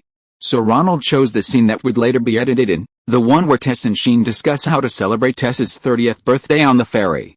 To capture the feel of an ordinary ferry, so that New York audiences would immediately recognize this as a genuine New York story, Ronald didn't report it to City Hall, rent the ferry, and hire hundreds of extras. Instead, he brought his own crew, having actresses Melanie Griffiths and Joan Cusack don leather jackets and coats, apply exaggerated secretary makeup, and, like real Wall Street secretaries, sneak onto the ferry and find 2 seats near the windows. This kind of candid filming was necessary to capture the unique atmosphere of New York, unlike any other city. Ignoring the cinematographer's teasing, Ronald quickly found the right angle of sunlight and had the crew shoot handheld.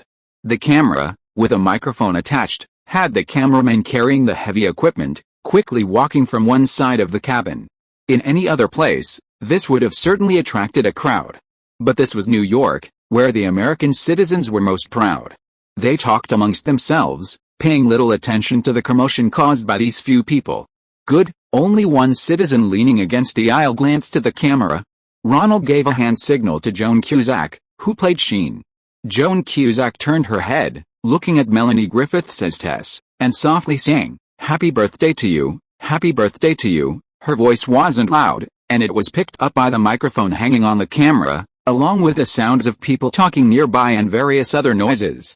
On Joan Cusack's other side was a real secretary, her hairstyle similar to the 2 actresses, slicked back and held in place with hairspray, and 2 very large earrings swaying as she turned her head. Ronald smiled immediately. He himself couldn't quite tell the difference between the meticulously designed costumes, makeup, and hairstyles of the crew and the real secretary. This indicated that the film's careful preparation was a great success. Sheen held a small cupcake with 3 candles. The script stated it was Tess's 30th birthday, and she was too busy with work to celebrate with her best friend on her way to work. The real secretary beside her, looking at Melanie with curiosity, chewed gum and peeked over, perhaps wondering if they should sing along. Phew, Melanie Griffith blew out the candles. "Did you make a wish?" Joan Cusack asked. Sheen felt this celebration was too simple. It was, after all, a significant 30th birthday. "Yes," Melanie replied, and Tess looked in another direction. Most secretaries at this age would get married and settle down. She still had ambitions. Melanie's face was bathed in sunlight, the light filtering through her dry blonde hair, creating a beautiful atmosphere. Cut. Ronald was very satisfied with the shot. It seemed his decision to skip rehearsals and go straight to the scene was correct. Both actresses were very experienced, and they had this tacit understanding. They started filming without a second thought, before the surrounding New Yorkers could even register what was happening. They finished in a flash. Cinematographer Michael Balhaus raised his hand to signal the shot was okay, and Ronald told them to pack up their equipment and prepare to leave. "Are you filming a movie?" The people around them were jolted awake by the cut. The secretary sitting next to Joan Cusack asked Ronald, "Is it a Hollywood production? Or some kind of commercial?" Suddenly, many eyes were focused on them. While New Yorkers were used to this kind of thing, if it were a Hollywood production, there might be some celebrities lurking nearby, waiting to film. "No, I'm a student at NYU, we're here to film a class assignment," Ronald immediately denied. Beep, beep. Just then, the ferry began to sound its horn. They were only a few minutes away from their hotel in Lower Manhattan. After docking, the group quickly met up with the second team filming the American Legion ferry's arrival at the pier, got into a Toyota van, and drove towards the World Trade Center. "A student's assignment from NYU, ha ha ha, that's hilarious." Melanie Griffiths and Joan Cusack were removing their makeup in the car, recounting how quickly Ronald answered the passenger, almost making them dizzy. "Thank God I haven't lost the skills I learned from Roger Coleman." Ronald also congratulated Michael Balhaus. The film crew officially moved into the World Trade Center. After the stock market crash, many companies had closed, and there weren't as many people in the lobby as expected. Ronald had no choice but to ask the Screen Actors Guild to bring in dozens of extras in the afternoon to film the scene of Tess entering the World Trade Center for work. The camera was set up on the second-floor balcony of the World Trade Center. The telephoto lens was pointed at Tess and Sheen as they walked through a large group of extras. The longer the focal length, the smaller the field of view. The director of photography fixed the lens on Tess and Sheen's necks and heads, making the dozens of extras in the frame look like a massive army scrambling to get to work. Griffiths and Cusack's heads bobbed up and down with each step, perfectly captured by the camera, making them seem like two lone wolves in a flock of sheep. This scene couldn't be filmed live and had to be dubbed in post-production, but the two actresses still delivered their lines meticulously. "I'm skipping lunch, I have a public speaking class," Tess told her best friend Sheen, declining the invitation to lunch. "What are you going to public speaking class for?" "You speak so well," Joan Cusack, playing Sheen, said, her accent impeccably mimicking the blue-collar Brooklyn accent. The predominantly open vowels replaced closed vowels, giving it a somewhat impoverished feel. "Then I'll pick you up at 5 tonight, and we'll go back to Staten Island together," Sheen continued her efforts. "No, I have a lecture on emerging markets this afternoon." Melanie Griffiths, who plays Tess, had also had her accent coached. Her Brooklyn accent was much weaker, but traces of it could still be heard in some words. The image of a woman striving to climb the ranks from her secretary position, trying to integrate into a higher circle, was already established in her dialogue. "God, it's your birthday today, can't emerging markets wait?" Zinn was a little nervous. "When is my birthday surprise party?" Tess knew what her friend meant and simply said it. "What surprise party?" Saying it out loud would make it less of a surprise. "Come on, okay, I should take you out for drinks after get off work and then go home at 7. They're all there. "Okay, I'll leave early, I can be home by 7:15. "Okay." The two friends started bumping shoulders, a game of affection only little girls play. Ronald was very happy. This was clearly an impromptu performance by Melanie Griffiths. Joan Cusack immediately reacted and bumped back. The two laughed and hugged each other on the way. These are the kinds of movements only girls from impoverished communities would make. Girls from wealthy families would usually be forbidden by their mothers to act out, as it's considered uncouth. They are indeed gifted actors. Ronald deliberately didn't let them rehearse, so the first take was all natural, unscripted reactions. Giving these talented, well-trained, and experienced actors some space is best. Cut. Although there was no simultaneous sound recording, their lip movements were captured on film by the telephoto lens, and the director of photography praised Ronald as perfect. The focus puller passed the test, rotating the focus wave rapidly without any out-of-focus issues. Next, they would shoot the scene of Tess and Sheen entering the skyscraper lobby from the main entrance and squeezing into the elevator. Because of the need to lay out the focus rail, they couldn't film it secretly. The World Trade Center management had already made preparations.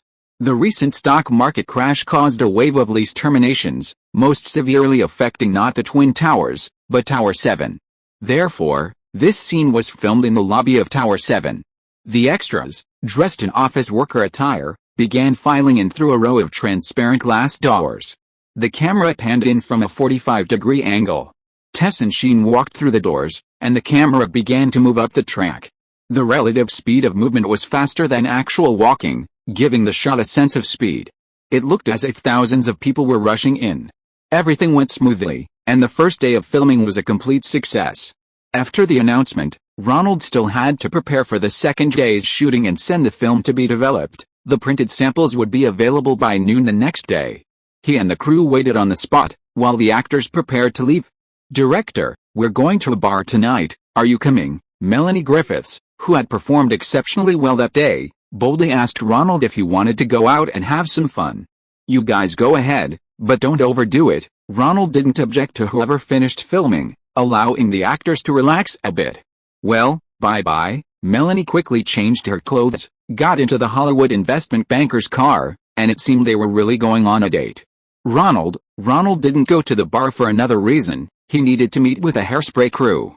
This ultra-low-budget film, with a very low investment, had been released nationwide 2 weeks prior.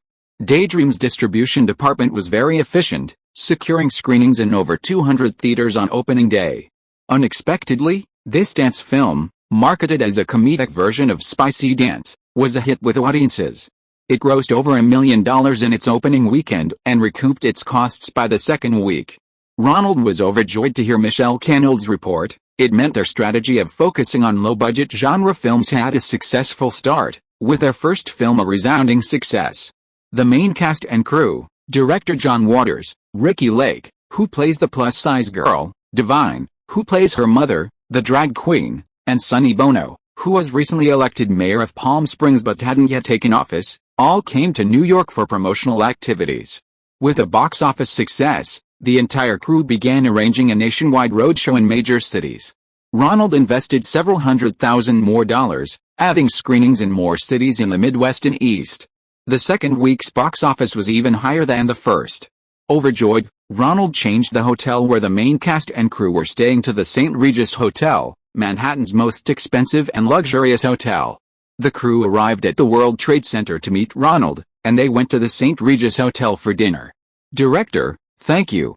My agent has received so many offers," said Ricky Lake, the lead actress.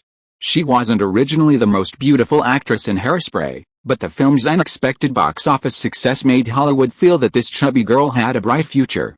"Don't lose weight too quickly. Have your agent plan it out carefully. Many Hollywood actresses have lost good roles because they lost weight too quickly," Ronald said. Noticing that Ricky Lake had lost a lot of weight and looked completely different from the chubby girl in the movie. "I know, thank you. If you ask me, what's wrong with being fat? There are too many skinny people in Hollywood, but there are only a few fat girls like us." Divine, the drag queen, was quite straightforward. He weighed more than twice as much as Ricky Lake, and was so fat he could barely sit down. However, he was already over 40, while Ricky Lake was not yet 20, the age when they cared about their appearance. How could he possibly walk down Hollywood as a fat girl? However, the friendship between the mother and daughter in the movie continued into real life, and the two joked and laughed happily.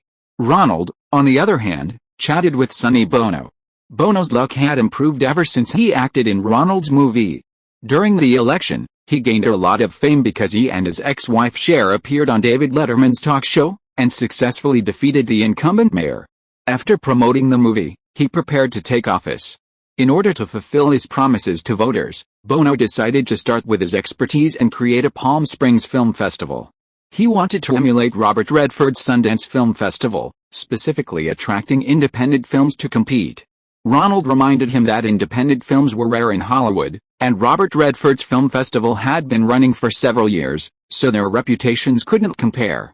They needed to find a suitable selling point to make the Palm Springs Film Festival a success, thereby boosting Bono's restaurant business and Palm Springs tourism and economy. "I've thought about it," Ronald said. "Palm Springs can compete head-on with Sundance. I plan to invite independent films from other countries to participate and screen. There are many independent filmmakers from Europe and Asia who make B-movies and want to enter the American market. Ronald was very interested in Sonny Bono's idea. He and Bono agreed that for the inaugural festival next year, they would contact the other side of the Pacific and send some films from there, Hong Kong, Japan, and other places to participate. Ha ha ha, Divine burst into laughter. His agent had called him again. Due to the writers' strike, many New York television stations had stopped airing their dramas and could only rebroadcast them or invite guests to talk shows. The season 2 finale of Fox's sitcom Married with Children was also disrupted by a strike, forcing them to revert to the old script from the first season and cast some new celebrities. Anyway, this sitcom had plenty of audience members making canned laughter, so Divine just needed to improvise a few times to get the final episode through. After all, she was the female actress most talked about in the media, bringing unexpected surprises. Ronald went up and hugged him, congratulating him on his success. This hairspray, like Spicy Dance, brought good luck to the creators. All the actors got more opportunities because of this low-budget, high-grossing film. Ronald was particularly happy about this, since the big-budget studio system had collapsed. It was impossible for Ronald's production to tie down the original cast to make 5 more similar films. It was better to part ways amicably and let these people go out and make money. Anyway, nobody in Hollywood knows all the secrets to success. If they lose their popularity, they can just come back and make sequels. That's the right way for small studios to survive. Besides, now we have the weapon of videotapes, right? A movie that breaks even at a box office can profit from videotapes. And a movie like Hairspray, which generated a certain amount of media buzz, is like excellent advertising for videotapes that go on sale immediately after its theatrical run. Ronald was happy to see all these key members of the creative team get this opportunity. When they were interviewed, they would be asked by the media for their thoughts on Hairspray. It was all free advertising. Chapter 916: The Gorilla and the Little Rabbit. The next day, the crew began filming in a rented office in the World Trade Center Twin Towers. This office had originally belonged to a small stock brokerage firm. After the stock market crash, the company went bankrupt and fled, leaving behind many desks, chairs, stationery, and a row of electronic scrolling lights on the wall, a continuous display of real-time Wall Street stock quotes. Tessa's workstation was positioned to the side and behind the camera. Separated from her by a partition was a chubby male actor, Oliver Pratt, facing the camera.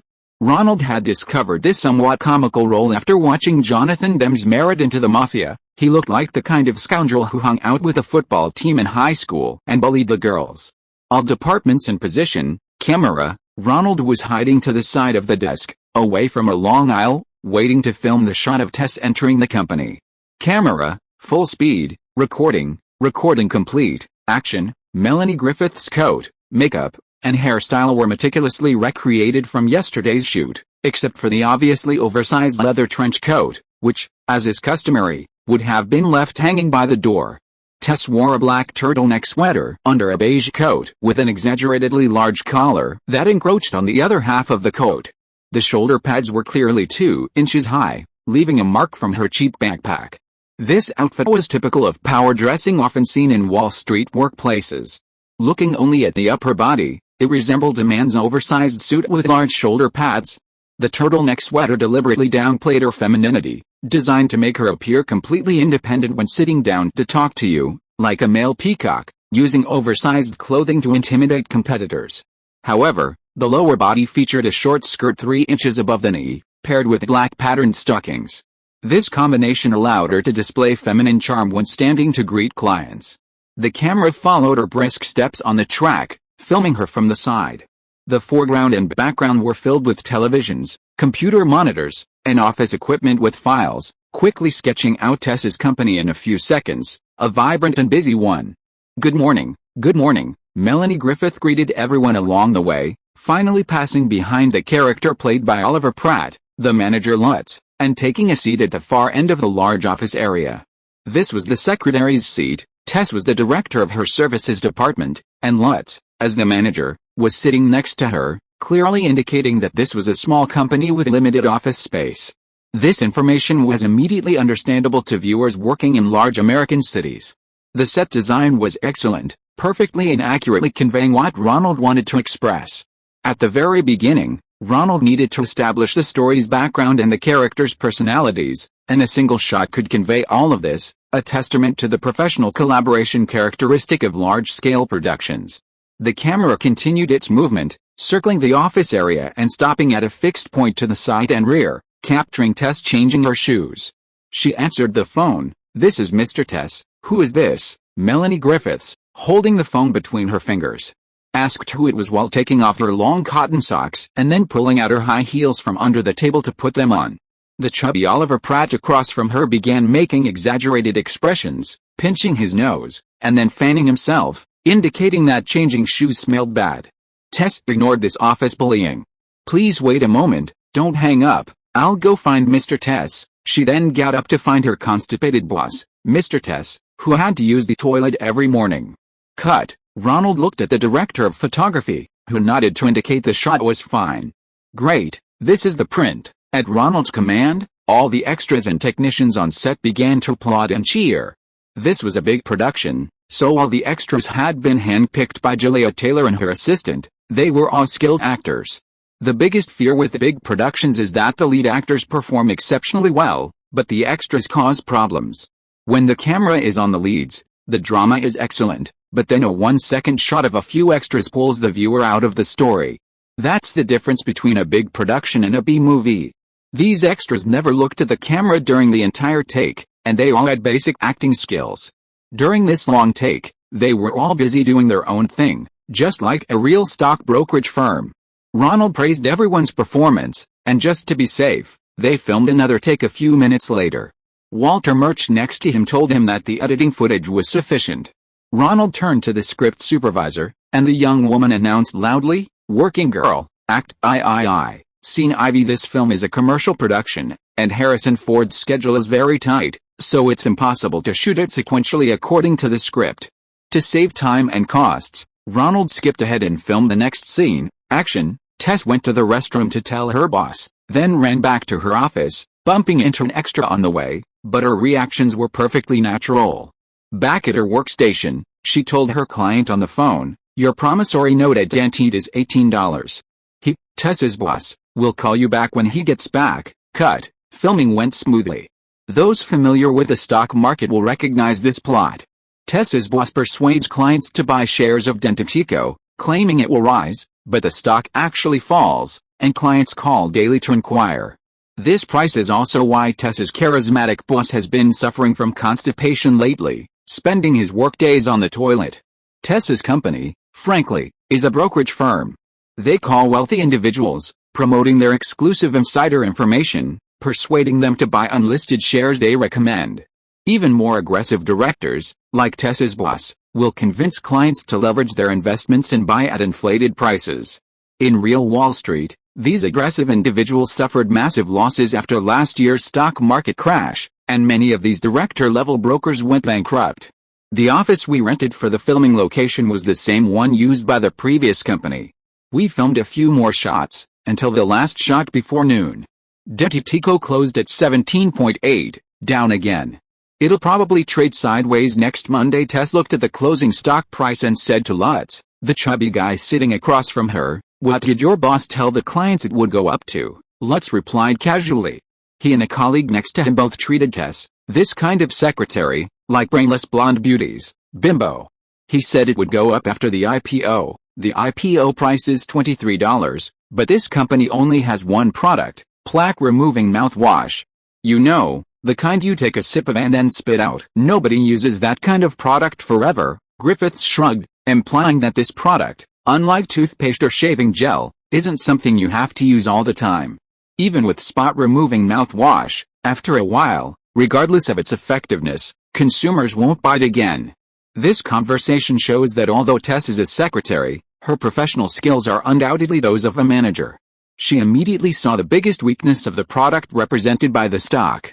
Maybe, Oliver Pratt, the actor who plays the chubby Lutz, and his companion stood up, put on their suits, and began the company's male manager's usual practice of flirting with each other's secretaries.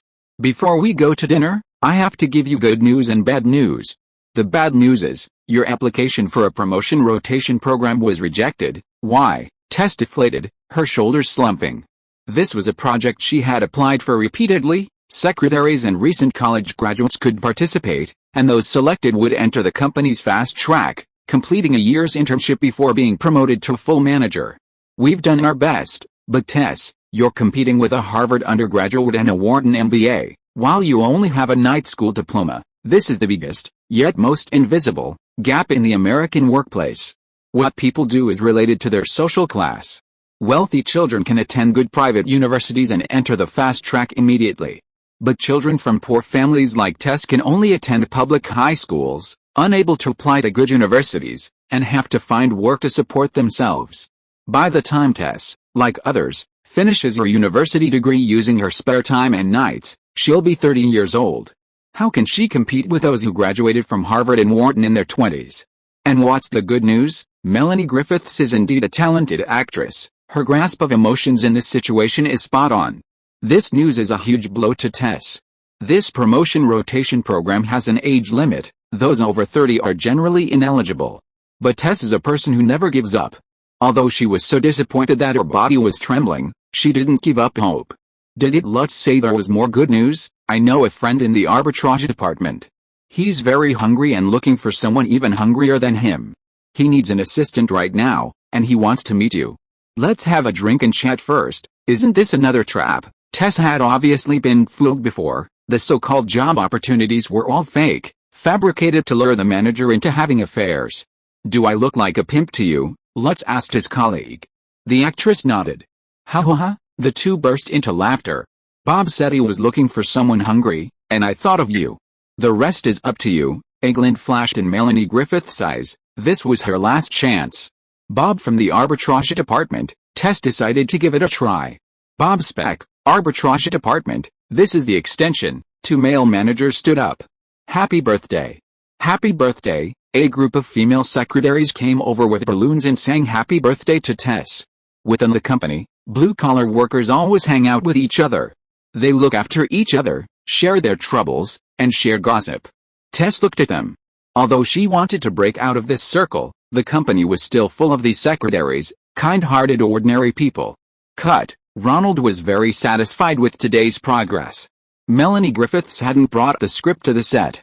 She completely understood Tess's character, knew her lines very well, and could handle improvisation well when needed.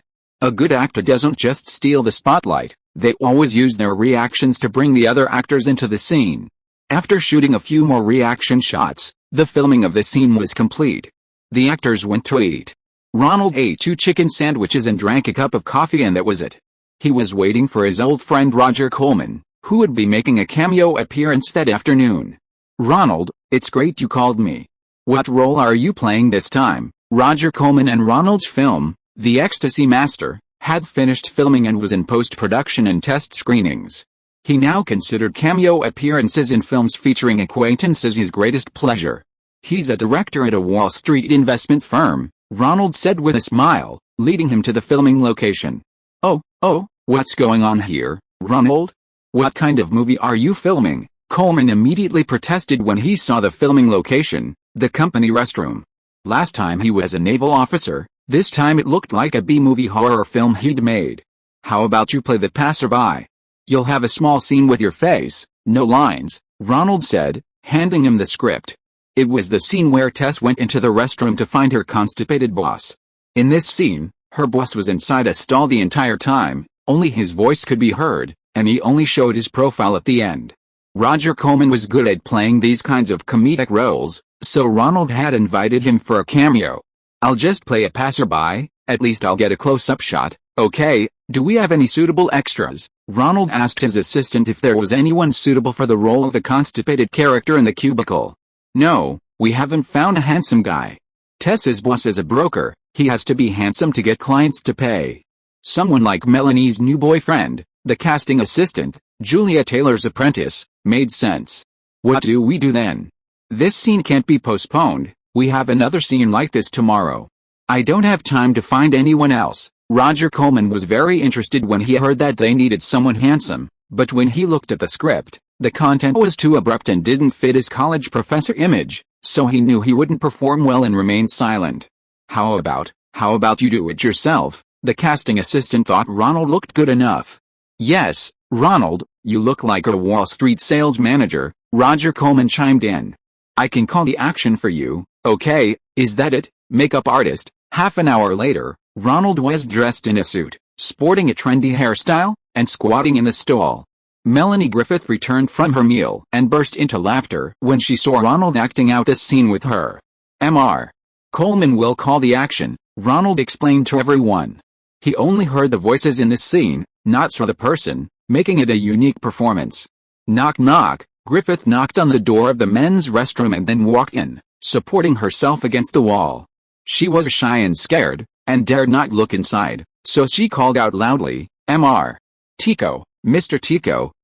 Ronald gave a low reply. Roger Coleman, playing a senior director urinating on the other side, peeked out, revealing a sanctimonious face. Melanie Griffiths, noticing someone looking at her, quickly turned her face away and raised her arm to block the view. "The client is in a hurry, he bought a promissory note for initial public offering, IPO, shares, could you have made him wait even a minute?" Ronald's voice came from the stall, reverberating. "He's in a hurry, he bought a promissory note. A client like that doesn't want to talk to her secretary." Melanie Griffiths covered her face with her arm, extremely embarrassed.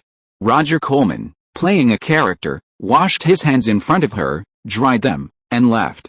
Although it was a very busy company, and the employees were all very hard-working, chasing someone to the restroom to discuss work was still quite dedicated. "Can you answer his call?" Tess asked her boss, Tesco, from outside. "I don't have any toilet paper." "What?" Tess was a little confused. "There's no fucking toilet paper here," Ronald's character, Manager Tess, yelled, peeking out from above the stall. "Get me some." Melanie Griffiths, playing Tess, was even more embarrassed. She handled the situation well, pausing for a second at the rude request. After a moment's thought, she grabbed a roll of toilet paper from under the sink, ran to the stall, and reached under the door. Ronald's hand reached out and grabbed it. Griffiths feigned relief and quickly ran out. "Thank you for your help. You're so kind." Ronald was still thanking her. "Cut," Roger Coleman called from outside, and everyone came in from the restroom, applauding. Melanie Griffith's performance perfectly captured the character, a tough office worker, yet possessing the qualities of a gentlewoman. Bravo! Sigourney Weaver arrived at noon too. Although her scenes weren't scheduled yet, she'd been pondering the meaning behind Ronald giving her a gorilla doll for the past few days. She decided to come to the set to watch the filming and get some inspiration. Many great directors have this habit of not explicitly stating things, letting the actors figure it out themselves. Sigourney Weaver assumed Ronald was one of those directors. Ronald watched the black and white footage recorded on the monitor. Griffith's performance was excellent, perfectly capturing Tess's essence. He figured it was best not to reshoot this scene, he felt awkward about it himself. He declared to take a hit and was very satisfied with Melanie Griffith's performance, deciding to reward her. He went to the props area, took a small rabbit doll that would be used later, and handed it to Griffith. "This is your reward. You did a great job, thank you, thank you." Like many actresses, Melanie Griffith couldn't resist cute little dolls. In the scene, Tess also had a rabbit doll on the table. "I understand." Sigourney Weaver, witnessing the scene, finally understood Ronald's intention. Tess was a blue-collar worker, her heart was like a little rabbit, sensitive and easily frightened. The rabbit doll was also small, symbolizing Tess's low status in the company. Being bullied by everyone. Ronald, on the other hand, gave her a gorilla doll the size of a person. And it was modeled after the character from the movie King Kong. In the movie, the gorilla holds the girl. In the script, Catherine gets off the plane holding the King Kong doll. This was a metaphor, suggesting that Catherine was like a clever woman manipulating a gorilla. The gorilla represented the male executives in the company. They were also large and foolish. "Thank you for the gorilla doll, it helped me understand Catherine's inner world," Sigourney Weaver suddenly blurted out. "Ah, well, whatever you like." Ronald thought Weaver had just returned from filming a gorilla movie in Kenya, so he gave her a doll to cheer her up, and it seemed to have worked well. The rest of the filming went smoothly, and they wrapped up at 6 in the afternoon. Ronald was greeting the Writers Guild's volunteer picket line when Ricki Lake, the lead actress from Hairspray, suddenly ran in, hugged Ronald, and burst into tears. "Who's this? She doesn't have your cruise pass." "Is she a screenwriter?" the picket line members asked. "No, she's an actress," the lead actress in my production company's new film. Haven't you seen it? Ronald replied curtly. Divine is dead. What? What did you say? Ronald was shocked. Had he misheard? Divine, the drag queen, whom he had just eaten with, was dead? If you are listening to this novel on a channel other than Fanfic World, it means it was downloaded and re-uploaded without effort. We warmly invite you to visit our channel, Fanfic World. There you will find the original version of this story and many other novels of various genres. We look forward to seeing you dive into a world of incredible novels. Chapter 917 The Truth About Adults.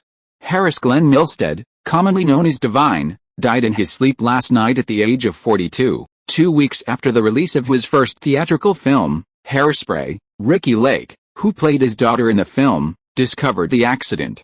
After notifying the Southern District Attorney's Office, Hairspray director John Waters and several actors sat in the room for several hours. They were Divine's friends, and they stood around their friend as his body was carried out of the hotel to prevent the media from taking any photos. Southern District Attorney General Rudy announced that an inquest into the controversial actor's death would be arranged as soon as possible. According to named sources in the medical examiner's office, the cause of death is likely to be cardiac enlargement and heart failure caused by alcohol abuse. Ronald listened to the news report on television while talking on the phone with Cameron Crowe about script revisions. Divine's unexpected death had generated considerable media attention. Everyone was curious about this cross-dressing entertainer. His outrageous performances in John Waters' low-budget films, his controversial identity, and his extreme obesity were all topics of conversation. This time, in Hairspray, he finally played a normal role and performed exceptionally well.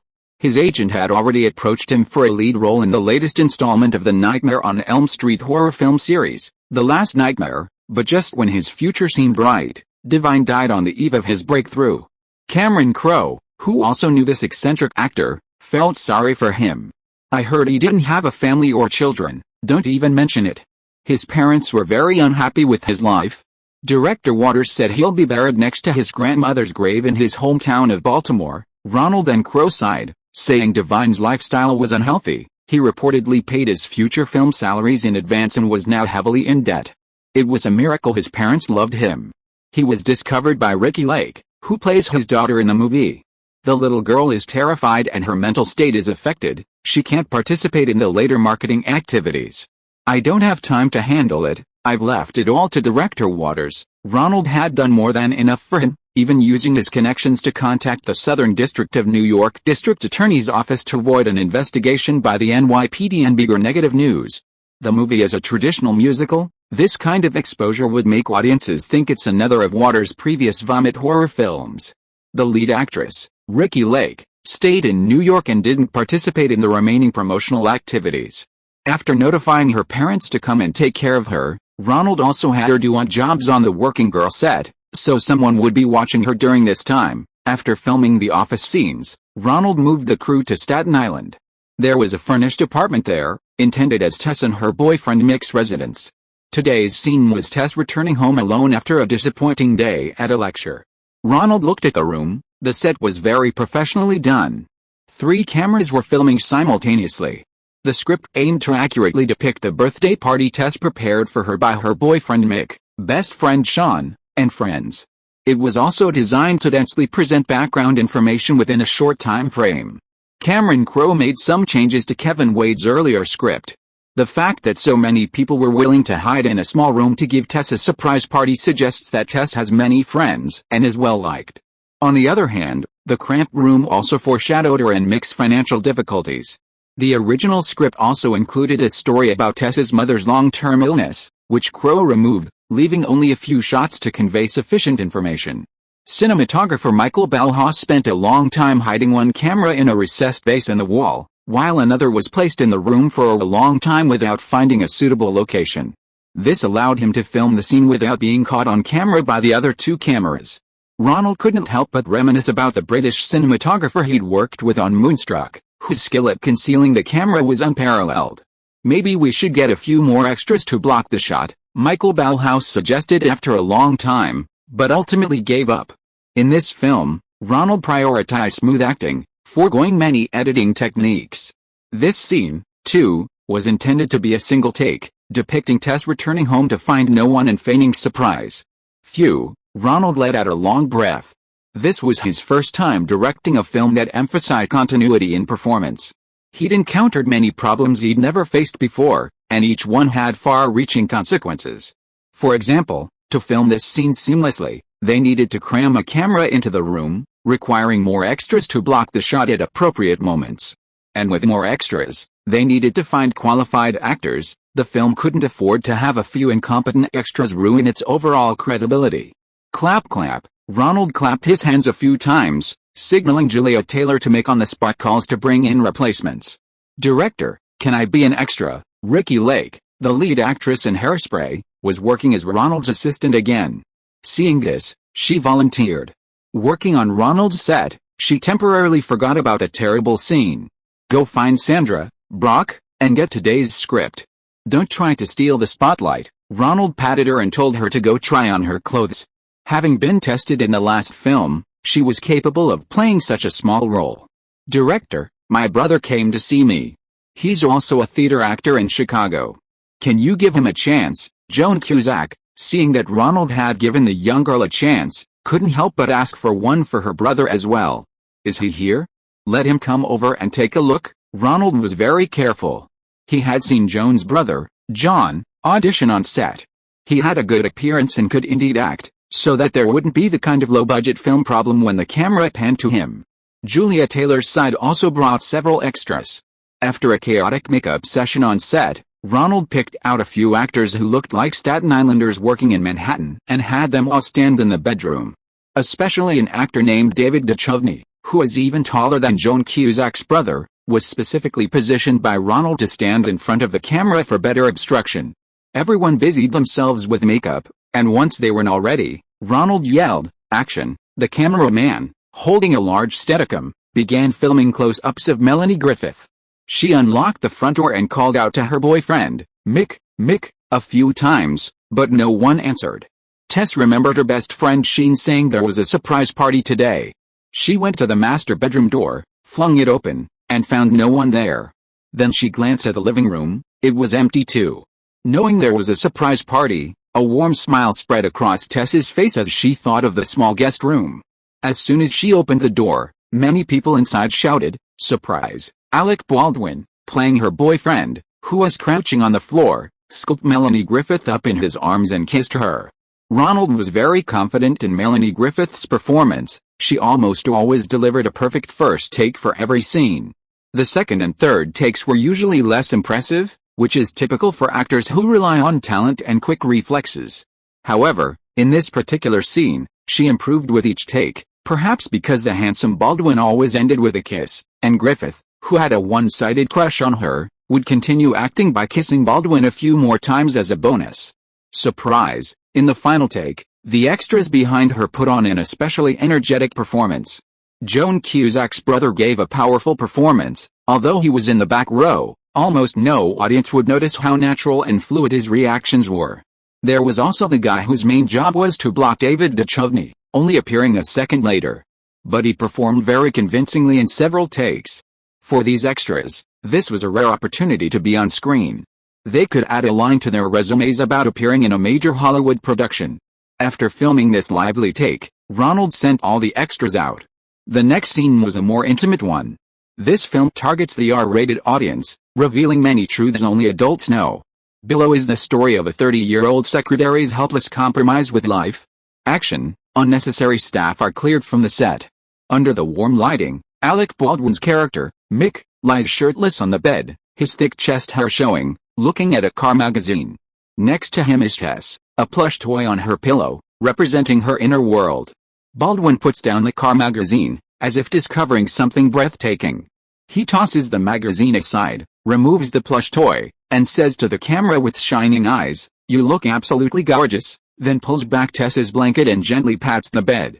Changing his tone, he whispers, "Come here, baby." Another camera is focused on Melanie Griffith, where Tess is struggling to put on the sexy lingerie Mick bought her for her birthday, in front of a cheap full-length mirror. She stood in front of the mirror, fastening the garter belt to her black patterned stockings for work. Time had left its mark on Tess, gravity had taken its toll on her figure, making her less attractive than a younger woman.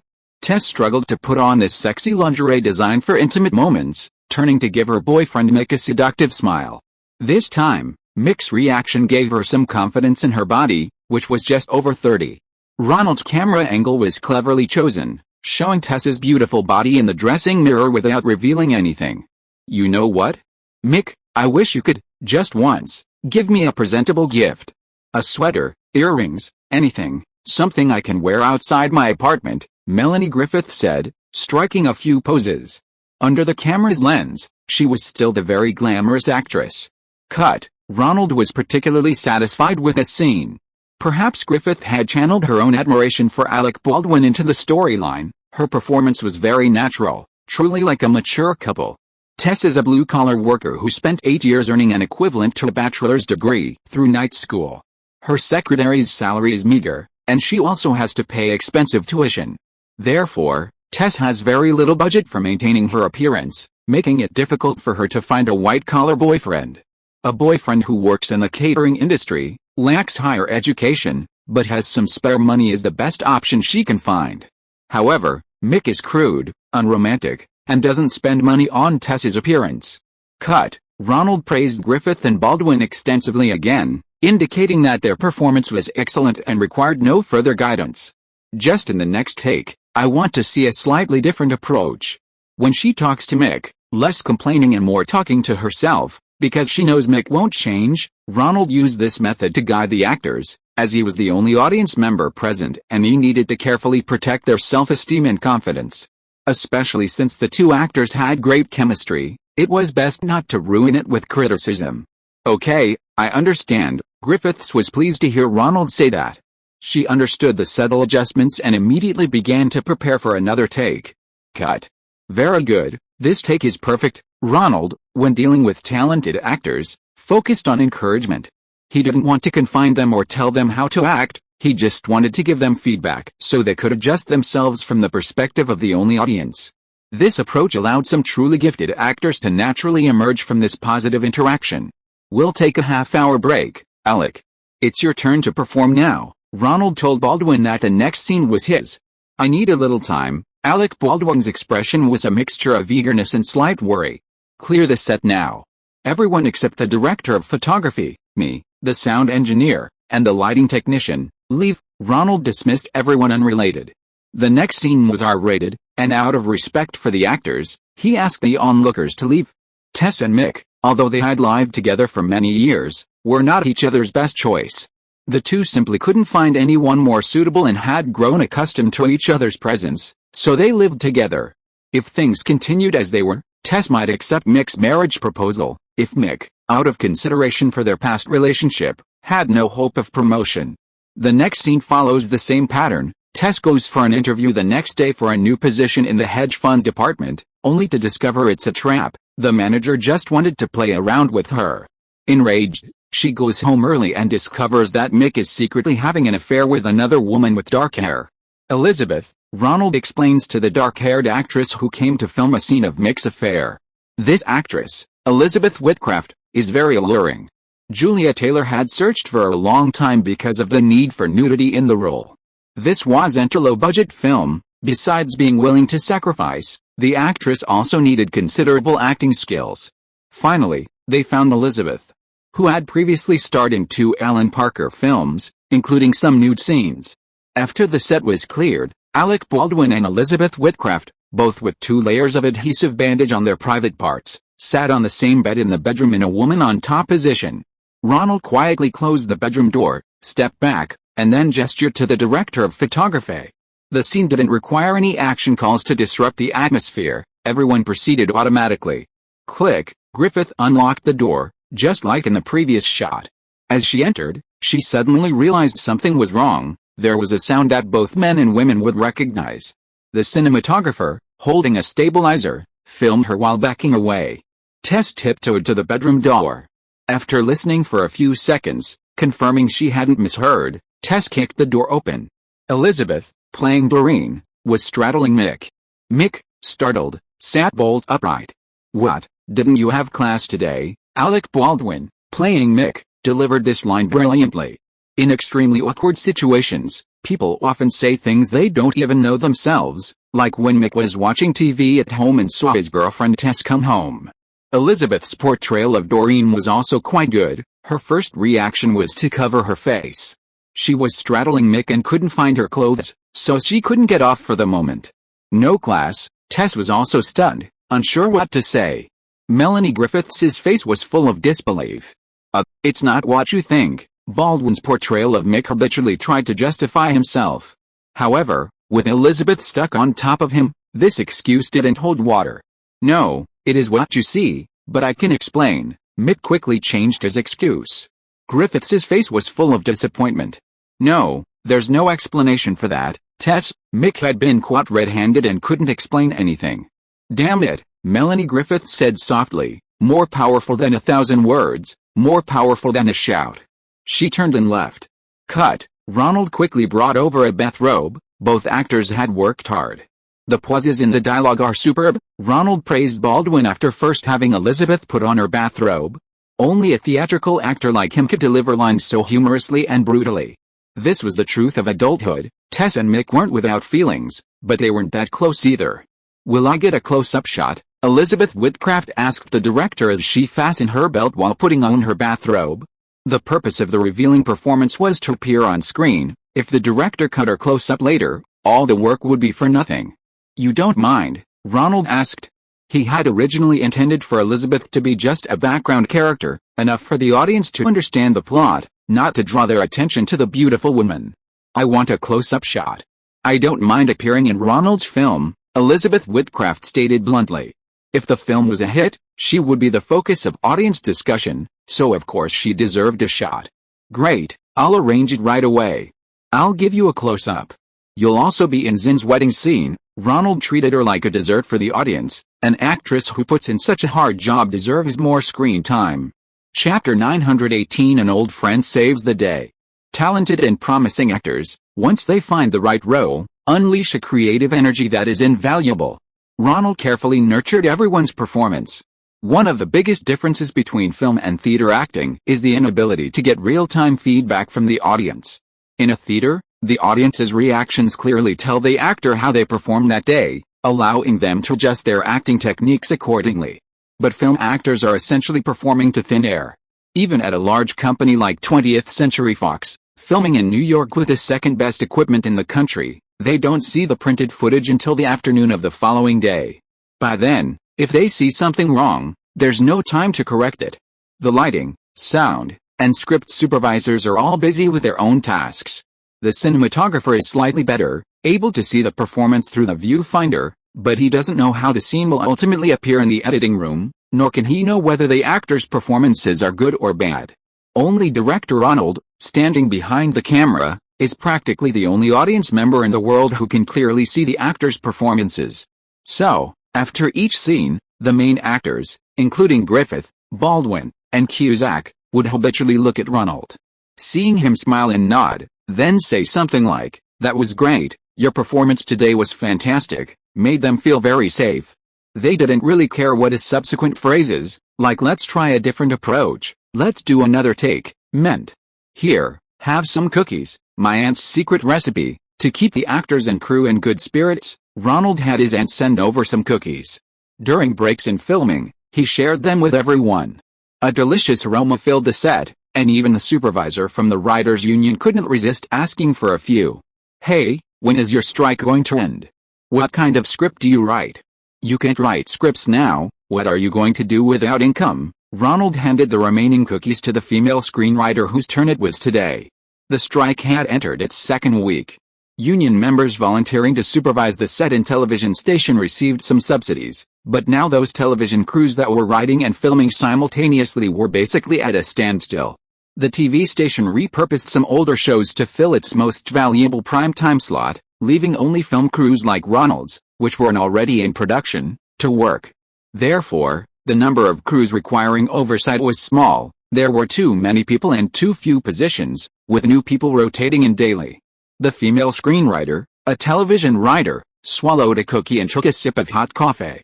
"Before my strike, I had actually secured a long-term job on an NBC morning soap opera. If this continues, that hard-earned job might be wasted. How long do you guys plan to strike? I see the Producers Alliance has softened its stance. The $300 million compensation is a bit too much? Let's sit down and discuss a number, then we can go back to our happy times. I can continue making movies, and you can have TV work. Isn't that great? You know what? Director, discussing strikes with me like this is actually against the rules. But your cookies are delicious, so I'll tell you. We're in a bind now, the screenwriter said with a grin. Actually, I wanted to accept the terms to end the strike. Rumor has it that the negotiator, Walton, wanted to accept your $50 million compensation offer, but many members were so swayed by his previous speeches that they genuinely believe they can get $300 million and even have say over casting and directing. Huh? I thought Walton had the power to decide whether to accept the producers' union's terms. To gain the union members' support, he didn't want to be sidelined until he got the best terms. He reached a private agreement stipulating that the union needed his approval to accept the terms, but in return, he agreed that the terms must be approved by an internal vote. Oh, Ronald scratched his head. This was troublesome. The lower-level union members had been incited and genuinely believed they could gain power in Hollywood that even top directors and producers might not have. It seemed that a compromise couldn't be reached in the short term until everyone's energy was exhausted. Meanwhile, the Staten Island scenes were being filmed. The set and props team, led by art director Polly Pratt, was setting up Tessa's new office on another floor of the World Trade Center. Tessa's former colleague at her old company, the chubby manager Lutz, claimed to have introduced her to a manager in the hedge fund department who was looking for a new assistant. However, Tessa's suspicions were correct. This was merely a way for the manager to find women. The hedge fund department was crucial in last year's stock market crash. They either made huge profits or suffered massive losses, with daily fluctuations of hundreds of millions occurring under the extreme conditions of the crash. For example, the Jewish manager of Tiger Fund, Solo, almost lost his entire fund. He later managed to recover some of his losses by taking advantage of insider information about the yen's exchange rate adjustment. These people are often eccentric and violent, and their dramatic life experiences lead them to have exaggerated romantic relationships. Seeking dopamine, they can do bizarre things. According to Ronald Bannon, a friend of Ronald, these people are more chaotic than Hollywood. The manager played by Bob Spike in the script is such a character. Cast and director Julia ultimately found an actor who played a recurring supporting role in primetime soap operas, the kind of stereotypical character often portrayed in these shows, and he played a womanizer. After the weekend, filming moved to Manhattan for the new week, and Ronald received bad news. The Writers Guild strike had entered its third week, and the Television and Radio Artists Union, TNA, one of the two major screenwriters' unions, was encouraging actors to take leave or seek second jobs due to a script shortage. American television series typically operate on a shoot-as-you-go basis, with scripts fine-tuned weekly based on audience feedback. Popular characters get more screen time, and guest actors can become regulars. The Writers Guild strike completely disrupted this model, but television actors were still under contract and didn't want to be stuck with shows that couldn't be filmed, preventing them from finding other livelihoods. The Producers Union, on the other hand, didn't want the other two unions and the Writers Guild to force them to compromise. Both sides reached an agreement. Each network announced that actors could choose to take leave until the strike ended. Suddenly, all the television actors on the three major public networks had fled. Some went to the theater, some filmed abroad, and many more took on part-time jobs, teaching drama to children in schools or communities. The actor Ronald Angelio Taylor had cast was British. He had just managed to get a supporting role in a soap opera back home through connections, so he dumped his cameo role with Ronald and went back to pursue his own interests. Ronald, now in a bind, quickly called Angelio Taylor over. "Do you have anyone else suitable to play a pervert? I'm in trouble, hurry. How about Kevin, the one who does stand-up comedy in the bar?" Kevin Spacey. Spacey, Ronald remembered the actor who had chatted with Alec Baldwin and Alan Rickman near the Candy Box Theater on Broadway. He openly flirted with waitresses in the bar. His image was acceptable. "What's his phone number? I'll call him directly." In his haste, Ronald didn't even contact Kevin Spacey's agent, calling the actor directly. "A cameo as a hedge fund manager? I'd be very interested.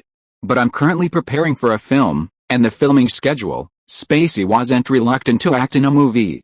He's currently preparing for rehearsals for a new Broadway play and is worried he won't have the time. "Half a day will do." I'll have my driver pick you up and bring you the script. Just tell your agent to come and sign the contract for you." Ronald didn't wait for Spacey to speak, decisively finalizing the casting. This scene was filmed inside a car. A rented limousine was prepared on Long Island. Renting a limousine wasn't just to showcase the hudging department's extravagance, but also for convenient camera placement. Long Island, being relatively affluent and quiet, was chosen because of its lower traffic, allowing for repeated driving and filming. If this scene were filmed in Manhattan, other drivers would likely yell at him for blocking the way, making filming impossible. "Cameron, this is your pass." While filming on location, Ronald called Cameron Crowe to the set for advice. Since it was an outdoor shoot, Ronald wasn't worried about being arrested by the Writers Guild. The Writers Guild, which had been on strike for over 2 weeks, hadn't reached an agreement, and those who initially came to the set to supervise were starting to lose heart. "They didn't come along today because we're shooting on location. This scene needs some lines revised for manager Bob Spike. I need a really marginal character, the kind of manager the audience knows will do something lewd and outrageous. You can write it like Tiger Fun's Solo." Having changed actors, Ronald decided to have Crowe rewrite the lines to better suit Kevin Spacey's well-dressed lecher.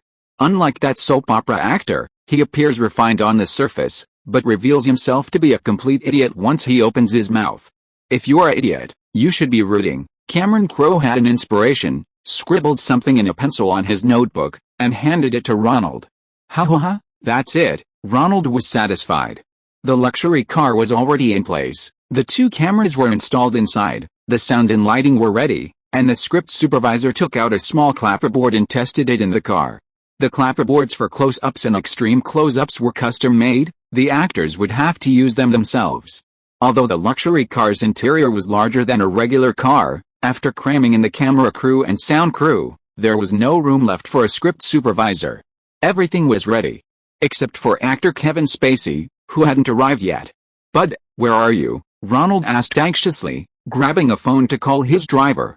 "We're stuck in traffic, about 20 more minutes, Bud replied via the car phone. 20 minutes? You just said 20 minutes. Hello. Ronald had given up hope of getting through Manhattan traffic. "I'm almost going into the East River Tunnel. I'll call you back later." Bud's voice came through intermittently, then went silent. Ronald wondered if the traffic jam would extend to Long Island, pacing anxiously around the set.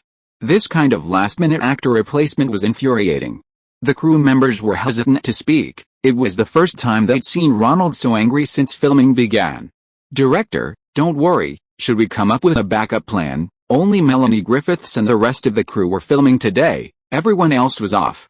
Of the crew, only she, being an actress, dared to approach and offer advice. "A backup plan," Ronald repeated her words, his anxiety still lingering. "Cameron, you can act. I remember you've been an actor before." Ronald looked around. Only Cameron Crowe, who had come to the rescue to revise the script, hadn't appeared on screen before, and his appearance matched the character in the script. "Me? I have indeed been an actor." Cameron Crowe, seeing that Ronald had actually called his name, dared not admit that he had only acted in the University Drama Club, and his acting career afterward had been a complete failure.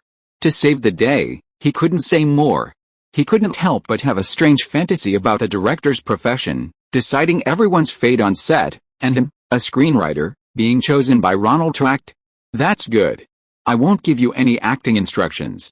You wrote the script yourself, you'll definitely act it yourself. Costumes, come and get Cameron to try on some clothes." Ronald called over the costume designer. Crowe was a little taller than Spacey, so he needed a new outfit. "This won't do, Mr. Crowe is too tall." After a while, Crowe finished his hair and put on the suit, then came out to show Ronald. The costume designer looked at the effect. The suit didn't give him that powerful, masculine look at all. "Go buy it, go borrow it, see if there are any boutiques around." Ronald was anxious, time was ticking away. Screech, a sudden stop, and Kevin Spacey, whom Bud had picked up, finally arrived. Sorry, I just finished rehearsal. There was a traffic accident in Manhattan today, and we were stuck in traffic for a long time." Kevin Spacey quickly apologized to Ronald and the rest of the staff. He had come to help Ronald today, and it wouldn't be good if he caused trouble instead. Ronald didn't say anything, but pointed to the suit the costume designer had just taken off Crowe and told Spacey to put it on. The makeup artist and hairstylist quickly came over to do Spacey's makeup, while Ronald handed him 2 pages of the script, asking if he had any questions. "Everything's okay." Spacey quickly finished reading it and made a gesture indicating that everything was fine. Working girl, Scene X, Line 1, Melanie Griffiths, wearing a sweater resembling a mink coat, Tessa's best outfit, sat in the back of the extended limousine. She picked up the clapperboard, tapped it at the camera, and then casually placed it under the seat. "What qualities do you think a good hedge fund investor needs?" Tess asked manager Bob. We'll discuss that in the hotel room." Kevin Spacey reclined, then forcefully twisted the wire on the champagne bottle cap. Hotel room. Tess realized this wasn't the real interview assistant. There was a hint of disappointment in Melanie's tone. "Yes, the company has our long-term suite at the Ritz-Carlton Hotel. When we don't have clients, we can go there, to party." "Oh ho." Kevin Spacey's explosive energy was palpable. With a yelp, the champagne cork popped out with a bang. He deliberately pushed the spraying champagne foam forward, letting it fall onto Melanie's clothes. Melanie's reaction was also great. Her decent clothes were soaked in champagne, but she couldn't blame him, so she could only quickly brush off the foam with her hands. "Oh, sorry." Kevin Spacey's improvisational skills as a theatrical actor kicked in. He helped Tess's character blow away the foam. He then placed his hand on Melanie's stomach and, like a fat pig, nuzzled it with his snout. "Bob," Tess yelled. This had crossed the line. Seeing that Melanie was about to explode, Kevin Spacey quickly let go of her mouth, then took a sip of the champagne bottle and immediately tried to smooth things over. "Sorry, the hedging and arbitrage department made a simple introductory textbook for training business school graduates. How about I play the videotape for you if you have any questions?" "That's good," Tess thought. Maybe Bob was just a little impatient and still wanted an assistant. The videotape that Spacey had put in the car's TV began to appear on the screen. The video wasn't some hedging and arbitrage textbook at all, but a pornographic DVD showing a man and a woman in an outdoor swimming pool. Wrong videotape, of course, unless you want to see this too. Spacey's manic, borderline personality kicked in, transforming the previously serious financial elite into a lecherous pervert. "Bob, you're not really looking for an assistant, are you?" Melanie Griffith's tone made it clear to the audience that this wasn't the first time she'd encountered this kind of harassment. Not now, but I'm always open to those who are thirsty, as long as they're willing." Spacey's portrayal of Bob perfectly suited his own personality. He could spout lies so easily that they were believable. "Bob, I am thirsty, but not on that way." Tess wasn't interested in exchanging her body for an opportunity. If she wanted, she'd done it before. She wanted to be a real manager, capable of doing her job well, not just a man's appendage. "Excuse me, could you move aside here?" Griffith said to the camera, making it seem to the audience like she was talking to a driver. Then Griffiths picked up the champagne, shook it vigorously several times, and the champagne foam sprayed out, spraying Spacey's face. "Your party, Bob." Cut. Seeing Spacey's disheveled appearance, Griffiths was about to open the door to leave when Ronald called a halt. The 2 actors had performed exceptionally well in this scene, and Ronald didn't want to film it again because Spacey's suit was soaked, and his hair and makeup were ruined by the champagne. Filming it again would take a lot of time to redo it. "Thanks, Kevin, today's scene was great, I really enjoyed it, give me a bigger role next time." Kevin Spacey laughed. It was always good to have Ronald owe him a favor. Ronald owed more than one favor, for the next scene. The original actress also stood him up and left. Ronald immediately had to ask his old friend, Olympia Dukakis, who played the mother in Moonstruck, for help. Dukakis was in Boston, and upon hearing the call, she came to make a cameo appearance as the manager of a job placement agency without hesitation. "What are you doing in Boston? I thought you were doing PR in Los Angeles." Ronald was puzzled that she hadn't continued her PR efforts for the Oscar-winning Best Supporting Actress and had instead come to the East Coast. "Didn't you read the newspapers? My cousin Michael, the governor of Massachusetts, announced his candidacy for president. I'm here to campaign for him and maybe get some media attention." Oh, Ronald genuinely didn't know about this. Actually, this cousin, Michael Dukakis, wasn't a close cousin of Olympia. Michael Dukakis was the second person of Greek-American descent to become governor. After he took office in 1983, Massachusetts' economy experienced a strong recovery, with the unemployment rate dropping from over 12% in 1975 to less than 3%, and tax revenue also increasing significantly thanks to the incubation of high-tech companies at Harvard and MIT. However, unlike Vice President George, his cousin was a Democratic governor. Whatever, I won't miss any opportunity for exposure now. I'd rather overdo it than regret it later. Olympia Dukakis knew this might be the best chance of her life to win an Oscar. Oscars are hard to predict, but you have my vote. Ronald was quite satisfied with the actress. Tess, you can't get promoted just because you call the manager a pimp. Olympia Dukakis' makeup was completely different from the housewife in Moonstruck. Her hair was styled in a professional updo, a light blonde. 2 black gemstone earrings set in gold, paired with light lipstick and polka dots, a white shirt with a large collar, another typical powerful look, a favorite of professional women. But he is a pimp. Griffiths felt wronged. Look, this is the 3rd time I've found you a job in 6 months. Dukakis' performance really captures the feel of a seasoned employment agency manager. I'm 30 years old, and I spent a long time getting my night school diploma. I can do this job well. Go ask my previous managers, even Lutz. Do they say Tess has ever made a mistake at work? I don't think they'd say anything good about you either. Dukakis shook her head slightly. Tess's character is interesting. Although she's 30, she's still quite naive in some ways. She looked at the computer on the other side and pretended to type a few times. There's a job here. The manager just transferred from Boston, in the M&A department. His name is Parker. Starts Monday. Thanks, Tess. Dukakis handed over the documents, then emphasized, go home and calm down. This is the last time I can help you. If you mess this up again, you're out. Cut. Ronald was really satisfied with the actors' performances. Once they got used to acting in front of the camera, it was very smooth. Ha. I'll vote for you. Melanie Griffiths and Olympia Dukakis have great chemistry. Their reactions to each other, both in timing and emotional intensity, are fantastic. Would you like some cookies? It's the director's secret recipe. They're delicious. Oh, yes, they are. I didn't have these when I filmed for him last time. Olympia Dukakis ate several of the cookies Ronald brought. Chapter 919. The female protagonists who are mirrors of each other. Your film has a very old Hollywood feel to it. Robert Greenhart, the production manager sent by 20th Century Fox to handle all the logistical support for the film, was meticulous and handled every detail perfectly. He was brought in by the Fox boss to help Ronald. How so? Ronald sat in the director's chair with his name on it, taking a break after filming until noon. The biggest star in your film is Harrison Ford, and the second biggest is Sigourney Weaver, but we've already filmed a third of the way, and they haven't even appeared yet. It's very similar to the big-budget films of the old days, where stars were assigned roles on set and didn't necessarily need to appear at the beginning. Haha, you're right. This film isn't purely commercial. I'm trying to tell a complete and compelling story. This subtle flattery instantly dispelled Ronald's fatigue. Filming had been going very smoothly so far. Sigourney Weaver, who also had experience on the stage, respected the director on set, and everything was filmed according to the script. Next up was the scene where the 2 leading ladies first met, Tess arriving at her new office on her first day. This office was laid out according to the layout of a traditional investment bank's offices on Wall Street. Sigourney Weaver, playing Catherine Parker, had her office in a corner room, the best office on the floor. Tess's workspace was just outside her office, shared with the secretaries of other managers.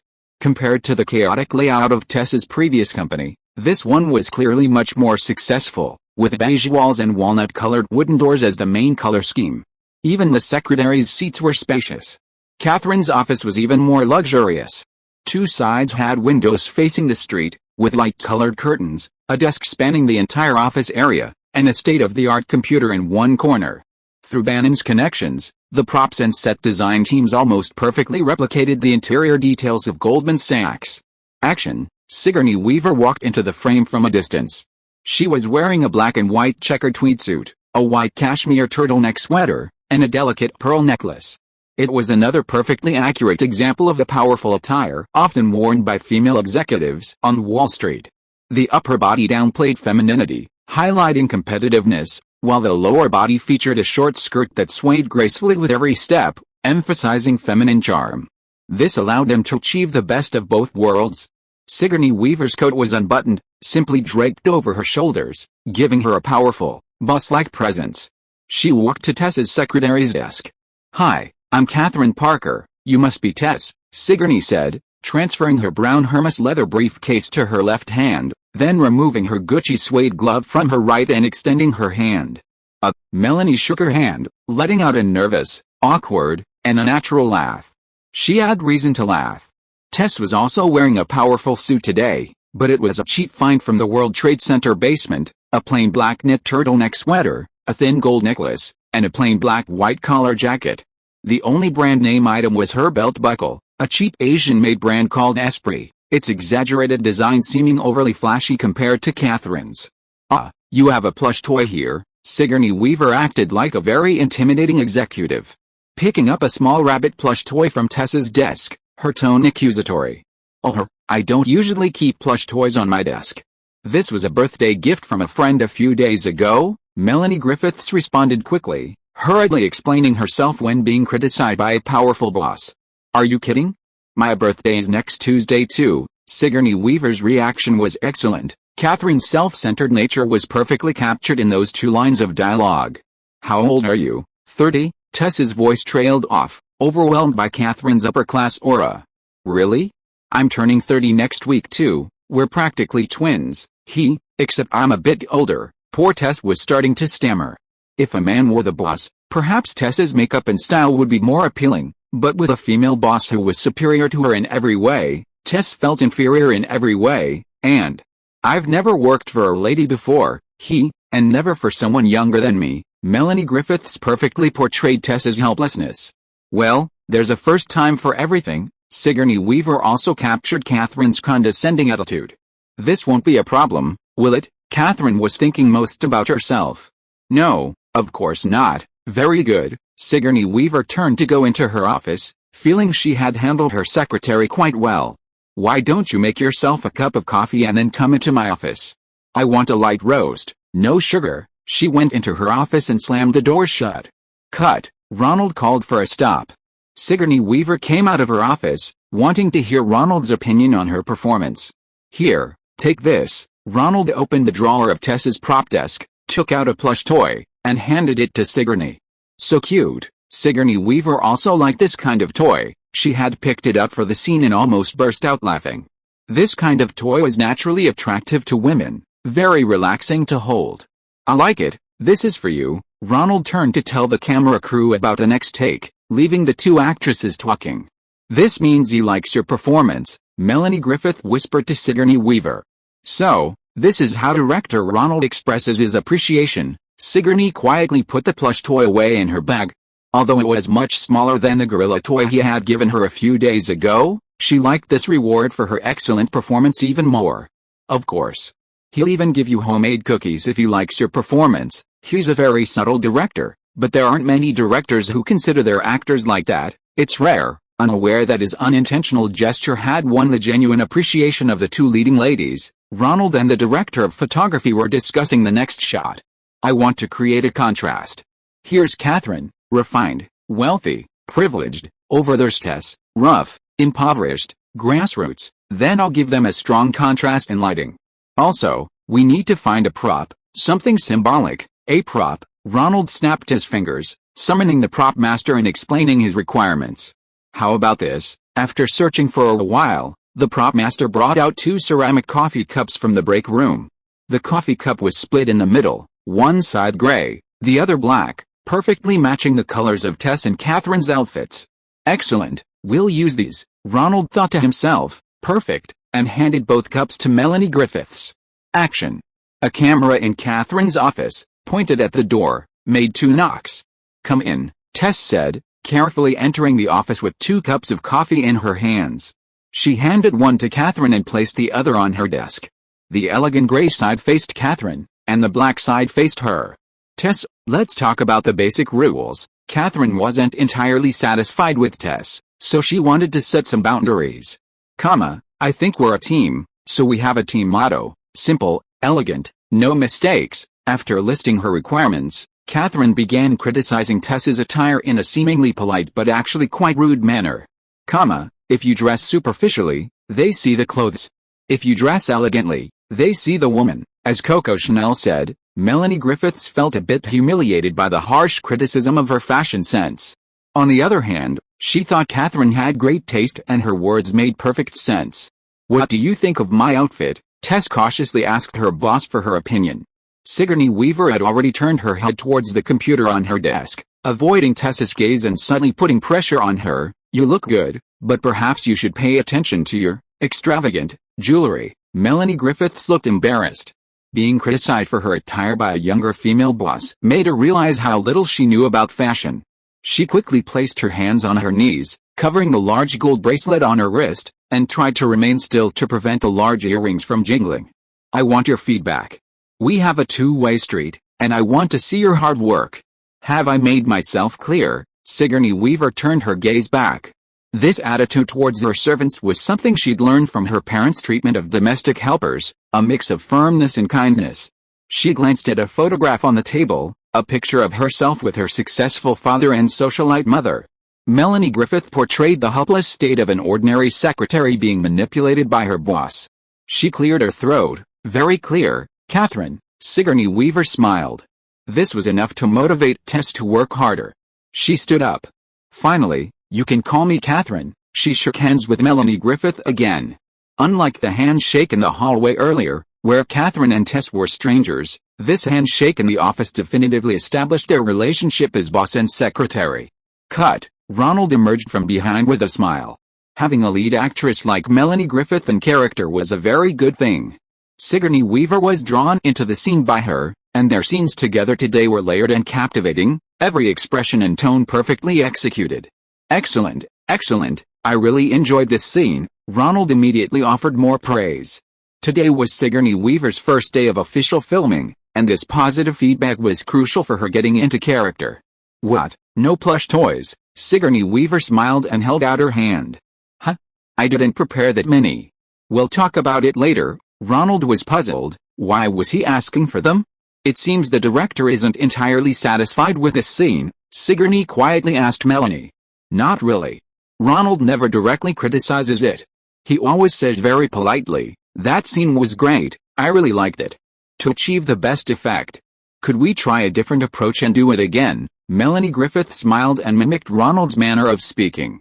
"Looks like it hasn't exceeded his expectations. Hey, props, go to that store on 5th Avenue in Manhattan and buy some more plush toys, all kinds of different animals.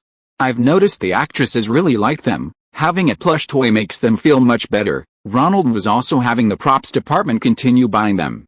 This kind of interaction, where a good performance is rewarded with a prize, seemed to be quite popular with the two leading ladies. Next, the main focus was on the two leading ladies' scenes together in the office.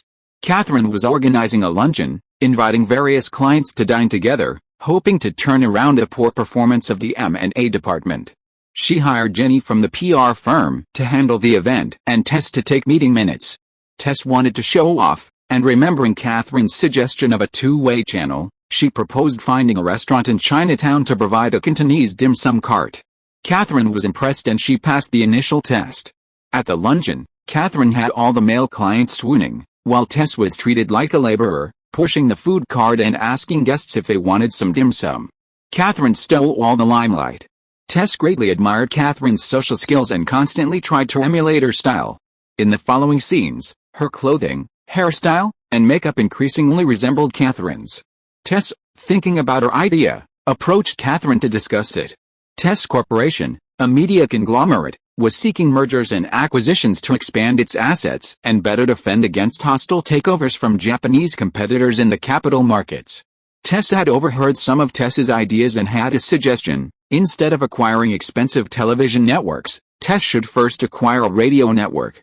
Radio stations have lower valuations, making acquisitions less resistant and boosting the stock price.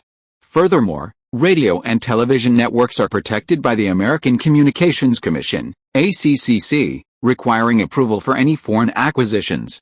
This would create a safety net between Tess and its Japanese competitors, shielding their acquisitions from obstacles beyond price.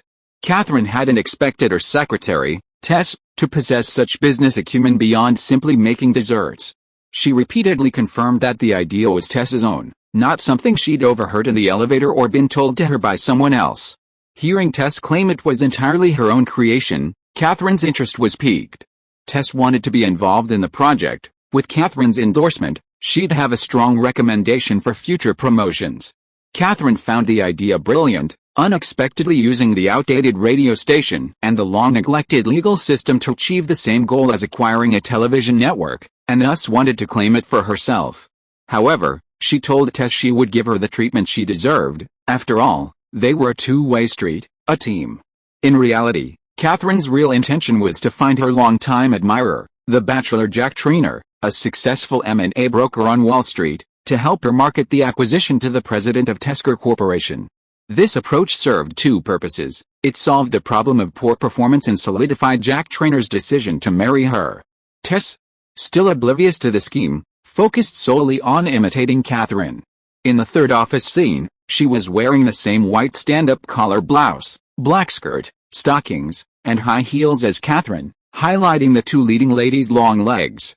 However, Catherine didn't promote Tess to a real team member because of this clever idea. Instead, she made her do all the odd jobs.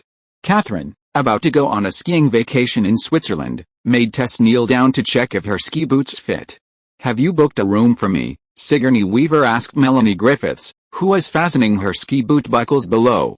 "I called a few days ago, and they said they could give you a suite in a new building." Sigourney Weaver turned to Tess, her face showing a critical and impatient expression.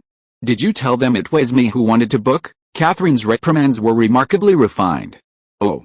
I said your name, Parker." Catherine gave her a look that said, "Let me teach you how to do this," picked up the phone, dialed the ski hotel, and then spoke in very elegant German, her pronunciation tinged with aristocratic grace. "They knew it was me. They gave me the best room in the old building, with a wood-burning fireplace. Everything was perfect. You know what? I have a boyfriend, he's in New York, and he said he'd come to tell me something very important. I think he'll ask that question." "You think so? What if he doesn't propose?" Tess couldn't understand Catherine's certainty, as if everyone revolved around her. "Because none of the other options work," Catherine said smugly, referring to Jack Trainer. Then she lectured her secretary, "Tess, you can't just sit and wait for things to happen. If you just sit there hoping something good will happen, it will never happen. You have to make it happen. Look at me, learn from me." Cut. Ronald was very satisfied with their performance. The camera angled down as they spoke, subtly suggesting their mutual understanding. "Here you go, one for each of you." Ronald had plenty of supplies and gave them 2 giraffe plush toys. "Thank you, they're so cute." The two actresses exchanged glances. They had received another reward from Ronald today. He was a very genuine director who understood subtle communication. In the plot, Catherine will break her leg while skiing and need to recuperate. She calls Tess, asking her to come to her house to supervise the cleaning lady and gardener and tidy up her room. Then Tess discovers Catherine's recorded memo, realizing that Catherine wants to keep her ideas for herself. Extremely disappointed, Tess, remembering Catherine's words about taking the initiative to make things happen, decided to impersonate Catherine and go to Jack Trainer to finalize the merger. Finally, in the 3.5 weeks of filming, Harrison Ford's scenes were about to begin. The crew's demeanor noticeably changed. Many people dressed more stylishly, and some women's makeup was more refined. He truly was a very charismatic male star. "Cousin, please let me come to the set."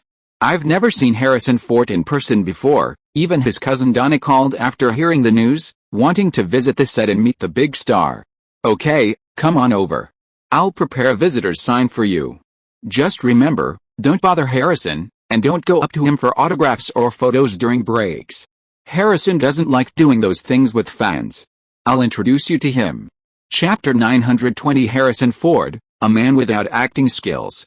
Here are all the stills of Melanie Griffiths. "I've numbered them according to each scene," said Robert Greenhart, Fox's production manager, meticulously organizing and archiving the lead actress's stills. Ronald glanced through them and nodded in satisfaction. This was because the upcoming plot would involve Tess discovering Catherine's plot to seize her ideas. For her future, Tess would fight tooth and nail. While Catherine was recuperating in Switzerland with a broken bone, she borrowed Catherine's expensive clothes, occupied her office, and, posing as another manager, began trying to sell her idea to Jack Trainer. If successful, Tess could escape the secretary's circle and find a job truly suited to her. If unsuccessful, then at 30, she would, like other secretaries, abandon her career aspirations and obediently find someone to marry. This is the door that leads into the second act of the entire film. Ronald really likes this so-called transformation plot, which not only makes the audience like the female lead more, but also gives them a sense of fighting alongside her, tending to stand in Tess's shoes and hoping that she will ultimately succeed and achieve both career and love. To prevent any oversights, they need to reshoot the earlier scenes of Tess, and they need to archive all of Melanie Griffith's appearances. In the upcoming scenes, she will transform into a sexy career woman no less than Catherine. Arriving at the rented two-story mansion, Ronald watched the props team doing the final touches. The house was largely kept as it was originally owned by the homeowner, who himself was a man of good taste. However, Catherine is a single woman, so the props team bought some exercise equipment such as stationary bikes, added a state-of-the-art computer, and filled the wardrobe with women's clothes and shoes. Be careful, this painting cost me tens of thousands. Watching the props team hang the Andy Warhol painting that Ronald had photographed on the wall, he was a little worried that they would think it was some cheap item and handle it clumsily. You decide, director. The props crew didn't believe it. These were just cheap printed advertisements. How could they cost tens of thousands? Excuse me, this thing is coming down. Another props crew member pressed a button, lowering the large crystal chandelier from the ceiling. The light inside was beautifully refracted through many crystals. It slowly descended to the first floor, finally stopping at a height of about 1 person. This is practically an antique. Clean it carefully. You don't know if there will be any connection problems after so long, the man instructed a woman, who carefully dusted it with a feather duster. Actually, the electric device that allowed the chandelier to move up and down was installed specifically for cleaning. It's so beautiful, Donna, wearing an assistant's sign, said to Ronald. Many little girls grow up hearing fairy tales where the prince's castle always has a crystal chandelier. Really?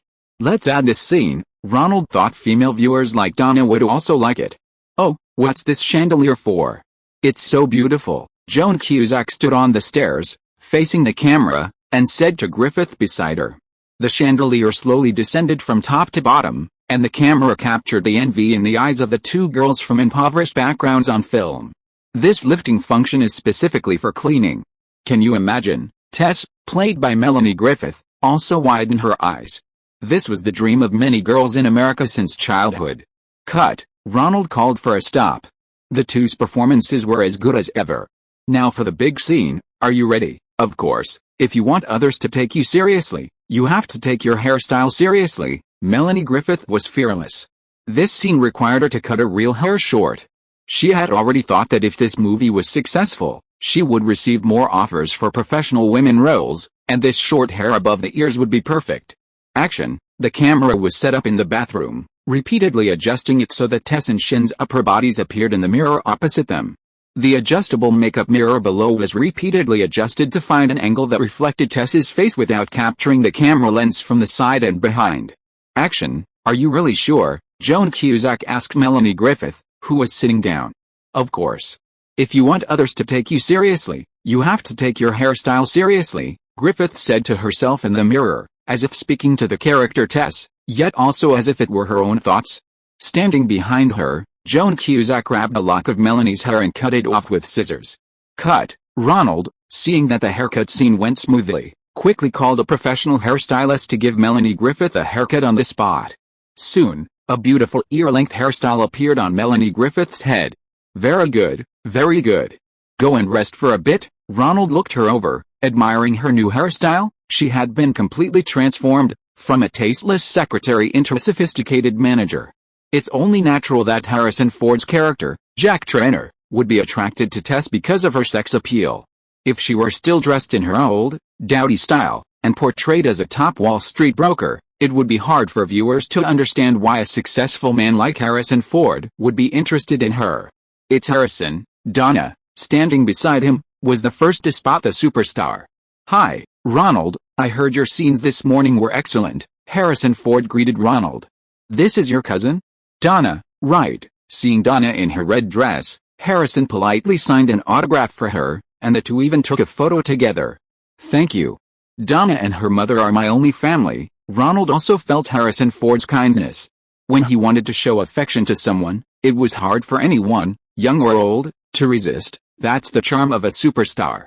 I heard your scenes were excellent, Harrison repeated after taking the photo with Donna. "Melanie's ready, she's even cut her hair. I think she's really looking forward to her scenes with you." Ronald sensed the emotion hidden beneath Harrison's nonchalant exterior. Was she nervous? Directing stars was a troublesome job, and Ronald felt he had a handle on the task at hand. "I'm also looking forward to acting opposite her," Harrison said, pulling out the script. His first scene on set today was a love scene with Melanie Griffiths. "When do we rehearse?" Harrison Ford started looking around at the set, walking along his own route. "No rehearsal," Ronald smiled. "No rehearsal," Harrison raised an eyebrow. If this were a movie, his character would be coming up with some brilliant ideas. "I want to capture some improvisation from the first rehearsal. When Melanie comes out, I'll turn on the camera, and you guys do it like a proper shoot. I won't call action, so you can brainstorm some ideas." "Oh, I see. Great, I'll go get ready." Harrison Ford hurried to his resting place to prepare himself. Ronald's immediate and serious approach made him a little nervous. His wife, Melissa Mason, had heard a lot of rumors within the production team. Inside 20th Century Fox, it was widely believed that the two leads, Sigourney Weaver and Melanie Griffith, were delivering phenomenal performances, making it a potential Oscar contender. Therefore, Melissa Mason repeatedly urged Harrison Ford to prepare seriously. This film was a good opportunity for him, and he didn't want the audience to feel that his acting was overshadowed by the actresses. The scene involved Tess and Jack agreeing to meet the next day to discuss her murder plan with Jack Traynor. That evening, Jack Traynor would attend a cocktail party. Tess, a cunning woman, wore her boss Catherine's $6,000 high-neck black dress and fur coat to the party, feigning an accidental meeting with Jack Traynor to seduce him and leave a lasting impression. This way, when they met the next day, Jack Traynor would be deeply impressed by her, making it easier to promote her plan. However, the plan went awry. Tess, seeing the $6,000 price tag, became extremely anxious. Zinn gave her a sedative, and after taking it, Tess suffered the effects at the party and fell asleep in a taxi. Jack, who had followed her out, saw her and took her home. Bang, the door opened, and Harrison Ford carried Melanie Griffiths upstairs. He acted carefully, making sure Melanie didn't bump into the narrow stairs and that the camera didn't capture any potential glimpses of her sexy black dress. On the second floor, Harrison Ford gently put Melanie down and very gentlemanly hung up her fur coat. Turning back, he saw that Melanie was asleep, her head tilted to one side. He went over to straighten her head and asked, Do you want a nightcap?" Jack Traynor had noticed Tess's messy hair. His girlfriend, Catherine, would definitely need a nightcap in this situation to prevent her from sleeping on it and ruining her hairstyle the next day.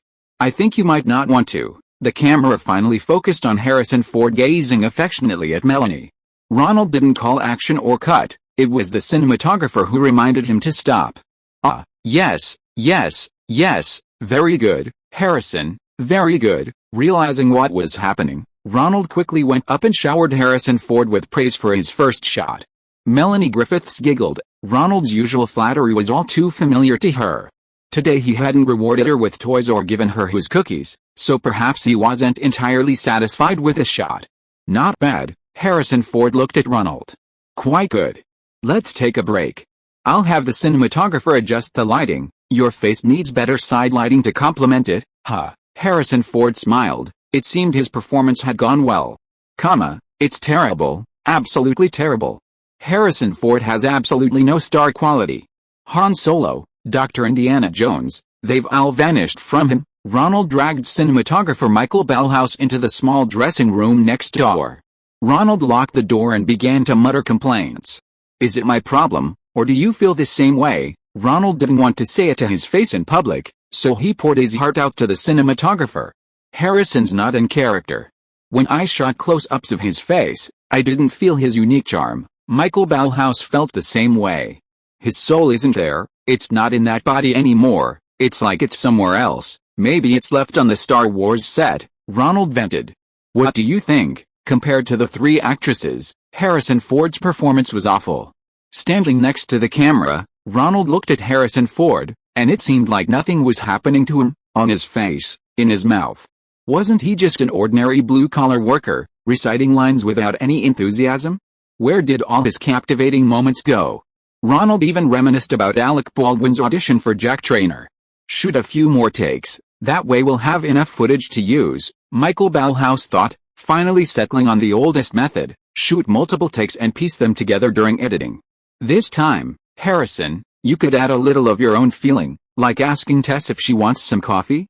I think this is a great opportunity for you to showcase your acting skills. Audiences love to see you act like a gentleman around a beautiful woman. Back outside, Ronald went into Harrison's dressing room, made up some reasons to get Harrison to shoot an extra take.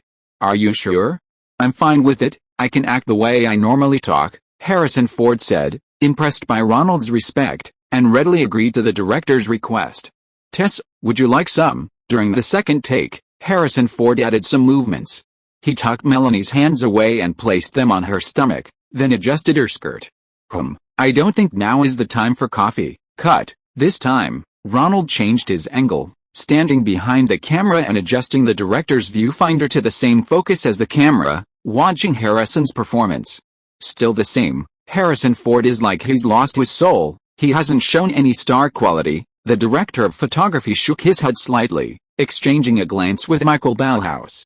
Ronald had no choice but to step forward. Very good, your performance is unexpected, this improvisational line is excellent, Harrison, I didn't expect your improvisational skills to be so outstanding.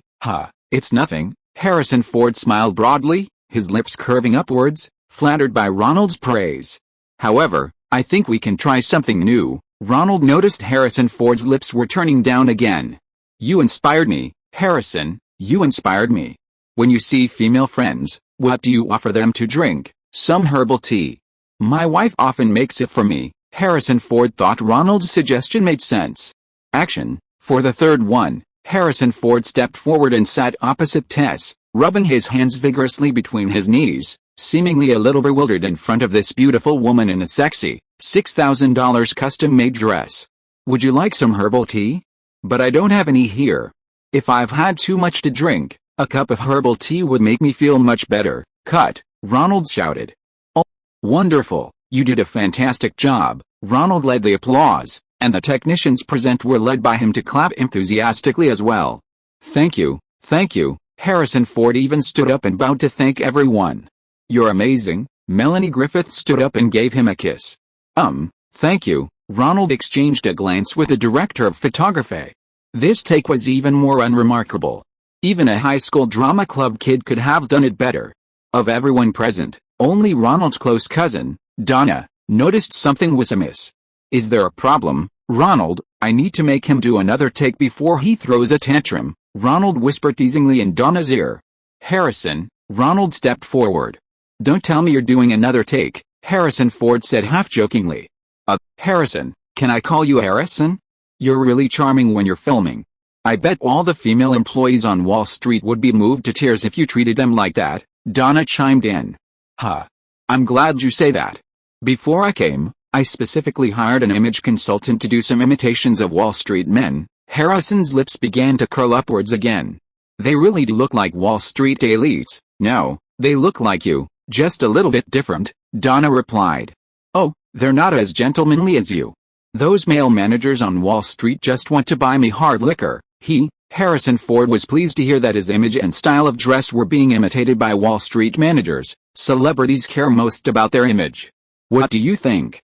Would a glass of brandy be better? Ronald seized the opportunity to suggest. Okay. I'll do one more take. Harrison Ford was in a good mood and, unusually, agreed to shoot a fourth take of the same scene. How about some brandy? I'm afraid I'll have to have some brandy. Harrison Ford sat back down in his chair, looked at Melanie Griffith across from him, and began his new lines. Oh, you're really beautiful. At the end, Harrison Ford added an impromptu remark.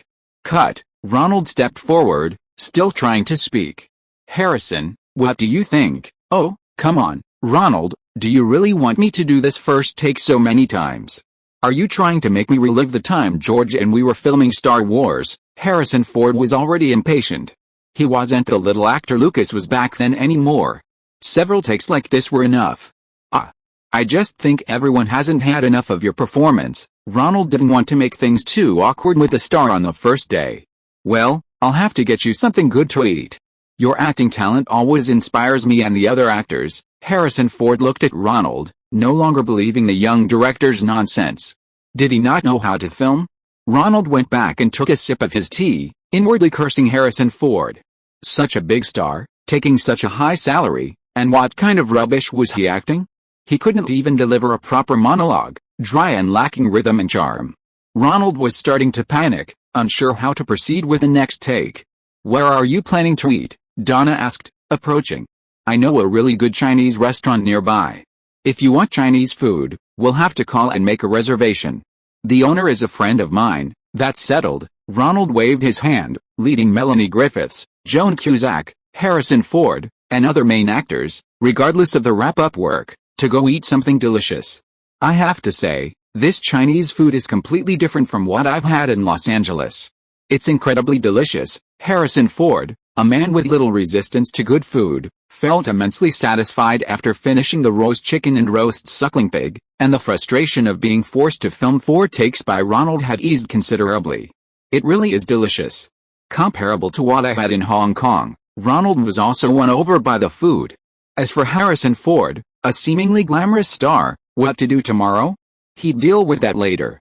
Is it really that delicious? Actresses Melanie and Joan, who had to be careful with their diet, could only cut off a small piece and put it in their mouths. The crispy skin of the roast chicken, paired with the tender, juicy meat, created a delightful sensation as the textures melted in their mouths, truly a top-notch delicacy. Back at the hotel, Ronald first called the film delivery person to expedite the process at the processing plant. He needed to see Harrison Ford's film developed first thing the next morning. He also called Martin Scorsese, a coach who had worked with big-name stars, for advice. "Marty, what do you do when a star isn't in character?" "Oh, Ronald, the best way to address this is to ensure the star's image and the role are a good match from the beginning. I only work with stars I'm compatible with." Scorsese only hires actors willing to sacrifice their star status for the sake of their performances. "Ah, I understand, thank you." Having received no further guidance, Ronald then called the production art director, Polly Pratt. "Polly, I need you on set tomorrow, to support me, to stand by me." "Oh my God, Harrison? I'll be there." Polly Pratt knew immediately it was a star issue. In big-budget productions, if the director doesn't manage to keep the stars in check from the start, it becomes an endless tug-of-war and compromise, extremely exhausting and potentially dragging down the entire crew. Chapter 921. Harrison Ford, favored by the camera. "You're right, his performance, well, it's like nothing happened," production designer Polly Pratt, a seasoned veteran, whispered to Ronald after watching several of Harrison Ford's takes on set. "The dinner the night before was fantastic. Everyone was so captivated by the food that they stopped talking about filming and started discussing the best restaurants in New York and Los Angeles." Donna, working on Wall Street, often had access to high-end restaurants. However, she wasn't the most knowledgeable about New York cuisine. The local, casting director Julia Taylor, was the real food encyclopedia. Harrison Ford and Ronald listened intently to her descriptions, eager to try all the great restaurants. This improved their relationship. After all, filming was work, but food was life, and their wealth and social standing allowed them to effortlessly sample New York's best restaurants. So, the atmosphere during this morning's bed scene shoot between Harrison Ford and Melanie Griffiths was much better than the previous nights. The so-called bed scene was simply a scene filmed in bed.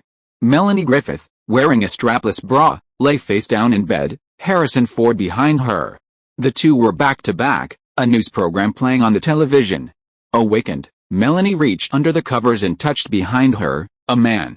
Melanie Griffith feigned regret. Tess hadn't wanted to share a bed with Jack Traynor before discussing business. She covered her face, then sat up and glanced sideways. Yes, it was Jack Traynor. Melanie Griffith picked up the alarm clock from the bedside table. It was already past 7. She tiptoed out of bed, grabbed her $6,000 black dress, and went into the bathroom to get ready. The camera didn't focus on Melanie Griffith, but rather on the bed. Harrison Ford was about to put on a show. Harrison Ford rolled over, felt around in the bed, and found a pillow. He pulled a large pillow Tess had used all night into his arms, then lay down on it. The movement was quite good. The blanket only covered his lower back, revealing well-defined upper back muscles and a profile angled towards the camera, precisely why many female viewers enjoyed watching Harrison Ford. Cut. Ronald called a halt to filming. Harrison Ford was only focused on showcasing his handsome face, and, well, half his back. He hadn't done any in-depth research for this scene.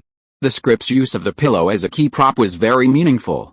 Tess had taken a sedative, and the next day, she thought she had spent the night with Jack. She touched to confirm there was a man, then went to look and confirmed it was Jack Traynor. This was a progressive psychological process. Melanie Griffiths portrayed it with great nuance. Every movement is perfectly timed. From waking up to find herself not in her own home, to recognizing a man, and finally seeing his face as the person she's trying to meet, grabbing her clothes and running, each psychological turning point is clearly explained. This cinematic language allows the audience to effortlessly understand the protagonist, Tess's, state of mind. The blanket, the television, the alarm clock, the dress, all are tools Melanie Ford uses to convey this psychological journey. Harrison Ford, playing Jack Traynor, is simply returning home with a beautiful woman he met at a party. His performance's progression is less complex. Awakened by the noise Tess makes, he rolls over, scratching at himself. At this moment, the pillow becomes a key prop for conveying this psychological progression.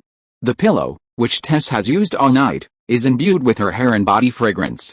At this point, any subtle hint from Harrison Ford's actions would be enough for the audience to understand that he still remembers Tess's allure from the previous night. But Harrison Ford does nothing.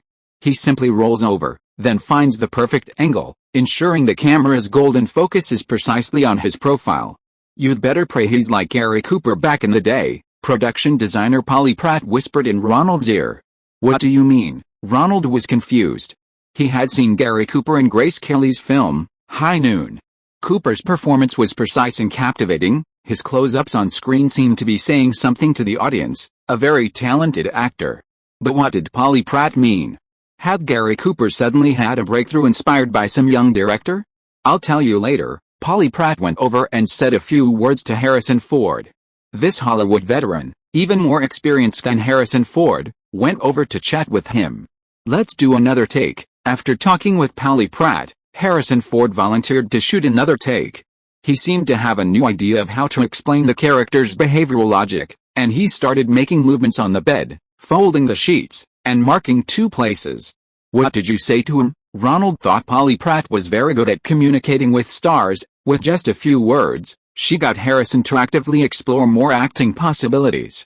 "I just mentioned my time with Melissa Maidson at Coppola's Mirror Company making Black Stallion. Melissa was the one who strongly advocated for him to star in this. Working girl, you're something else, only you could handle this." Ronald exchanged a glance with the experienced Polly. Melissa Maidson was the screenwriter of several very successful commercial films, and her understanding of script selection was actually better than Harrison Ford's. It's best for stars to choose roles that fit their everyday image, but they can't always take on roles that are completely compatible.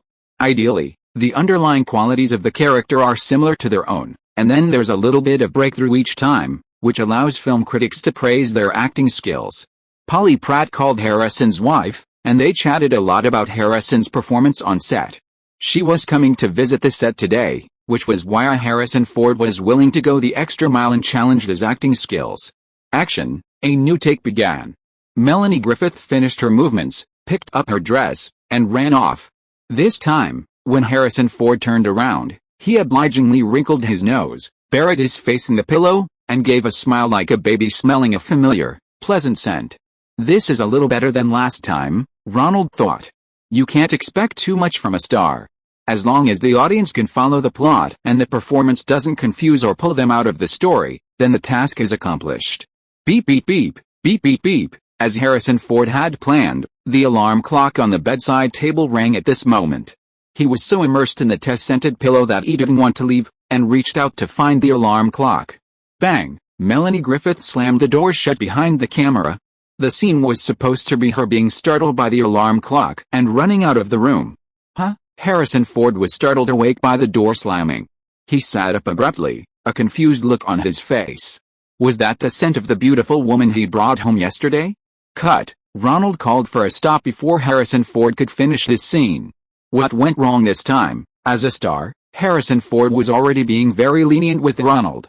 This simple scene had been filmed twice, only because he'd promised his wife, Maidson, to cooperate with the director and find a breakthrough in his acting. It's not your acting that's the problem, Ronald immediately smiled, then ran his hand across his chest from left to right. Oh, SHXT, Harrison Ford looked down and realized his blanket had fallen too low, exposing his chest. His agreement with the crew specified the boundaries of the sex scenes. He couldn't show any nudity on camera. It wasn't that his muscular chest was unattractive and required a body double, nor was it because the scene was too explicit. Office Girls is an R-rated film, after all. A frontal shot of a man's upper body isn't particularly outrageous. Rather, given Harrison Ford's current star status, it's impossible for him to film such scenes to please the audience. What kind of shots, and what positions that can be shown, are all clearly stipulated in the thick contract submitted by his agent. Action, the scene was recreated, and this time the two worked together smoothly, finally capturing the shot Ronald wanted. Melissa is coming to visit the set this afternoon. I'm going to rest for a bit, Harrison Ford said to Ronald. Oh, really? Then how about we go try that Greek restaurant Julia mentioned yesterday tonight? Why not? Ronald, still trying to use food to smooth things over with a big star, had Donna make the reservations, and then quickly pulled Polly Pratt along. The two went to a small screening room near Manhattan to watch the footage they had shot the day before. What did you mean by Gary Cooper this morning? After sitting down, Ronald remembered what Polly had told him earlier and asked her for her opinion. I heard it from Peter Bogdanovich, Polly's ex-husband. It's an old saying that Gary Cooper can't act at all. Orson Welles went to the set to see Cooper perform, and he seemed like nothing was happening. But the camera favors him. That wooden, clumsy Gary Cooper, who even has trouble delivering his lines, becomes, through the subtle distortion of the camera, the most charming man in America on screen, as if he's seen into the hearts of every female viewer. He doesn't need to act, all the viewers can see any subtle expression they want to see from his close-up face on screen. Is that so? Ronald was surprised. He had never seen an actor like that before. Like a face full of ambiguity? The audience can automatically see from the screen what kind of expression they feel he should have at that moment. Hey, that's it, Polly Pratt agreed with Ronald. I've heard a lot of people say that Marilyn is the same way. She's a glamorous woman on camera, but while she's beautiful in real life, she doesn't have that same allure that makes all men swoon. That's unbelievable. After seeing the scene Harrison Ford filmed yesterday, it was clear that stars did indeed possess that peculiar quality Polly described, a certain combination of facial features, or a particular line in the jawline or cheekbone. It was something subtle. The star's face, slightly distorted by the film lens, became incredibly captivating on screen. Although Harrison Ford's acting was still terrible, what did it matter? From that tough, humorous, cynical face, the audience could truly imagine any expression required by the plot. There's a reason Melissa married him, Polly Pratt grumbled. It's a miracle of God. Ronald also praised him. If Gary Cooper's screen charisma was 100 points, then Harrison Ford was at least 90. This may be the truth behind many Hollywood celebrity legends. After all, it's an art form under the lens, and often acting skills are less important than the camera's favor. Stars may not act realistically at all, but what audiences love isn't the realism of character actors, but rather the small amount of reality they believe in beneath those completely unreal faces. After watching all the sample footage shot the day before yesterday, Ronald had a plan. Dealing with a star like Harrison Ford didn't require the same standards as dealing with Melanie Griffiths. As long as it generally fit the storyline, Ronald lowered his acting standards to 70 points. After all, the audience would filter out the illogical elements in the star's performance. Regaining his strong confidence as a director, Ronald returned to the set with Polly Pratt. A tall, beautiful woman, her hair up, wearing a professional woman's uniform skirt and black high heels, was arguing with the Writers Guild volunteer who had come to supervise the filming location. You're a member of the Writers Guild, I'm sorry, you can't go in, the supervising volunteer blocked her entry. For Jesus Christ's sake, I'm here to visit the set. My husband is filming inside, I know you. I saw you at the Writers Guild's annual meeting, going up to accept an award. I don't think any aspiring screenwriter wouldn't know the writer of E.T., right? Ms. Melissa Mason, come on, Ronald couldn't take it anymore. Harrison Ford's wife was being kept out. She's not only the writer of E.T., but also Han Solo's wife. Can't we be a little more accommodating? She's not a writer for our crew right now. This is just a wife visiting her husband on set. Have some compassion. Ronald quickly stepped forward to defend Harrison's wife, Mason. Polly pulled Melissa aside to talk. It's not allowed according to the rules. The volunteer's arrogance subsided. How about this? You find someone to go in with her. That would also fulfill your supervisory duty, right? Ronald's eyes swept over and he saw the more amiable screenwriter he had talked to before. He quickly asked her to come and accompany Melissa Matheson inside. "Hi, Melissa." Harrison Ford rushed over to hug and kiss his wife as soon as he saw her. "You have no idea how much I've missed you and the kids. Polly and I are watching from over there. Don't delay Ronald's filming. He's a good director and a very nice person," Melissa Matheson said, looking at Ronald, clearly pleased with his respect for her. "Wait for me, watch my performance." Ronald said he'd be going to Greek food with us today. He's a real food expert. The afternoon shoot involved Tess escaping Jack's house, changing her clothes, and going to Jack's office to formally pitch her acquisition plan to him, trying to get him to join them in pitching to Tesca Corporation. Melanie Griffiths had changed her hairstyle. Her light blonde hair was no longer loose but neatly styled in a bun, secured with Velcro clips, clinging tightly to her scalp and revealing her fair and beautiful neck. "That hairstyle is great. Where did you find it? It's so retro," Melissa Matheson whispered to her friend Polly Pratt, who was watching the shoot from behind. "That's the hairstyle of Melanie Griffith's mother, Tippi Hedlund, in Hitchcock's The Birds. I had the hairstylist try it on for her. Like mother, like daughter, it's a perfect match." Melissa Matheson cleared her throat softly, subconsciously touching her own hairstyle. It was also a tight bun. Cut. This scene is of Jack discussing the merger proposal with Tess in the office. The members of Jack's team believe that although Tess's idea is far-fetched, it does have a theoretically high chance of success. So everyone approves of the proposal, and Jack Trainer officially confirms his cooperation with Tess. The two slept in the same bed last night. Tess changed her clothes when she got home in the morning, while Jack Trainer was still wearing yesterday's shirt, so he changed his shirt in the office. The camera is pointed at Harrison Ford in the glass window halfway behind him. The issue of nipple exposure is not serious in the medium shot, and Harrison poured cold water on himself and then wiped himself with the old shirt, blocking a lot of the shot. Behind the office windows, the extras working in the lobby were all happily watching Harrison Ford's striptease. Having finally managed to put on his new shirt, Harrison Ford straightened his clothes, and some of the actresses playing secretaries among the extras outside had already started clapping. Harrison Ford even returned a gesture with his arms outstretched in a gesture of greeting. His still unbuttoned body radiated the most intense masculine charm from a male actor on the big screen today. Cut. Ronald was very satisfied with this scene. He was sure the female audience on screen would scream just like the extras in the theater. "Harry's a walking perk," Polly Pratt said to her friend Melissa Matheson. "You're such a lucky woman. Come with us to dinner," Melissa said, clearly pleased with her husband's performance. The fact that Melanie Griffith, who had a hairstyle similar to her mother's, wasn't coming that evening made her smile even more. Chapter 922. A pretense becomes real. "I guess I didn't do well in my scene today. The director didn't invite me to dinner." That evening, Melanie Griffith complained to her manager, Phyllis Carlisle, at a public phone near the film set. "I waited for them to call me, until everyone on the crew had left, but Ronald and Harrison Ford left first. I thought I'd be invited." Sigh. "Don't be like that, be strong, Melanie. I don't think it's because of how well or poorly you acted. I heard Harrison Ford's wife went to that restaurant too. I think it's just celebrity wife syndrome." Manager Phyllis Carlisle had been gathering information for Melanie Griffith. This was the most crucial stage of filming, and she didn't want her client to have any more psychological problems. Not inviting her seemed to be just the usual hostility of a celebrity wife towards the actress playing her husband's lover in a movie. "Oh my God. How could that old woman be like that? Your words are more frustrating than the director hating my performance. I specially used my mother's look from a Hitchcock film today. Even a fat old man like Hitchcock was smitten back then. Don't be so sentimental, Melanie. What you need now is a strong heart like Tess. As long as you persevere, you will become a star because of this film.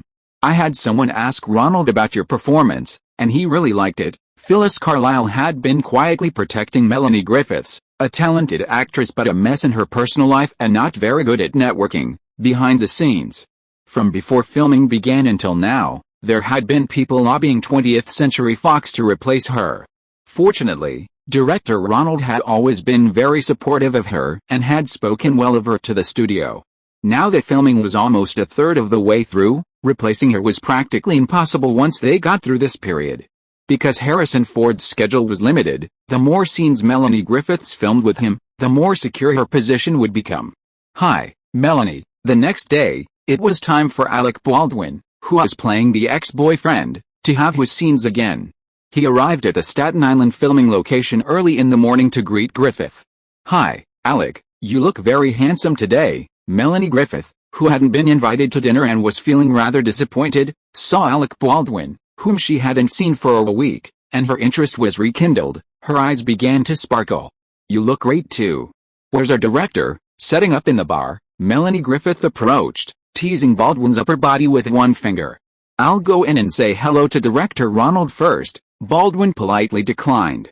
Oh my God, have I lost my charm for seducing men? Griffith was a little embarrassed, not responding to the continued advances of the male actors on set. She cleared her throat, opened the door, and walked into the setup bar. Ricky Lake, be yourself, enjoy the atmosphere, okay? Ronald was directing the extras' positioning. They'd tried twice before, but the Broadway extras weren't quite getting the hang of disco. Ronald had to call in Ricky Lake, the lead actress from Hairspray, to fill in, casting her as a chubby secretary enjoying the bar atmosphere and dancing disco.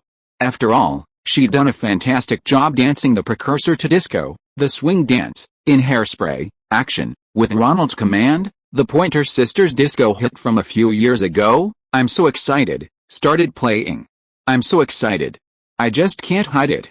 I'm about to lose control, and I think I like it. The camera panned across the set, pairing up many of the actors who had captured the essence of disco during previous rehearsals.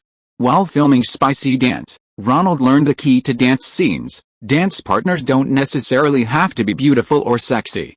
As long as their movements are distinctive and they complement each other well, they can create a great effect. Ricky Lake and a chubby male actor became a pair, and the two danced the best among all the extras. Ronald also included a middle-aged dance partner and several young men with explosive hairstyles along the camera's path. Cut. Even in these seemingly unimportant transitional scenes, Ronald was still very meticulous in his arrangements. The biggest difference between a big-budget A-list production and a low to mid-budget B-movie lies in these shots. All the extras, even those with only a few seconds of screen time, are carefully cast. All the sets, even those appearing for only a few seconds, are meticulously crafted to perfectly suit the plot. This is a tacit understanding between the audience and the producers, an unwritten contract. In a B-movie, the audience might tolerate supporting characters who don't fit the plot, terrible special effects, and continuity errors, because they know beforehand that they shouldn't scrutinize too closely. In big-budget productions like Working Girl, the audience is meant to be completely immersed in the story, experiencing a fantastical dream that's impossible in real life, guided by the director's vision. Good directors pay meticulous attention to detail in these films, ensuring nothing is overlooked and pulls the audience out of the story. Joan, Alec, it's your turn. Ronald continued filming the next scene. Joan Cusack as Sean and Alec Baldwin as her ex-boyfriend Mick, talking together. The script supervisor restarted the music, continuing from where it had been paused, for easier editing later. The two actors sat together. Mick was drinking from a glass of strong liquor, while Ricky Lake, playing Sean's friend, was looking away, flirting with a man off-screen. A perfect human backdrop. Tess is coming, right? Alec Baldwin tilted his head back, downed a glass of liquor, and asked Sean, his mutual friend and the woman getting engaged that day. Of course, today is my engagement party. If she dares not come, she'll be dead to me from now on. Filming continued, and Melanie Griffith walked in wearing the exact same clothes and hairstyle as yesterday, carrying a leather briefcase. Since the scene picked up where yesterday left off, the script supervisor had meticulously documented her attire. Sheen told Tess that Mick was in a bad mood today and asked her to give the old dog a bone to cheer him up. Tess went over and sat down next to Mick. Mick saw Tess. This was the first time they had met since he was caught cheating. Bastard, Tess still couldn't forgive him. You look different today. Yes, I'm no longer the pitiful, easily trusting wretch I was a few days ago. Tess's words were sharp, and she ordered whiskey from the bartender. Mick had come to Sheen's engagement party today hoping to win Tess back. Seeing the transformed Tess only fueled his desire to reconcile. I mean your outfit, your hairstyle, you look very classy today. Going to court for a traffic ticket. Mick's last sentence ruined the atmosphere. Doing absolutely nothing to help him get back together. He felt Tess was just like him, a blue-collar worker, and dressing like a boss was a betrayal of her class, and impossible to achieve her dreams. He blurted it out in anger. "I just got off work, and these past 2 days, well, I got promoted." Tess was furious. Her ex-boyfriend never had a kind word about her dreams, always finding an opportunity to be sarcastic. Mick knew this wouldn't win Tess back. He poured 2 glasses of wine and raised a toast. "Okay, for Sheen and Tim, for your promotion, for the fishing boat loan I got, you got it?" "That's great." Tess was happy for him. It had always been Mick's dream to own his own fishing boat and go fishing on Long Island. The atmosphere shifted from awkward and confrontational to pleasant. Mick's carefully prepared remarks had worked. They had discussed this blue-collar dream many times before. Today, Mick's dream came true, allowing the two of them to at least enjoy a drink together like friends. Wahoo! The disco music stopped, and a soft melody drifted in. It was Krista Bergerac's adult ballad, "Lady in Red." "I've never seen you so lovely tonight. I've never seen you so radiant. I've never seen so many men ask if you want to dance." Given the slightest chance, they'll sick out a little romance. Mick and Tess both breathed a sigh of relief. That romantic feeling had returned. They jumped up and danced together, their heads drawing closer until they could smell each other's breath. Cut. Their understanding was remarkable. If he could have insisted on having Alec Baldwin play the male lead, Jack Traynor, it might have been a better choice. Ronald shook his head, dismissing the useless thought. For such important casting in a big production, 20th Century Fox still had the final say. Melanie Griffiths and Alec Baldwin exchanged a glance. That eye contact in the scene, and the subsequent slow dance, made her feel that he also had feelings for her, though she wasn't sure if it was just acting or... Next is the proposal scene. "We'll take a 2-hour break." With the lights and cameras in place, Ronald gave the order, "Action." Joan Cusack still sported her lioness-like hair. She and the actor playing her boyfriend were unwrapping the engagement gifts everyone had given them. A short get-together, enjoying family life. Love, Mick and Tess, the male actor read from the card accompanying the gift. Inside was a set of sexy women's lingerie, stockings, and garters, the complete outfit. Melanie Griffiths glanced at Alec Baldwin. The camera captured an ambiguous and awkward exchange. Ronald nodded repeatedly behind the camera. Mick was still that working-class man, clueless about giving gifts that made people feel respected. All the gifts were related to matters of the heart. Melanie Griffiths, unlike when she received the same birthday gift, no longer readily defended Mick. Instead, she looked at Baldwin's Mick with a scrutinizing gaze, a hint of sensual longing in her eyes, perfectly capturing the character's psychological shift. "When can we have your engagement drink?" Sheen's boyfriend, thinking of his old friend Mick, tried to create an opportunity for him. To seize an opportunity, you have to ask a woman. "Mick, Mick, Mick, Mick." The entire extras cheered for Mick, believing he was just one step away from success. Only Sheen, knowing Mick had been caught cheating, covered her face with her hands. This was serious. Alec Baldwin's Mick knelt down, grasped Tess's hands, and was about to ask that classic question. Melanie Griffiths, playing Tess, tried to pull her hand away but failed. Then she heard Mick ask again, "Will you marry me?" "Maybe, maybe? Is that your answer?" Alec Baldwin, playing Mick, had a very convincing expression on his face, as if to say, "I've prepared so much, and you still won't?" If you want a different answer, go ask other girls. Tess had undergone a complete transformation these past 2 days. She was no longer the woman who only catered to her boyfriend. Her successful negotiation with the best broker on Wall Street, disguised as her boss's colleague, had given her a lot of confidence. Cut. Ronald called for a stop, perfectly capturing the awkward reactions of the extras to this answer. Next, they would film an exterior scene in a bar, showing Mick and Tess's final breakup, and today's scene would be considered a high-quality completion. "Alec, want to go for a drink tonight? I have some good Scotch whiskey. We can finish what we didn't have for the scene." Melanie Griffiths stopped Alec Baldwin, who was about to go to rest.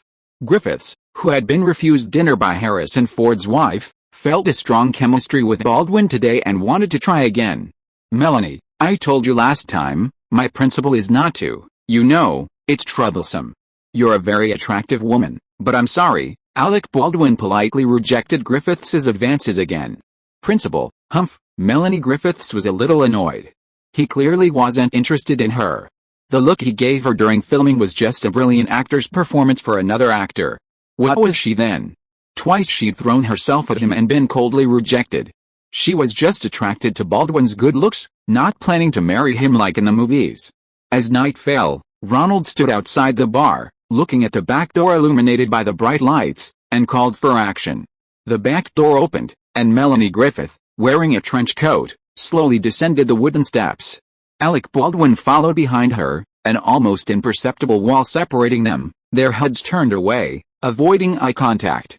"This design is excellent," Ronald nodded vigorously. Both were good actors. Just moments ago they were gazing at each other tenderly, and now their eyes met briefly before looking away again. Such a performance would surely be thrilling for the audience. "You fucking humiliated me in front of so many people," Alec Baldwin delivered his line. He felt terrible after being harassed by Melanie Griffith, and he was channeling that emotion into his performance. "That's your own fault. What did you expect me to say? Lie in front of so many people?" Melanie Griffith wasn't much better. She had invited him, and to be rejected like that, didn't actresses have any dignity? "I didn't mean for you to lie. I thought you wanted me to propose like this." The photographer stabilized the camera and quickly backed away, while the focus puller carefully operated the lens, keeping it firmly on the close-ups of the two actors' faces, capturing every subtle expression on film. "3 days ago, I found you and Doreen in bed. Today you bought me a drink, danced, and then, just like that, you want me to make a decision about the rest of my life." Melanie Griffith's face was contorted with anger. Baldwin was just awful. Today, she wasn't dressed as a secretary like last time when she took the initiative. Today she was dressed as the ugly duckling after her character's transformation, so elegant, but this guy just wouldn't agree. "Fine, now it's just the two of us. I'll ask you one more time, are you willing?" Alec Baldwin's voice rose. "Does it have to be decided now?" "I said maybe." Melanie Griffith's voice also rose. This scene was like their previous conversation reversed. She took the initiative, and Baldwin always objected. "Christ Jesus, what are you thinking about?" "Yeses, maybe no, I need time to think." "Don't treat me like this, Fox, I want an answer now." Mick's voice suddenly rose, and he started cursing. "Who the hell wants to discuss how to treat you? Who do you think you are? Grace Kelly?" "Grace Kelly?" Melanie Griffiths was completely enraged by this impromptu remark. Sure enough, he still thought she wasn't pretty enough. It was a mutual consent process, not a marriage proposal. Why were the standards for looks so high? "Please don't yell at me. I'm not a steak you can order anytime." Melanie also delivered her impromptu line. "Great." Ronald was excited behind the camera. The line was clever, almost like it was pre-written.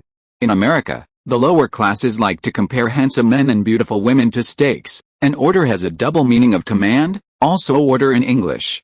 "This is like divine intervention," Alec Baldwin said. "Listen, I don't accept your logic. Think carefully about what's important, and maybe we can talk again." "Now, we're officially over." Alec Baldwin saw the contempt in Melanie's eyes. His reaction was brilliant. He uttered a few harsh words, turned around, and walked away in the opposite direction from the camera without looking back. The camera operator tilted the camera slightly to the left, following his departing figure. The focus puller immediately adjusted to hyperfocal distance, with infinite depth of field. Everything captured by the camera, from Baldwin in the foreground to the fields in the distance, the cars even further away, all the way to the roads and pipes in the background, was crystal clear under the deep focus lens.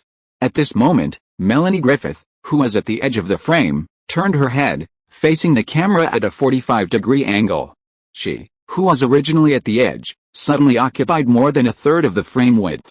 The focus puller was a veteran, spinning the focus knob like a flywheel, adjusting from infinity to the closest close-up in less than a second, and snapping the focus onto the tip of Melanie Griffith's nose.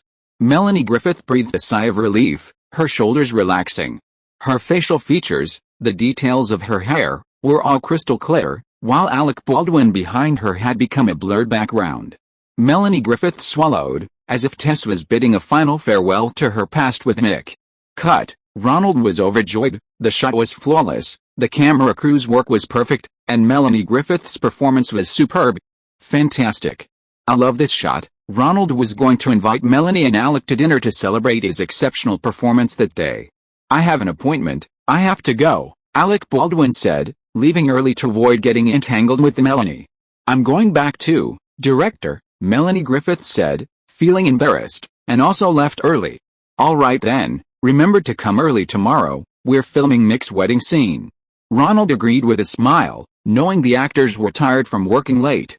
"You'll have to wear that ugly green bridesmaid dress, come early to try it on, okay?" The next morning, Ronald was again earlier than all the actors.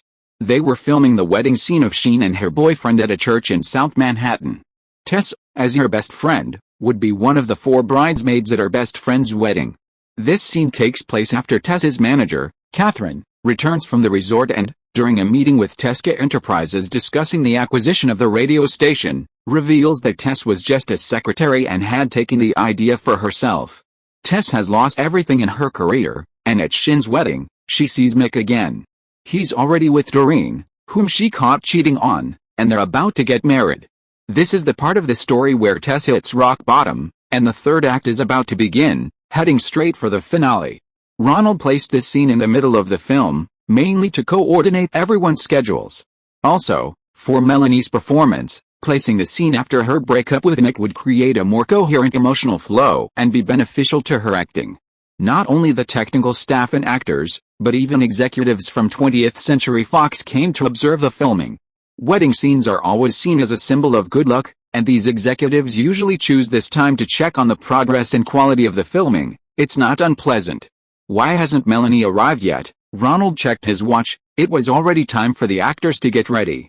If she didn't arrive soon, they wouldn't be able to make it for the magical morning lighting. "I called her room, but no one answered," an assistant reported after a while. "That manager of hers, damn it, Fox executives are here today, isn't that just making things difficult for me? Get me Melanie's manager," Ronald was already yelling. Phyllis Carlisle, the assistant, took a telephone from the church and handed the receiver to Ronald. On the other end was the manager, who was frantic after learning that Melanie hadn't shown up on set. "I don't care what you do, bring her to me within half an hour. Fox executives are visiting the set today, you don't want them to see this. Get her fired and replaced, do you?" Chapter 923. Should the female lead be changed? There was a small problem. Our filming ended late last night, and Melanie wasn't on time, so today's shoot will be a little delayed, Ronald explained to the visiting executives from 20th Century Fox. Ronald was in charge of everything related to the performances, and this blatant lateness would only make him seem less in control of the production. "I'll go rest," the executive smiled, saying nothing more. The crew's technicians were still setting up the camera rigs as usual, while several actors, already in costume, had arrived early to scout the set. Seeing the director sitting silently in a chair, his face terribly grim, everyone started asking what had happened. Actors and crew members were frantically passing around rumors. Today's shoot was a big event, with many actors playing wedding guests. Ronald would find it difficult to control the situation like he did with the indoor scenes, and the rumors of Melanie Griffiths being a diva would likely be hard to stop from spreading. The working girl shoot, which had been going smoothly, suddenly encountered such a big problem today. Ronald thought for a long time, this was an unexpected turn of events he hadn't anticipated.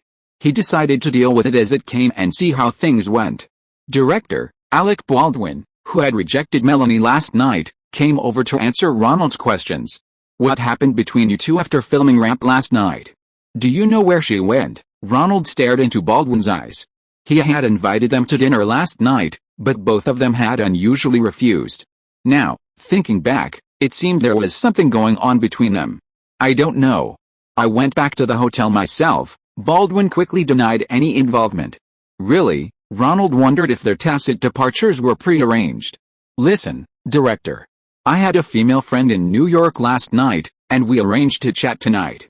I haven't seen Melanie since leaving the set," Alec Baldwin protested, claiming he had someone else to meet up with. "Have you heard anything she said?" Ronald, not wanting to pry into the actress's privacy any further, asked Baldwin if you had noticed anything unusual about Melanie Griffiths. "Melanie is an actress easily influenced by the emotions of her roles. She somewhat mistook me for Mick, if you understand what I mean." Baldwin thought for a moment, trying to explain without revealing his own private thoughts. "Thank you, you can go now." Ronald roughly understood what was going on. Melanie Griffiths was a naturally gifted actress. She didn't have many acting techniques, but rather an extraordinary imagination. Such an actress could find the emotional state of a character without anything else, relying solely on her imagination, and then immerse herself in that character. Every action she took perfectly matched the role. However, the downside is that some actors without stable daily lives are more easily influenced by the plot, blurring the lines between their roles and themselves. Like Marilyn Monroe and Jane Russell in Gentlemen Prefer Blondes, Jane Russell had a stable family in Hollywood, enjoying life with her family every day. Marilyn Monroe, on the other hand, was alone, still immersed in her role even after returning home. This filming schedule without a normal life break quickly made the naturally sensitive Monroe somewhat mentally unstable. Ronald, who was thinking about how to stabilize Melanie Griffith, was startled awake by the arrival of art director Polly Pratt. "Phyllis Carlyle is here with Melanie," Polly whispered in Ronald's ear, placing her hands on his shoulders, "but Melanie's condition is problematic. I had them get into the trailer from the back, go check on her there." Calling the assistant director to continue preparing the set, Ronald and Polly quickly walked to the back of several trailers parked across the street, one of which was reserved for Melanie Griffith. Melanie, Ronald saw a woman slumped on a small bed in the trailer as soon as he got in the car. It was Melanie Griffith's. "She's under the influence of alcohol and drugs. I'm giving her lots of water, it'll probably take some time." Her manager, Phyllis Carlyle, was beside her, holding a wet towel over Melanie's head and constantly urging her to turn her head to drink water. "Fucksk. What's wrong with you? Don't you know that executives from 20th Century Fox are coming today? I thought you cherished this opportunity? You were in good form during the shoot. Did that give you the illusion that you could act like a diva?" Seeing this, Ronald felt a chill. Big productions cost hundreds of thousands of dollars a day to shoot. This mess, disrupting the shooting schedule, was a minor financial loss. If it delayed a big star's schedule, the loss would be much greater. Fortunately, Harrison Ford didn't have any scenes today, so it didn't count towards this schedule. "Let me tell you, Phyllis, your client has disappointed me greatly. Just now, a high-ranking executive from Fox asked me if I wanted to replace her. It's not like I don't have the option." Ronald decided to make the situation sound serious, otherwise this clueless actress would cause more trouble. "No, no." Hearing Ronald's words, Melanie Griffiths, who had been lying drowsily on the bed, suddenly woke up and sat up. "Don't replace me, Ronald. I'm willing to pay any price for Tess. Please, don't replace me. I love the character of Tess so much, she's so similar to me. I promise this will never happen again." Although weak, Melanie Griffiths managed to finish her sentence in one breath, then looked pitifully at Ronald. "What do you think?" Ronald ignored her, pulled Polly Pratt aside, and asked the experienced Hollywood veteran for his opinion. "I've seen countless talented actresses ruined by alcohol and drugs." Polly Pratt began by criticizing Melanie. She knew Ronald bore a heavy responsibility, and she could have handled the situation herself. After all, she didn't have many scenes with Harrison Ford. They could replace her with another actress, film her scenes with Ford first, and then reshoot the earlier ones. This wasn't unprecedented in Hollywood. However, Polly was also a woman and understood Griffith's mindset. She wanted to save her. "I think she can still deliver a high-quality performance in this film, but if she continues to indulge herself like this, she'll be kicked out of Hollywood within 5 years. Melanie, what am I supposed to do with you?" Ronald murmured, looking at her before making a decision. "Polly, get the doctor here to examine her. Oh, and before getting her into the trailer, have her sign a confidentiality agreement. I'll go explain to the Fox executives. Mr. Goldberg wants to speak with you." The Fox executives who had come to visit had indeed already consulted with their boss.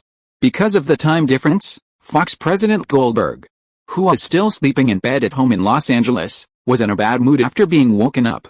"Ronald, what's going on? Is Melanie Griffith having an attitude problem? I've always felt she wasn't up to par. Now, we've contacted Michelle Pfeiffer. What do you think?" "I still think we need 2 stars, that's enough to draw in enough audiences." Mr. Goldberg, today was an accident. This won't happen to Melanie again. Of course, the doctor is currently examining her, and we don't know if she'll be able to make it today. But I'm very satisfied with the previous sample footage. You can see it, it's absolutely top-notch. Will be a box office success. Ronald, are you sure? If you give her your vote of confidence, then if something like this happens again, I'll take responsibility. Ronald answered without hesitation. Replacing her with Michelle Pfeiffer would definitely not be as effective as Melanie, whose looks can switch between ordinary and sexy, making the audience believe the story. Moreover, the chemistry they had in the previous scenes was a rare and outstanding performance. Melanie Griffith is also 30 years old, ambitious, and hasn't yet tasted career success. She needs a miracle. In a way, she and Tess had become one. No one could replace her as well, as long as he could control her behavior on set and prevent her from drinking and abusing drugs again during filming. Okay, it's your decision. I have absolute trust in you. If you think it's okay, then it's okay, Goldberg replied on the phone. You won't be disappointed. I know your performance in this film will surprise the audience. Hearing you say that, I can go and report the progress to Mr. Barry Diller with peace of mind. Oh, I forgot to tell you, Mr. Diller is very interested in your project. He mentions you in every meeting. Having settled things at the studio, Ronald returned to the church where the filming was taking place. The crew doctor came over and reported to Ronald on his examination of Melanie Griffith's condition. He had already given her an injection to counteract the combined effects of alcohol and drugs. Can she film today? Ronald asked. This is the result of a combination of two influencing factors. Everyone's tolerance is different, and I don't know if she can even film today. Fortunately, her manager, Phyllis, discovered it early, and after treatment, she should be back to normal by tonight at the latest. Tomorrow you'll have a qualified actress. Thank you, doctor. By the way, director. If she continues to drink or abuse drugs, it will be a big problem. You need to find a way to keep her sober. Do you have any ideas? You can have a blood test done at a hospital in Manhattan. I can arrange it, and the results will be available in 2 hours. Very good. Melanie Griffiths, pale-faced, came over to apologize to Ronald again, supported by her manager, Phyllis. Director, I'm so sorry. I promise this won't happen again. Melanie Griffiths ran to the side to vomit, dry heaving, only expelling some clear water. The morning magic light was no longer available, so Ronald signaled the director of photography to abandon the morning sunlight and shoot with normal light instead. Action. Joan Cusack, the actor playing her new husband, and a large group of extras emerged from the church. The camera, mounted on a high pedestal, pulled back and up, giving the scene an epic feel. If only there were magic lighting. Ronald started to get angry again. Director, I'm so sorry. Melanie Griffith apologized again, wearing a tacky green dress draped over her shoulders. Beside her was another bridesmaid, Ricki Lake, the chubby girl who played Hairspray, also wearing an unflattering dress and supporting her. Ronald gestured to stop her from speaking and turned to check with the cinematographer. The wide shots were usable, but with Melanie Griffith's ghostly face in current state, it seemed impossible to get satisfactory close-ups or extreme close-ups. Come here, Ronald said, his face ashen, beckoning Melanie Griffith over. She walked over pitifully, still a little dazed, and barely remembering her lines. Bring your manager, Phyllis, too. Upon hearing this, Melanie Griffiths turned deathly pale. Oh, no. Melanie covered her face with her hands, tears streaming down her face. She had debuted at 15, and now at 30. She finally had a movie that could potentially make her a star. She was performing admirably, and she felt she would be the focus of the news media and critics. And just like that, she had ruined it. Why? Melanie Griffiths rushed to the trailer to cry to her manager, Phyllis. 10 minutes later, Melanie Griffiths, her eyeshadow ruined from crying, was helped into Ronald's trailer by her manager, Phyllis Carlyle. Be strong. This is your fate. Face it bravely. Phyllis Carlyle also felt very sorry for her client. However, an actor must always take responsibility for such unprofessional behavior. Behind Ronald sat Polly Pratt and the 20th Century Fox executive, all three with serious expressions. Do you know how much damage your irresponsible behavior has caused? Ronald said to her immediately. Your scenes can't be filmed today, and we have to reshoot them at a different time. It's an ensemble scene, and we had to reschedule the church we rented and rearrange all those extras. You alone have caused us over $100,000 in losses. Not to mention, the actors will definitely be in a completely different state when they regroup and reshoot because of your accident. And what about you? This scene is about Tess falling to her lowest point, and then moving into the third act, where she rises again. The audience needs to empathize with Tess and feel sorry for her. You were filming continuously today, which was supposed to be your best performance. Now, the audience may be missing Tess at her best on screen. Think about it, This is a loss for the filming, a loss for the final film, and ultimately a loss for the audience. In your case, it's your own loss. Oh, Melanie Griffiths covered her face. This is really unprofessional. I was thinking of replacing you, but Polly and Fox both felt that your previous performances were excellent, and it would be a pity to replace you because of this accident. So, Melanie Griffiths and her manager, Phyllis Carlisle, both looked up sharply at this. Their eyes lit up again. So I'll give you a second chance. Oh, Melanie Griffiths let out a long sigh, as if she had collapsed. The immense pressure instantly dissipated from her body, and she felt as if she were enveloped in a warm current. It was wonderful that she wouldn't be replaced and could continue playing Tess. However, you'll have to pay a price. There are conditions for you to continue playing this role, Ronald said seriously. First, if you delay filming again for personal reasons, you will be immediately removed from the crew. There are no conditions, of course, I'm sorry. Second, you'll have to bear the cost of today's reshoot. I will deduct $100,000 from your salary as the cost of reshooting the wedding scene. Can you accept that? Melanie Griffith's total salary was only $800,000, and now an eighth of it was gone. Her manager, Phyllis Carlisle, gripped her hand tightly, urging her to agree quickly. If I become famous with this movie, I'll have all the money I need for future films. Melanie Griffith nodded immediately. Third, I'll arrange for a nurse to supervise you on set every day. She'll draw your blood every morning for testing, and if she finds your alcohol or drug levels are too high, I'll fire you immediately. Having agreed to all the conditions, Melanie Griffith returned to her trailer, drenched in cold sweat. A plump woman in a white nurse's uniform knocked and entered, grabbing her hand and taking out the blood-drawing equipment. I'm the nurse the director hired. I'll come here every morning to draw your blood for testing. Don't worry, darling, I'll be very gentle. With that, the plump nurse inserted the needle. Ouch! If you are listening to this novel on a channel other than Fanfic World, it means it was downloaded and re-uploaded without effort. We warmly invite you to visit our channel, Fanfic World.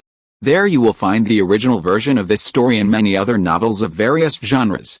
We look forward to seeing you dive into a world of incredible novels. Chapter 924 Dukowski's Cousin. Many people in the industry knew that Ronald had endorsed Melanie Griffith's accident. Jonathan Demme, the director who had worked with Melanie, called to express his gratitude, recognizing her potential and stating she wasn't just the sex symbol people perceived her to be. However, Ronald's agent was somewhat frustrated.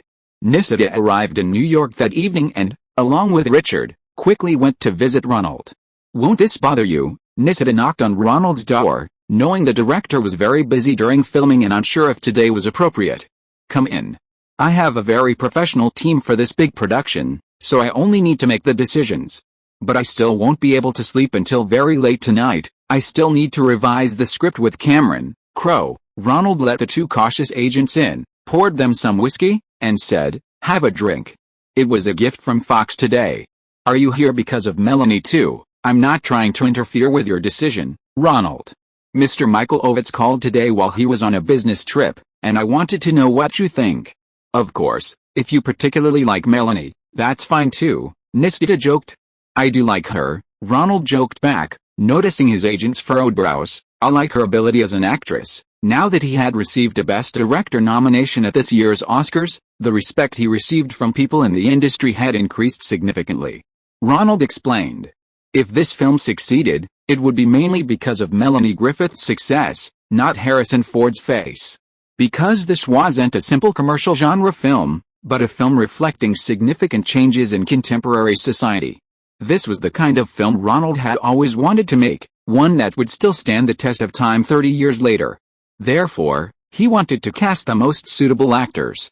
While professional women are increasingly entering management positions in the American workplace, the traditional idea that women should stay at home remains stubbornly ingrained. Ronald was very careful in handling the performances, ensuring he didn't cross any lines with the audience. For example, Tess initially makes many common-sense mistakes as a blue-collar worker. She ties her folders with rubber bands instead of carrying an expensive handbag, has a plush toy on her desk instead of family photos, and doesn't know that she doesn't need to pay for her own drinks at the open-air bar where she meets Jack Traynor. After these setups, he quickly transforms Sigourney Weaver into a traditionally villainous character, stealing credit from her subordinates. Finally, he rewrote the storyline for Harrison Ford's Jack Traynor, making him ultimately choose to believe Tess rather than betray her for personal gain. All of this requires an actress whose performance resonates with the audience, and at this point, no one did it better than Melanie Griffiths. Your understanding of film has deepened again, and we will fully support your decision. Many people are talking about this, so we had to come to you to clarify things personally. Nisita's expression relaxed considerably after hearing this. It wasn't for personal reasons, but rather a very convincing artistic one, which should quickly quell the doubts of some people at 20th Century Fox. Some people, seeing Ronald's nomination, were eager to see him fall because of a personal affair. Relaxed, the two agents had dinner with Ronald, who still needed to prepare for tomorrow's filming. The two were about to leave. "You can rest at this hotel for the night. I'll have someone prepare rooms for you." Ronald was very satisfied with his two agents. Filmmaking is a large-scale social activity involving tens of millions of dollars in investment. Communication, compromise, explanation, even deception, are all essential to completing the filming. Nisita and Richard always stood by him, saving him a lot of trouble. "Oh, by the way, could you give this check to director John Waters for me?" Just before leaving, Ronald remembered and handed Richard a check. "Is it about Divine?" Seeing Ronald nod, Richard indicated he understood. He wouldn't be returning to Los Angeles tomorrow. He would act as Ronald's personal representative to handle this matter, which was best left to be private. Divine's death had caused quite a stir in the media. Every news report mentioned his posthumous work, and Divine himself had personally contributed to the box office success of the film Hairspray. However, Divine's funeral arrangements, held next to his grandmother's grave in Baltimore, remained controversial. His gender and attire sparked numerous protests, making the funeral a focal point of contention between progressives and conservatives. Besides some fans sending flowers, some particularly conservative Southern white groups disrupted the proceedings. Finally, a wreath from black actress Whoopi Goldberg became the final straw that broke the camel's back. The wreath read, "See what happens when you get good reviews." The two sides began attacking each other, leaving the officiating pastor quite embarrassed. That evening, the tombstone was vandalized with spray paint and numerous offensive words. What's even more infuriating is that the IRS, responsible for taxation, seized all of Divine's assets after the funeral, including his wig and clothing from Hairspray, and planned to hold an auction the following week to recover the hundreds of thousands of dollars in unpaid taxes he had evaded. Considering Divine's hard work in filming and promoting the movie, and his death due to publicity, Ronald stepped in and wrote a check to cover most of the debt, allowing this highly controversial actor to finally find peace. Ring ring ring ring. Ronald picked up the phone in the room. "Mr. Lee? It's Mr. Buffett from Washington, D.C. Thank you, please answer." Ronald had finally received a call back from the investor. "Ronald, I've got what you wanted. Catherine has agreed to let you use their real newspaper as a prop for the movie. I heard it's a crucial prop for the female lead's workplace triumph, and she's letting you use it without asking for a licensing fee. The authorization letter will be faxed to you. Thank you so much, Warren. I owe you one. I wanted to add some realism to the movie. Those prop newspapers were just too fake." Ronald was referring to the newspaper Tess saw, the one that inspired him to have Tess's company acquire the radio station.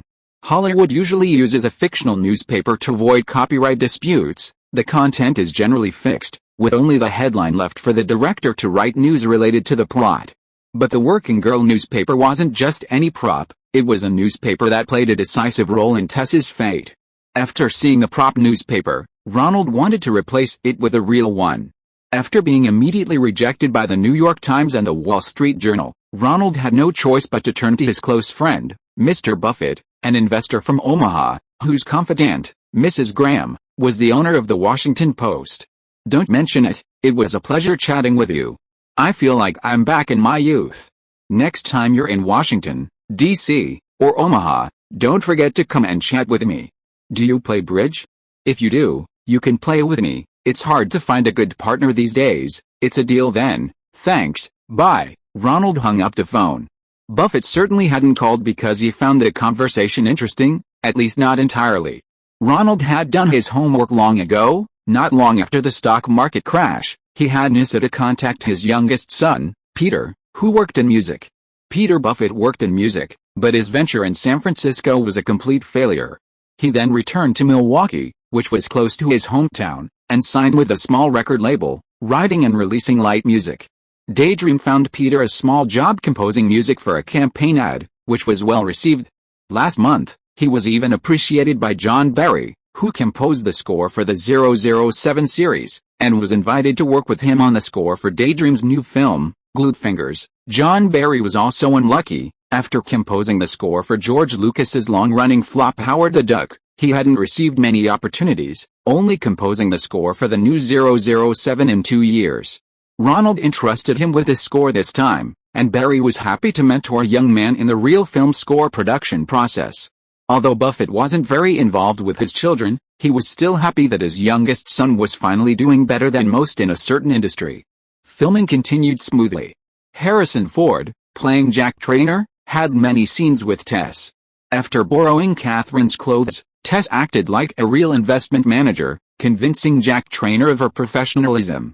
Today's scene involved Harrison Ford visiting Tess's company to discuss some collaboration methods. Tess was a very intelligent person. She invited him to the meeting to dispel any doubts he might have. Wall Street is a place rife with con artists. The woman who called, claiming to be Catherine's colleague, revealed her true identity as a secretary by carrying a rubber band-bound briefcase during her visit. Tess had no choice but to send Jack to Catherine's office to see him working and dispel any suspicion. "Oh, Mr. Traynor, Miss Tess McGill is waiting for you. I'll take you there." Joan Cusack, playing the role of Sheen, was brought in by Tess to save the day. She assumed Tess's position, becoming her secretary and sitting in her usual spot. Seeing Jack Traynor enter the office, fearing he might give himself away by talking to someone else, she immediately grabbed his hand and pulled him into Catherine's office. "Miss McGill, Mr. Traynor," Joan Cusack said, opening the office door to Tess, who was pretending to be Catherine. "Thank you, Sheen." Melanie Griffiths was recovering well. She had passed her daily blood tests without any further problems. Tess, wearing the red, stylish glasses she borrowed from Catherine, gestured for Zinn to leave. "Is there anything else you'd like, Mr. Trayvon?" Joan Cusack lingered at the door, reluctant to leave. Her character, Zinn, was a simple secretary with little ambition. But seeing a handsome man like Harrison Ford made her eyes light up. "Coffee, tea, or me?" Zinn, sporting a lioness hairstyle, asked playfully at the door. "Ha ha ha, my secretary's a little too excited." Tess gestured with her eyes, half-heartedly ushering Zinn out. Cut. Filming resumed normally, and Ronald was satisfied. Progress was going according to plan. At lunchtime, Ronald took Harrison Ford, Melanie Griffiths, Joan Cusack, and others to Italian food. The chef prepared with care, and the restaurant, with some ingredients flown in from Italy, was a hit with a 4. "This job makes me feel like a woman, like a star cheerleader, giving the audience candy for their eyes." Harrison Ford began to complain to Ronald about his limited screen time. Every time he walked into a room, all the female extras would give him the eye. Joan Cusack, who played the secretary, knew a thing or two about the extras. The actors and crew all saw this experience as an opportunity to meet one of Hollywood's most handsome male stars. "Would you like to play a more complex role? How about we change Jack Traynor's ending back? That way you'll have some challenging scenes to act in," Ronald suggested. Originally, Jack Traynor wasn't such a purely good guy in the script. He eventually learned that Catherine had stolen Tess's idea and claimed it as her own. However, to protect his job and future, he didn't testify that the idea was hers. But Tess, the owner of the Tess Company, was a self-made entrepreneur who immediately saw through Tess's lies. After testing her and Catherine, he believed that Tess was the true initiator and driving force behind the project. Jack Traynor lost a big project and had to go home to reflect on his life. The ending didn't include a happy ending with Tess. "I didn't mean that. I meant, give Jack some scenes that fit my image." Harrison Ford wasn't fooled. He wouldn't play that kind of villain. Stars always play heroes, no character transformation needed. They're the good guys from the start, always cool, always handsome, always winning until the very end. "Yet, I was just saying," Ronald continued tasting his sizzling pizza. "Many things require compromise." While Harrison Ford made Jack Traynor's character less three-dimensional, many people still went to the theater for him, didn't they? The women on set had been getting restless these past 2 days, which was proof enough. Besides, the movie had a happy ending, and there was nothing wrong with Tess and Jack becoming a couple. Ordinary viewers would be more satisfied, and discerning urban audiences knew that couples don't always have happy endings. Commercial films shouldn't go too far, Carefully avoiding cultural taboos is a good thing. The afternoon's filming went smoothly. Melanie Griffiths was holding a copy of the Washington Post, a prop made from real and prop newspapers. The correct date and front page headline, but on the other side was content related to the plot, about the charity work of the daughter of the owner of the Tesk Enterprises.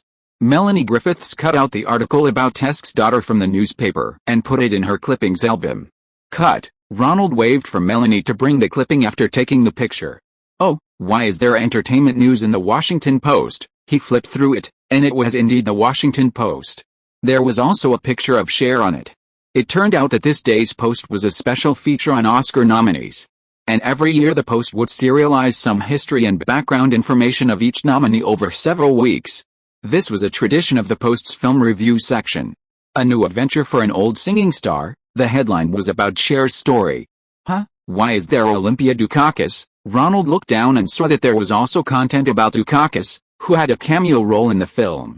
Is Olympia Dukakis, the actress, considered the front-runner for Best Supporting Actress at the Oscars, related to Michael Dukakis, the governor of Massachusetts and the leading politician in the Democratic presidential primary? Won't this give us away? Ronald placed a clipping from the newspaper onto the main paper, folded it twice, and held it up in his hand. Ronald was relieved. Dukakis's information wouldn't appear on camera, otherwise, if a character from a movie appeared on a prop newspaper as an Oscar nominee, viewers would be pulled out of the story. Chapter 925. Another wedding scene at Carnegie Estate. Ms. Campbell, thank you so much for your generosity. The American arts community needs a politician like you. With someone as knowledgeable as you leading the New York City Department of Cultural Affairs, Hollywood artists can create even better. Ronald shook the hand of a young, elegant black woman and began to flatter her. This woman, Mary Schmidt Campbell, was the newly appointed director of the New York City Department of Cultural Affairs. Before this position, she managed the Harlem Black Museum. In the late 1970s, when New York City was on the verge of bankruptcy, she transformed a humble museum in an apartment building into a 60,000-square-foot independent building through exceptional fundraising and management skills. Her annual operating expenses from fundraising and ticket sales reached $2 million. Mayor Quach recognized her talent for managing cultural affairs and appointed her as director of the New York City Department of Cultural Affairs last year, responsible for all cultural and artistic endeavors in the city. The scene Ronald was about to film involved Tess and Jack sneaking into the wedding of the Texaco business owner's daughter, pitching their proposal to the founder, Mr. Texaco, and gaining his approval. This scene required a famous large house for filming. Production designer Polly Pratt chose Carnegie Estates, the old house of steel magnate Andrew Carnegie located next to Fifth Avenue. It was one of the earliest wealthy residences on the Upper East Side, and the nearby hills were named after it. Because the house is a masterpiece of early 20th century neoclassical architecture, it was listed on the National Register of Historic Places in the 1960s and is protected by law, with no alterations allowed. It is now managed by the Bureau of Cultural Affairs. Using a historic building as a filming location, Ronald had to curry favor with Commissioner Campbell. Her approval would ensure the crew received the best possible treatment. My friends call me Mary, and I'd love to see Harrison Ford in person, Commissioner Campbell said. She was in excellent shape, unlike many lower-class black women who were starting to gain weight. In terms of personal qualities, she was actually closer to the upper-class white class. Of course, I'll introduce you. But when we start filming, I'll need you to be behind the camera. Ronald thought to himself that the allure of a big star was still strong, so he introduced Chief Campbell to Harrison Ford, allowing her to take a photo with her idol. During filming, whenever he encountered government officials putting on airs, Ronald would always use the Harrison Ford card, and it always worked. Ms. Campbell, Mary, I'm really happy to be filming here. Harrison Ford displayed his star charm, addressing her as Mary at Chief Campbell's request, which made her very happy. The subsequent filming went smoothly, and the crew added many sets on set, building a Hawaiian-themed wedding venue mainly composed of straw, flowers, and fake palm trees. Tess and Jack came here to meet Texaco without any prior appointment. When Jack Traynor found out, he knew he had been tricked by Tess. The two of them were going to barge into a wealthy man's wedding as strangers and then chat with the bride's father, Texaco himself, which was a very risky move. If Tess didn't talk to them, it wouldn't just be a matter of failure this time, the billionaires would develop a bad impression of them. And they'd never be able to do business with Tess's company again. But they were already there, and Jack Trainer had invested a lot of resources in the project, so they had no choice but to go for it. As the two entered, they were greeted by the Trainer couple, who wanted to know if they were friends of the bride or groom so they could arrange seating. Tess and Jack worked together seamlessly. Tess used the excuse of going to the restroom, and Jack said he needed to get a drink, and they managed to slip by. However, this also separated them. Harrison Ford's portrayal of Jack Trainer, just like in real life, attracted a crowd of women wherever he went. While drinking 2 drinks and waiting for Tess, the female guests around him were drawn to him like magnets, constantly whispering about how handsome he was. Cut. Ronald wasn't quite satisfied with their swooning. Come on, this is Harrison Ford. Show more of that desire to dance with him, and the American audience will understand. Ha ha ha. The extras, all beauties, laughed so hard they couldn't stand up straight. Initially a bit reserved, they became much bolder on the second take, loudly discussing their relationship right in front of Harrison Ford. Cut. Ronald was satisfied now. Harrison Ford's Jack was a walking hormone-spreading machine. Anyone would swoon. Even the New York City Department of Cultural Affairs Commissioner, Campbell, had been gazing at the scene for a long time, reluctant to leave even when urged to do so by his subordinates. Campbell, I think you're too busy admiring the big star to leave. We still have a meeting with the mayor. A middle-aged white man with a bureaucratic appearance couldn't help but walk in, flashing his watch at Commissioner Campbell. Oh, Star Quest, I was just about to report on our strategy for collaborating with Hollywood. Director Campbell frowned. By the way, let me introduce you. This is Director Ronald, and this is Mr. Henry Stern, the Commissioner of the New York City Department of Parks and Recreation. Hello, Mr. Stern. Ronald, recognizing a bureaucrat of Campbell's rank, stepped forward to shake hands. Call me Star Quest. Henry Stern had a peculiar habit. All employees in his department had to have a nickname, and his own was Star Quest. The older white man impatiently shook hands with Ronald twice and began urging Campbell on. Ronald politely accompanied them out, and Campbell shook hands with him goodbye. It was a pleasure to see your film, which reflects female independence. Oh, I hope the girls in the film don't arrive late every day like you, Henry Stern complained, not giving his colleague Campbell much face, even after getting into the car. This is a work reflecting social reality, with women as the main characters, and Harrison Ford is just a supporting character. Chief Campbell was already used to this kind of sexist old white man, and she brought up the plot to annoy him. This is really, what kind of garbage are directors making these days? I never watched them. Why don't they make more movies like the old ones? Like Billy Wilder. What's that overly young director's name? Ronald Lee? The New Yorker. Henry Stern was a little annoyed with Ronald, constantly saying that there are no more female characters like Marilyn Monroe in movies these days. They're just there to be supporting characters for men. Ronald saw the bureaucrats off and went back to continue filming. Jack and Tess were very anxious because they couldn't find a chance to talk to Mr. Teske alone. Finally, they saw Teske dancing with a somewhat unattractive, chubby woman, the daughter of his business partner. Jack Trainer used his irresistible masculine charm to create an opportunity for Tess. Harrison Ford was playing himself. He first learned from the beautiful female guests that the chubby girl's name was Elizabeth, and then tricked her into giving him her nickname, not the usual Lisa or Beth, but Bessie. A handsome man only needs to ask an unattractive woman what he wants to know, and she'll obediently provide the answer. Harrison Ford seemed delighted to call out Bessie's name, and together with Tess, he stepped forward to stop Bessie, who was dancing with Tessie.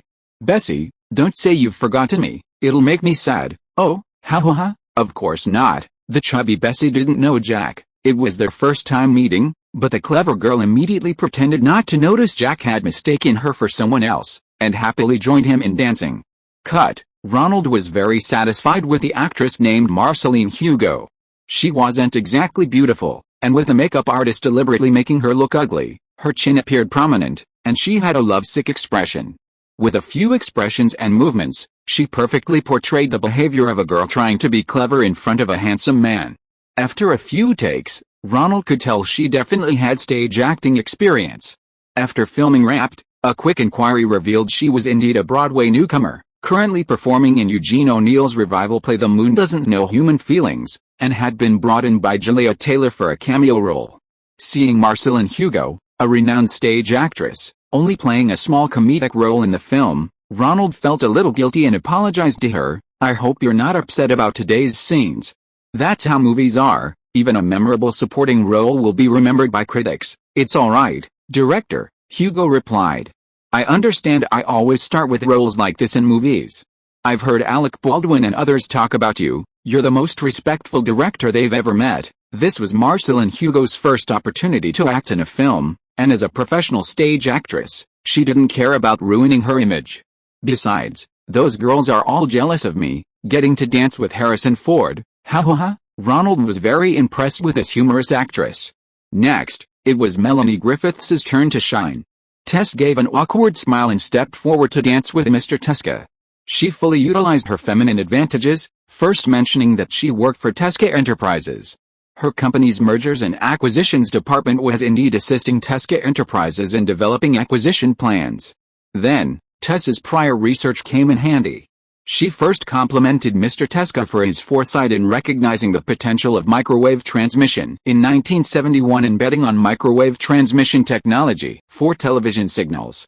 Then she further complimented him on how, in the 1970s, when most American business owners were bowing to unions, he had begun learning from the Japanese work style, using a mutual benefit model to partially resolve labor disputes, growing Tesca Enterprises into a large, publicly traded company and becoming one of the industry's leading media giants. When his most proud success was mentioned, Mr. Tesca, like many successful businessmen, no longer treated this beautiful professional woman with disdain. I think someone with such foresight wouldn't refuse my proposal for Tesca Enterprises to acquire a radio station. It must be your subordinates. They were only interested in acquiring television stations, and they lose interest when I mention radio. Of course not. Radio, television, it's all the same.